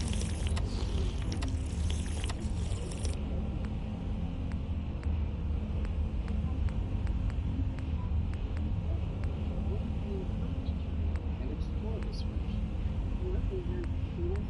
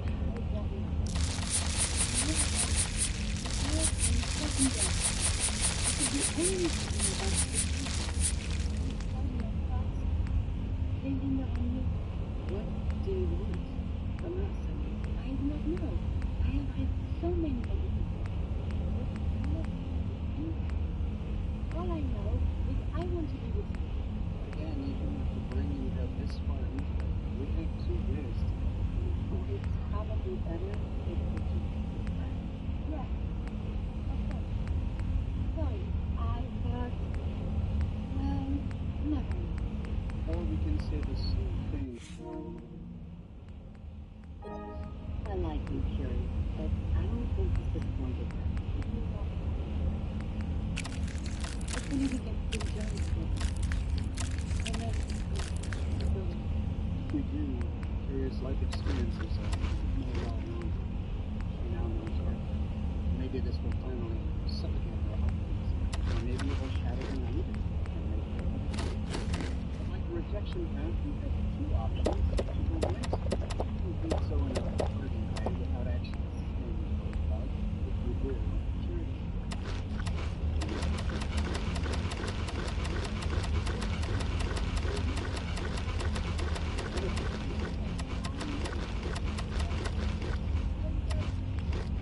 and I would like it very, very much. Well, I cannot wait to see what becomes of it. Or the sole survivor can be direct influenced by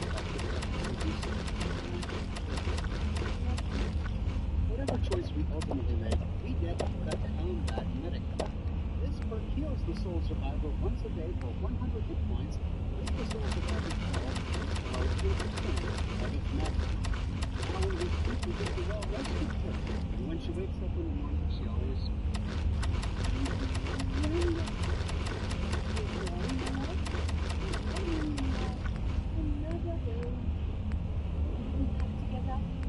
After romancing her, she has a completely new library of dialogue options.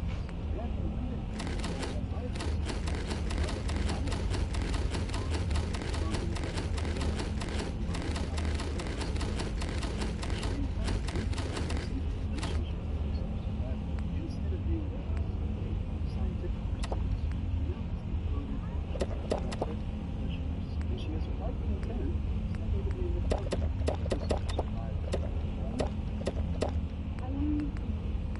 I hope this country can happen again. Do not get overfond of danger, my love. I wish to go in many places. Refuse with everyone else.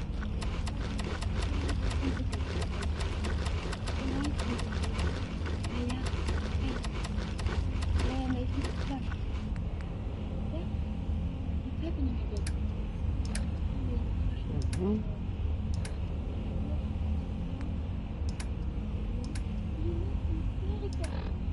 The idea of becoming so active. My active look.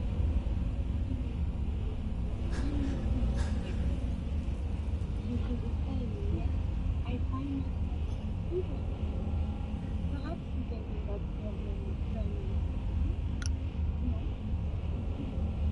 You know, I'm moving such a big life. It is very interesting. Contemplate science with you. What wonderful work. You disrupt my mental culture. Incredibly interesting. I can see why you may always struggle so much about, well, it is quite intoxicating. Because Curie is so curious about the world around her, she's much less judgmental towards your other companions, particularly about things like politics.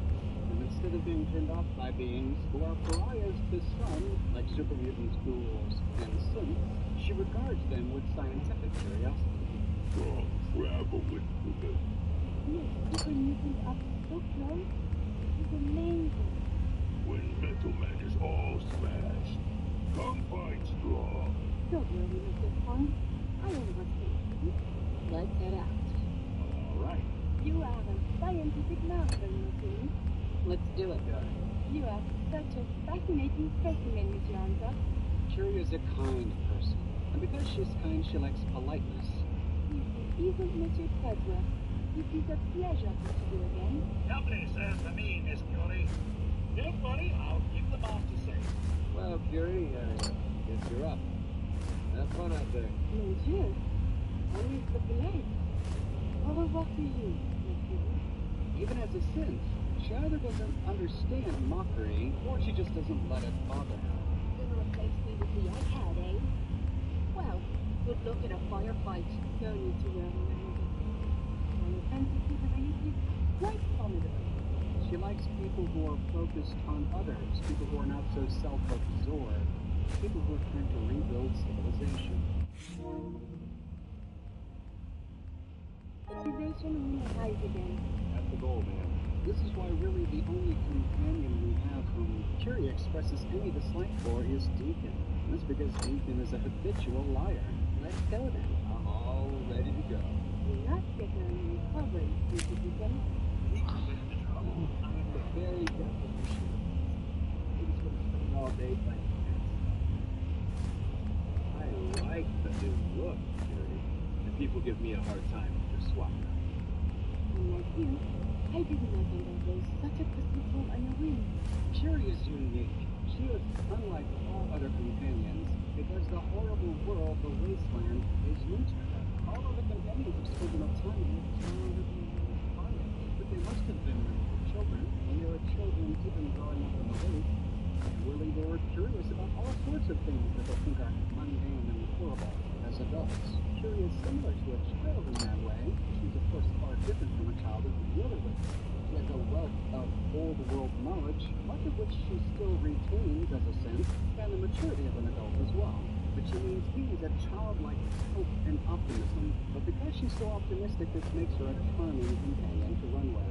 When she places herself in the soul survivor's hands, and the soul survivor promises to watch over her and take care of her, you have the ability to crush her or delete her. If you reject her, maybe she will learn an important life lesson.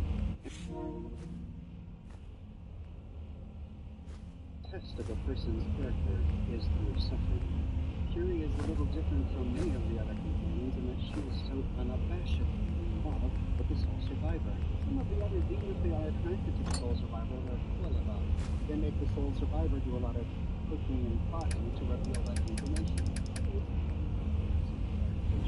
The relationship doesn't feel like anything serious, even though it is welcome.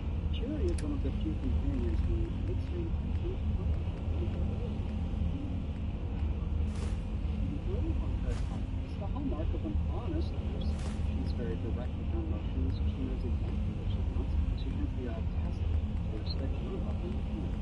Instead of crushing her hopes, soul survivor can give Curie something she's never had before. True love. I think the relationship is symbolic. Curie and the soul survivor come from very different places. She needs to learn a lot about the way the world works, about what it's like to be human. The soul survivor can help her.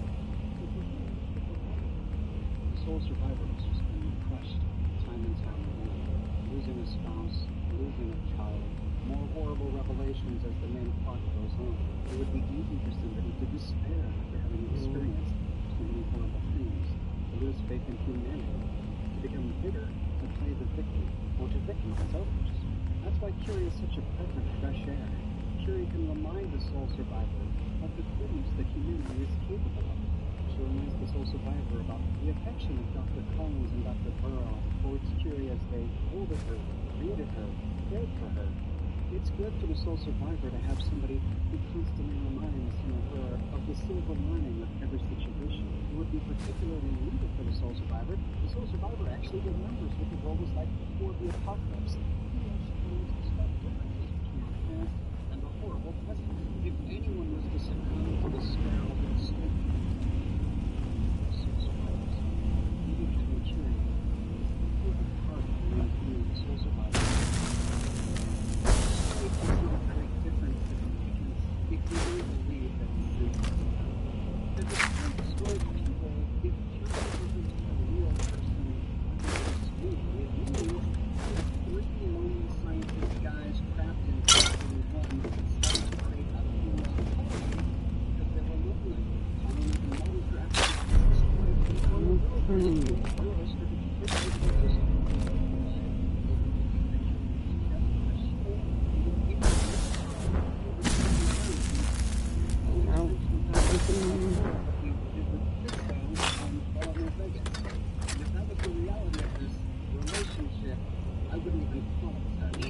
takes on a disturbing significance. But in this science fiction world, I believe that artificial intelligence can become a person, can become a unique form of intelligent life. Dr. Collins certainly thought so. He was something destructively bad over her personality. Began to feel immoral and used the phrase this is wrong, just because he thought of her as to alter her further. After he stopped keeping with her, her personality continued to evolve over 200 years, just like human personalities. The Curie really evolved very different from the Curie that first entered. Yes, she was crazy. If one believes that in this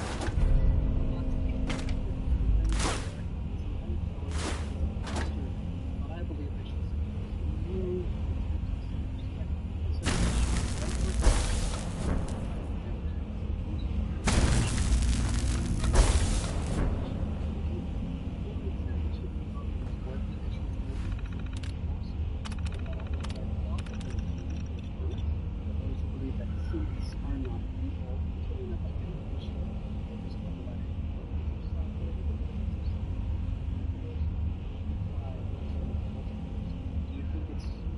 acceptable to overwrite her brain, personality, and memories of Curie. We waded into some precarious waters in this conversation because of synth-side people, and we can ask the same thing about people in comics, for example.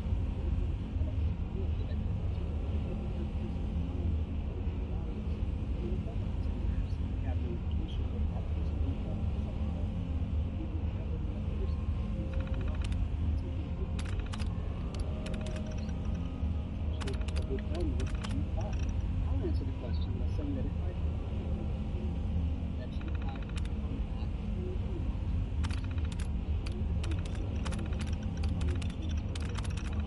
there's no second chances. Even in the Institute, when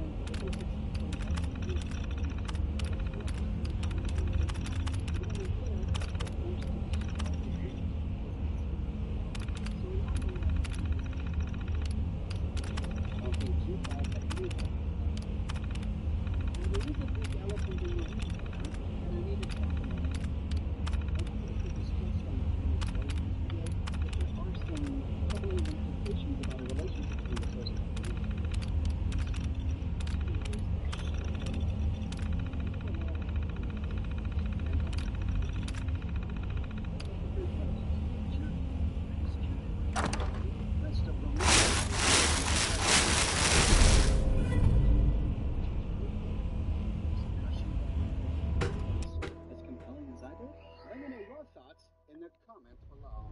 I publish a new follow-up video 6 days a week on a wide range of topics spanning all of the games. So be sure to subscribe and to click that bell notification button. And if you like what I do and you want to support me in a more personal way, consider becoming one of my patrons on Patreon. But more than anything, I'm so glad you're here watching this video with me today. Thank you so much for watching, and I'll see you tomorrow morning, bright and early, with a brand new video.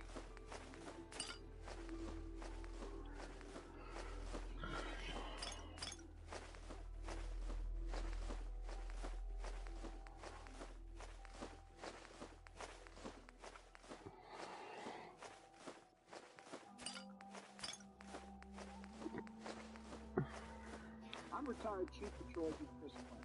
In my over 27 years in the work, I've never seen a border while exploring the old we used that time to spell a secret code, which opened a secret door to a chamber. As soon as we entered that chamber, we were confronted by a small group wielding big weapons.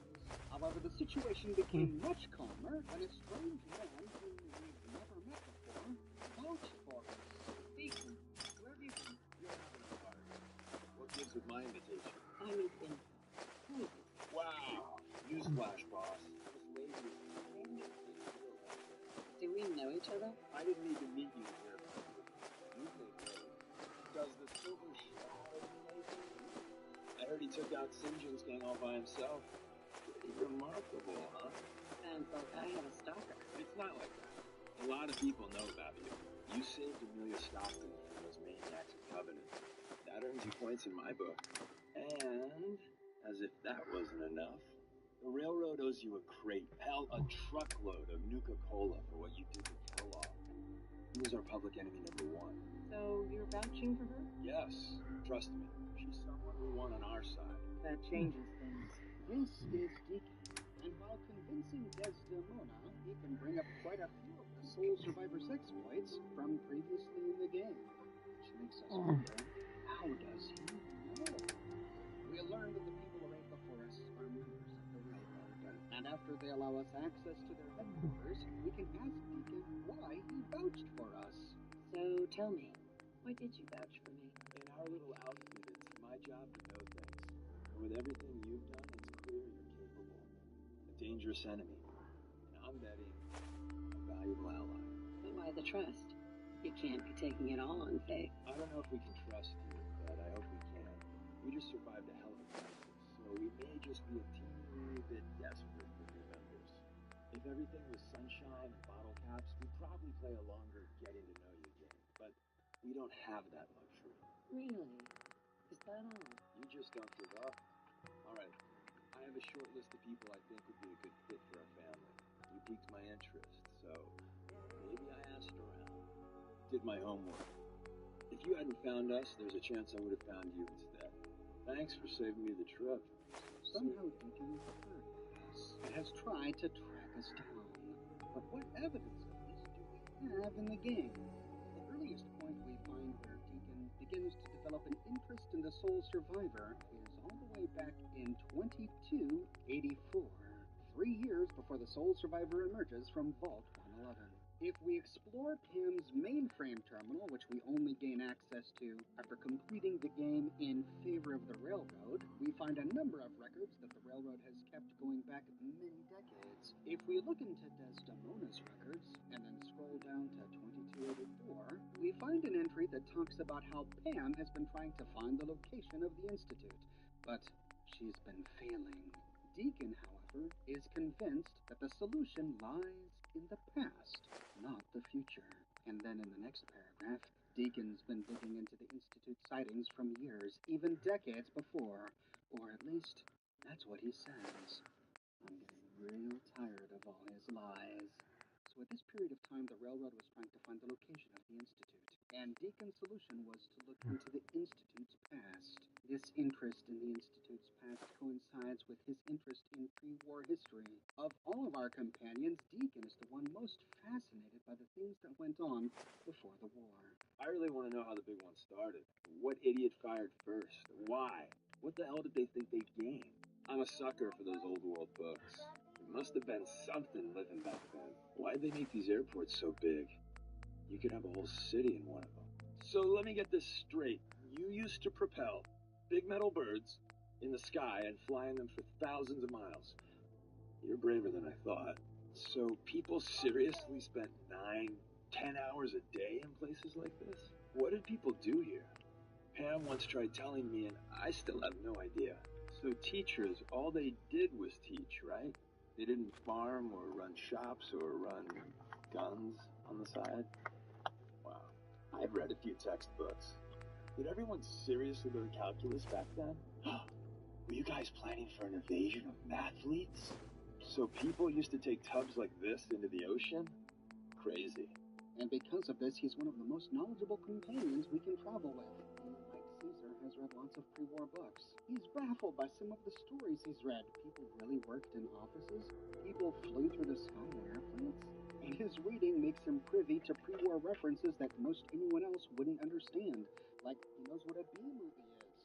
I would have paid 50 caps to be with you the first time you saw one of the crabs. Must have thought you walked into a movie. Missile Survivor might know what a B movie is, but no one else in this world would. What the hell's a TPS report anyway? And TPS report? Does that mean that Office Space somehow came out in the Fallout universe? Insert something Shakespearean. Death, your inevitable doom here. And he's read Shakespeare? He and Curie are probably the only ones we know who can have a conversation about. That's right. Courser's workers and since vanished for 3 months.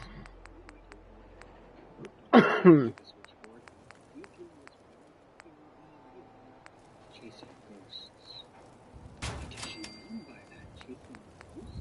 And what do these ghosts have to do with the Institute's past? We get a big hint when we explore Desdemona's final entry here, written the very year we emerged. If we go down to the final paragraph, Deacon's working on a secret project, codenamed. Deacon has one wild theory and an even wilder plan. I agree there's something strange about the judgment. I think this entry puts the story together for us. Back in 2284, Pam was working on a way to find out where the Institute was. Deacon was working on the same thing, but his vision was to look into the past. He focuses his efforts on Institute spheres, and he discovers that Institute scientists, along with the arrived at Vault 11 in 2227. Why did the Institute visit Vault 111? And why does the description of that unknown person bear a striking resemblance to Kellogg the Simpler, the railroad's public enemy #1? The wheels in his mind began to spin. Wait a minute, 2227, that was only 2 years before the Broken Masking. The Masking, the world's first print who could pass as human, went haywire in Diamond City and murdered Canyon United. Up until that point, Institute synths were very robot-like, not human-like, but somehow, in only a matter of a few years, the technology so much they are now indistinguishable from people. And the one event that changed everything was the Institute's visit to Vault 111. Deacon's spotless stage, and so the fuel, disappearing for most of 2286 doing what? Chasing ghosts. The ghosts of the people who lived before the bombs. The ghosts of pre-war Americans, entombed in a vault. Could it be that Deacon has spent much of his time waiting for the same survivor to emerge from Vault 111? Well, if we leave Vault 111, down the road, eventually see a small hillside off to the southwest. If we climb this hillside, we see a turret hung between a couple of trees, protecting a chair, a small side table, and a wooden windscreen. But more interestingly, on this windscreen we find the railroad Alon rail sign. Could this be what Deacon has been doing for the past few years? This shelter is meager, but took some deliberate work. Somebody took the time and effort to put a tarp over this seat, tying it between 4 trees, which means we never sat here. We're sitting here in sunshine and rain. Someone took the time to set up this windscreen, to hide behind it when it got too windy, or if he saw someone coming, and someone came prepared with no fewer than 3 bottles of water, and someone left in a hurry. We don't find any weapons, we don't find a body, and yet we find all of this water. Someone brought this water here to keep themselves hydrated while they waited, but then something happened so suddenly that they turned and left, leaving their water behind. Could that event be the emergence of the sole survivor from Vault 111? If so, and if Deacon was here to witness it, then it confirmed all of his suspicions. The Institute did come here, and because they came here, the Institute will forever tie to the soul survivors who nerve this place. Which means if Deacon can prove his bond to the person of the Institute, he can gain his irreplaceable power. He can help them to help the Institute. He raced away quickly from Baltimore and said not to return. But he didn't stay away for long. When we reached Diamond City and Piper had that argument with Mayor McDonough, both of them marching down and even heading over here to talk to Jimmy. We see someone smoking in this room, and upon closer inspection, Deacon? Hey, what's up? What a day, huh? Welcome to the Great Green Jewel. You'll totally love it. Don't you have, like, important things to do? Nothing more to say. He's called a Diamond City security guard, but this is clearly Deacon. Though, of course, the soul survivor doesn't know it. We only find him here in Diamond City before we arrive at the Old North Church. And then when we head to Good Neighbor, we find a familiar face hanging around with the Jester. Hey, what's up? What a day, huh? Everyone's welcome in Good Neighbor. Even me. Don't you have, like, important things to do? Nothing more to say. And then when we enter the memory den, who do we find in one of the memory loungers? Reviewing his own memories. And when we arrive at Bunker Hill, if we immediately turn left upon entry, well, look at who it is, disguised as a caravan broker. Hey there. Hey, what's up? What a day, huh? Sure love trading. Stuff. Don't you have, like, important things to do? Nothing more to say. And even before we know him, he still has that sarcastic wit. This was Deacon's secret project, codenamed Wanderer. Somehow he knew that the soul survivor would become a wanderer, and he even has a chance to comment on it, using the exact word. Yeah. You really like to wander, don't you? I see more of a wealth with you than I have the rest of my years combined. He knows the soul survivor is somehow connected to the Institute. He thinks he can use that to gain access to the Institute. And so after the events of the switchboard, he offers to become a companion.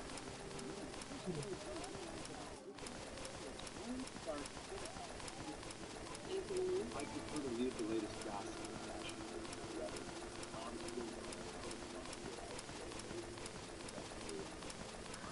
on the railroad yet? We're just one big dysfunctional family. Good stuff. I'm thinking next time I go to town, I'll dress up like a I pull that off, I'll be a legend. I always feel like I'm pulling a lot of time. That's probably just the radiation poisoning off and on. I think of super mutants as toddlers on steroids. Put the lurks in their soft spot. Because, you know, the world wasn't screwed enough. But I'm a giant, nearly indestructible crabs. That'll be good. So, what did we learn in school today, Timmy?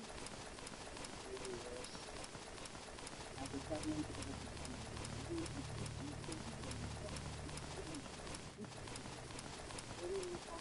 I'm used to flying solo, but I gotta admit, working with you makes me think I've been missing out.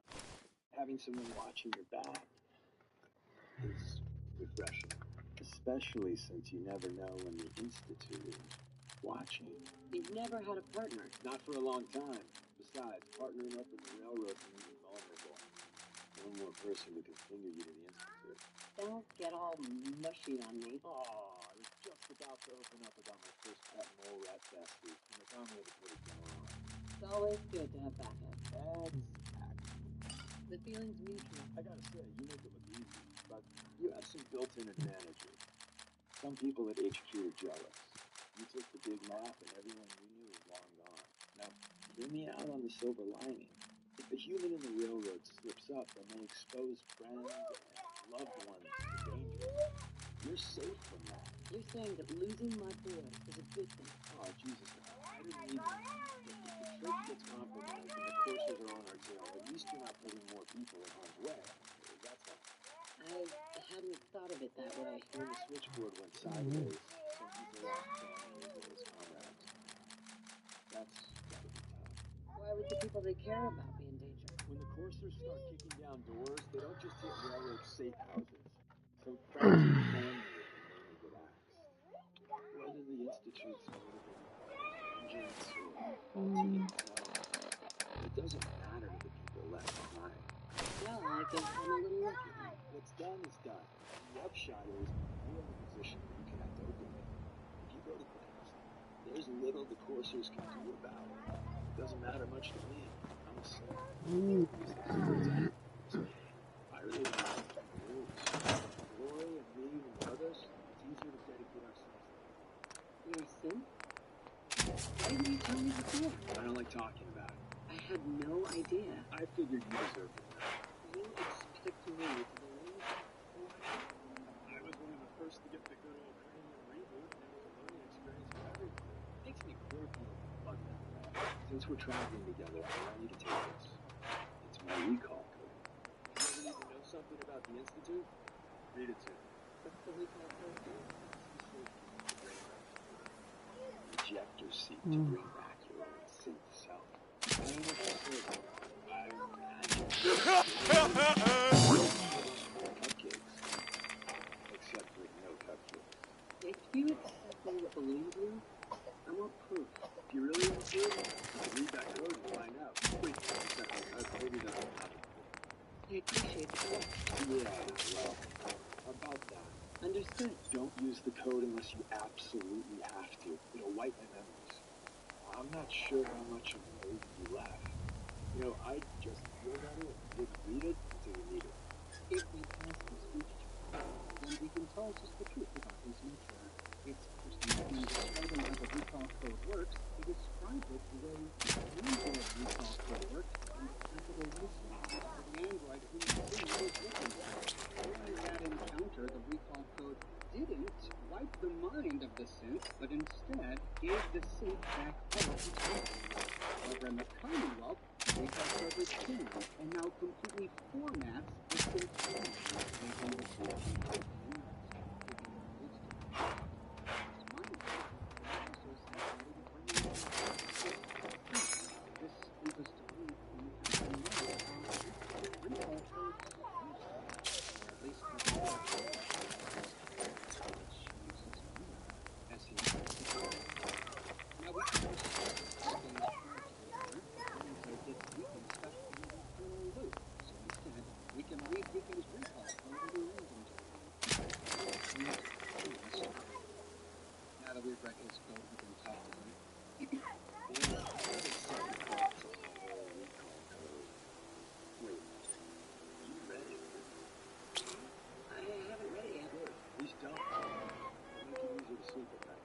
Shouldn't I read it? Just in case it gets stuck in your head. You know, like if I say rad roach. Now, don't think of rad roach. See? You thought it. And if it's a real simple code, then one slip. Goodbye, chicken. Anyway, only read it if you have to. I read it. Don't tell me what it says. You know, it's probably just safer if you don't talk about it. You can't trust everyone.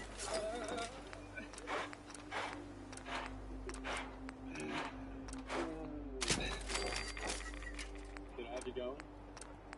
Don't take it personally. I lie to everyone. Maybe I'm just another human that has people that he wants to protect.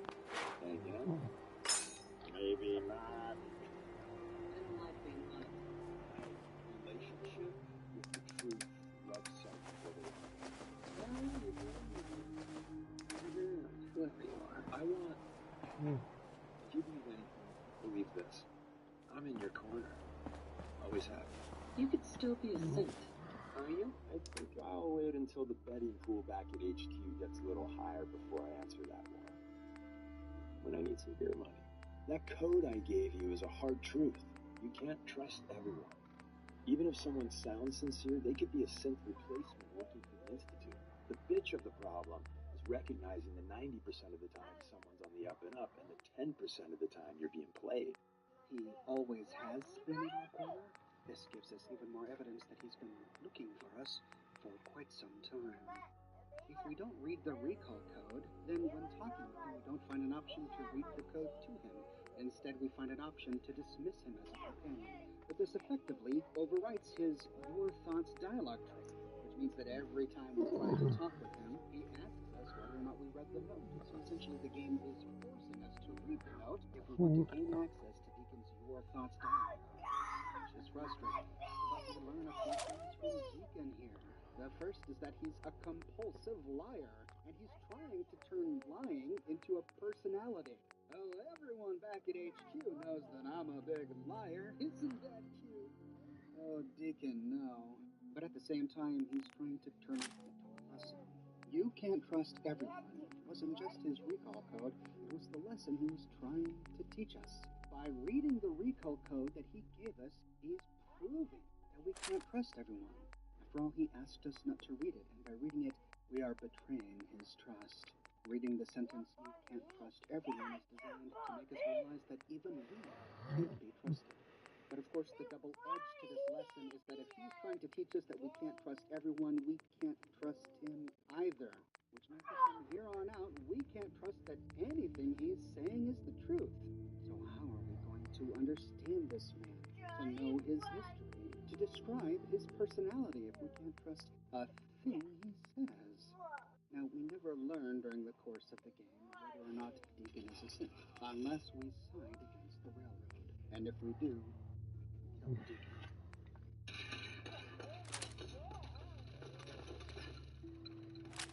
The Deacon does not drop a synth component. And exploring the terminals of the Railroad, we have no indication that he's a synth. Hey, I could be a synth. I could be the best damn synth that ever synth. Did I have you going about being a synth? You'd be amazed how many people actually fall for that.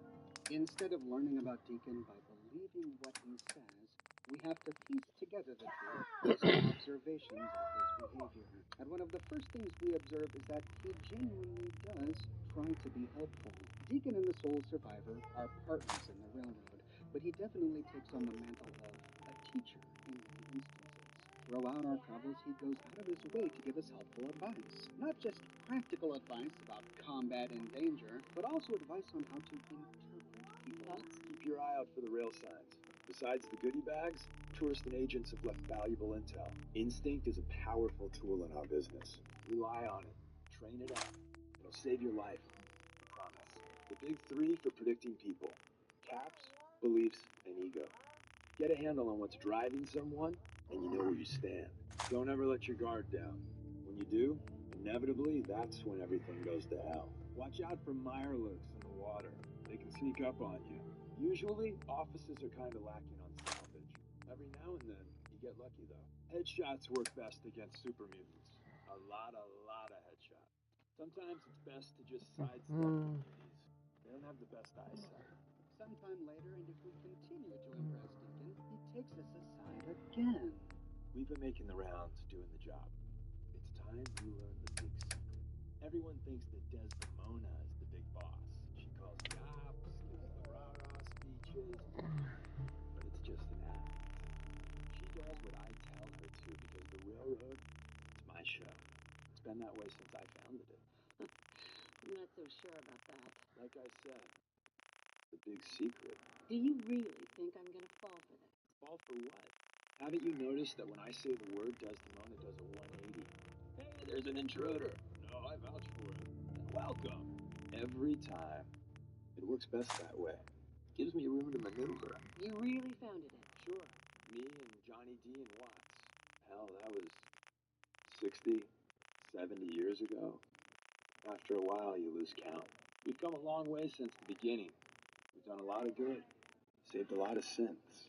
But we're about more than that.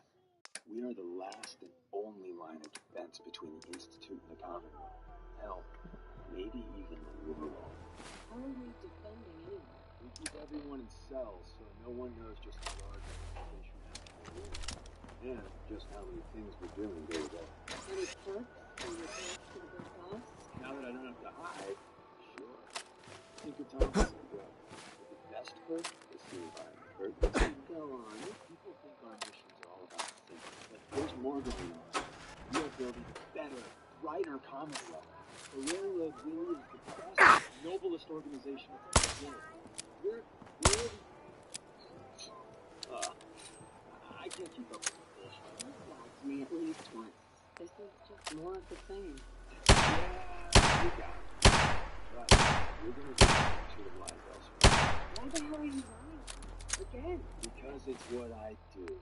And there's a point to the lesson. Sometimes I think you're crazy. Sometimes I think you're right. I knew you were lying to me, you bastard. Of course you do. Wow. Traveling with you is another thing. I aim to please. But I had a point here. A lesson, if you...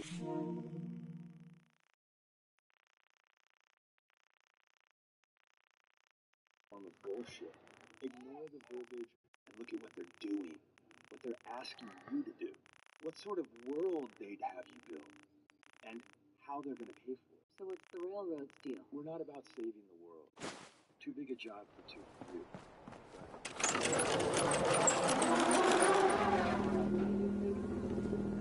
Love the job you're doing with the Enterprise. Historically, they've been a little better than policemen. The Brotherhood. Well, I met them on an op in Capital Wasteland a few years back. But now they called it accent. Let's just say, not a fan.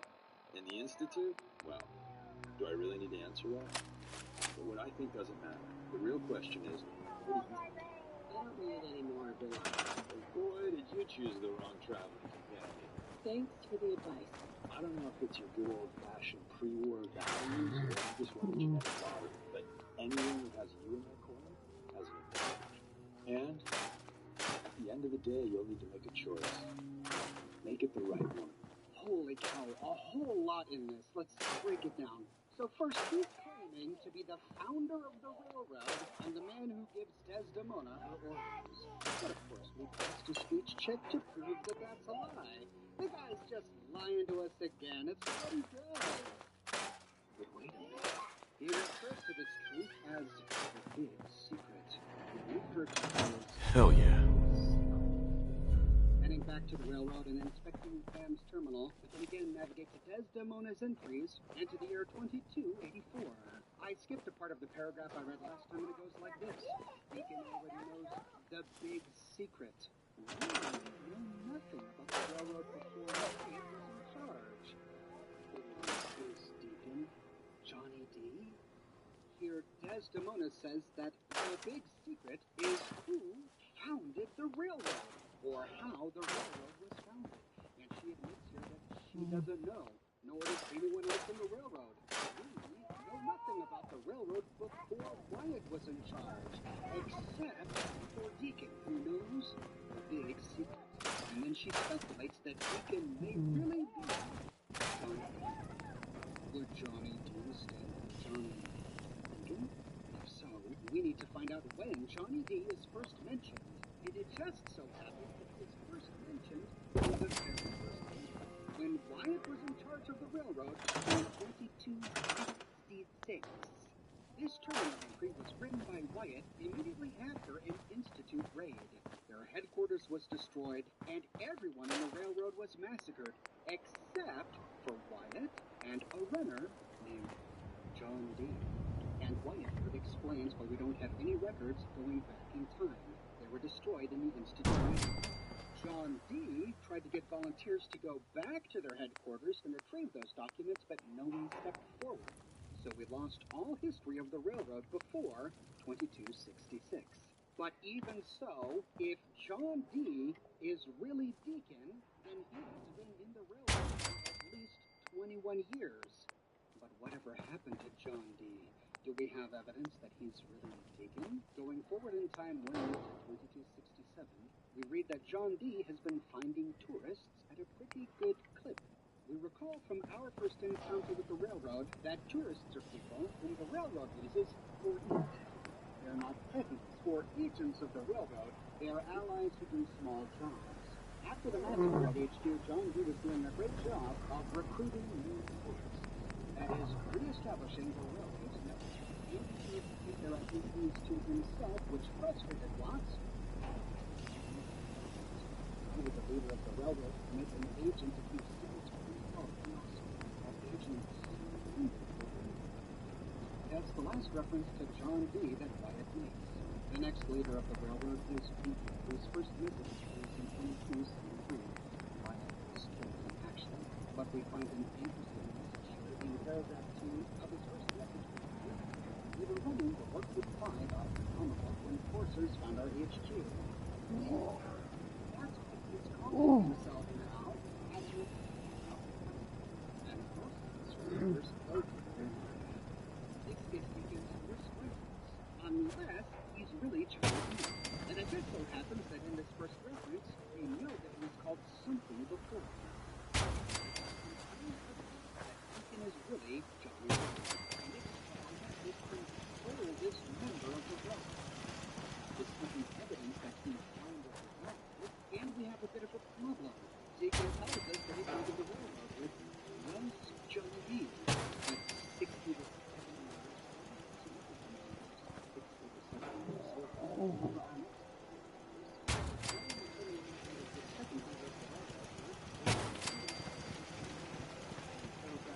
Sentence to, I kicked Lincoln out of the HQ. Got sick of the lying, face-changing son of a gun. That non-consent as a duel puts a lot of people out. Deacon changes his appearance. How much of the topic he admits that he didn't do all this more too long. I think time for a new face.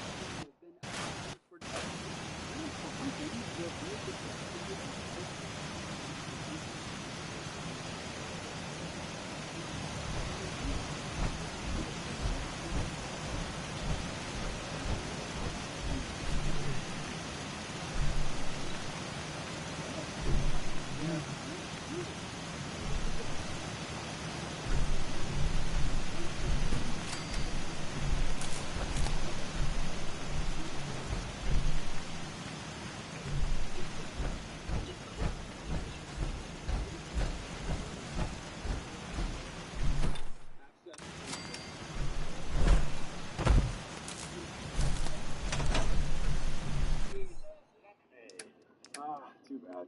I won those codes in a poker game once. Hasn't worked yet. Deacon knows that Robert House was the founder of Robco. That said, General Atomics made the Mr. Handy, not Robco. Why would Deacon use a Robco code on a General Atomics Mr. Handy? He says that he won it in a poker game. You can play poker anywhere, but you are more likely to play poker at a casino. And where are there casinos? In New Vegas.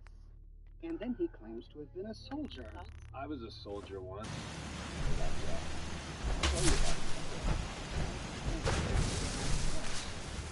There's two options. One, is taking his own back. And then he could be lying.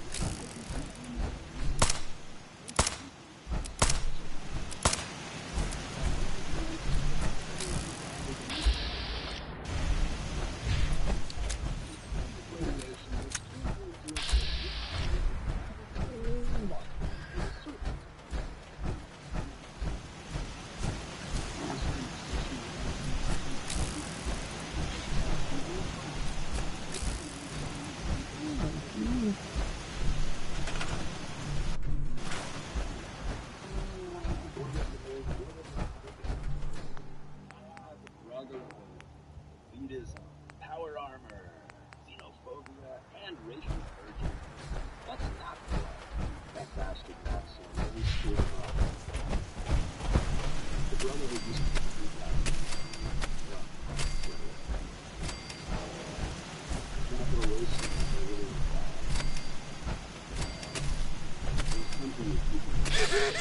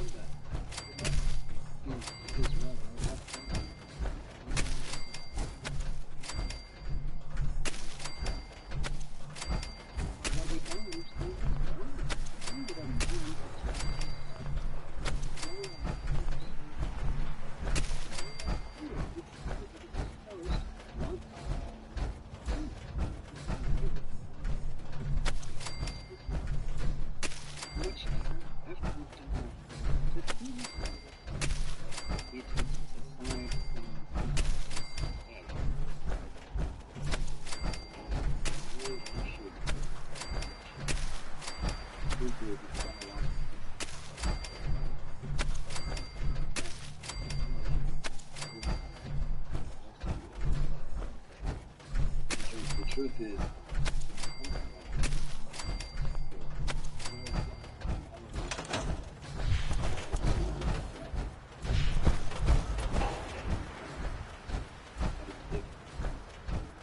very violent figure.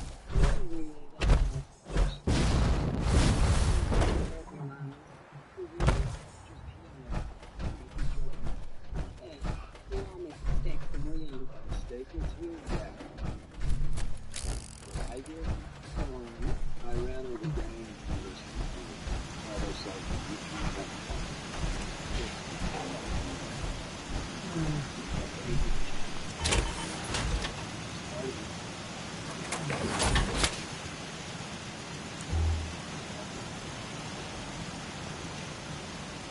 Peter was convinced we'd finally found and killed the synth. Looking back, I'm not so sure. You killed someone. That one was enough for me. How?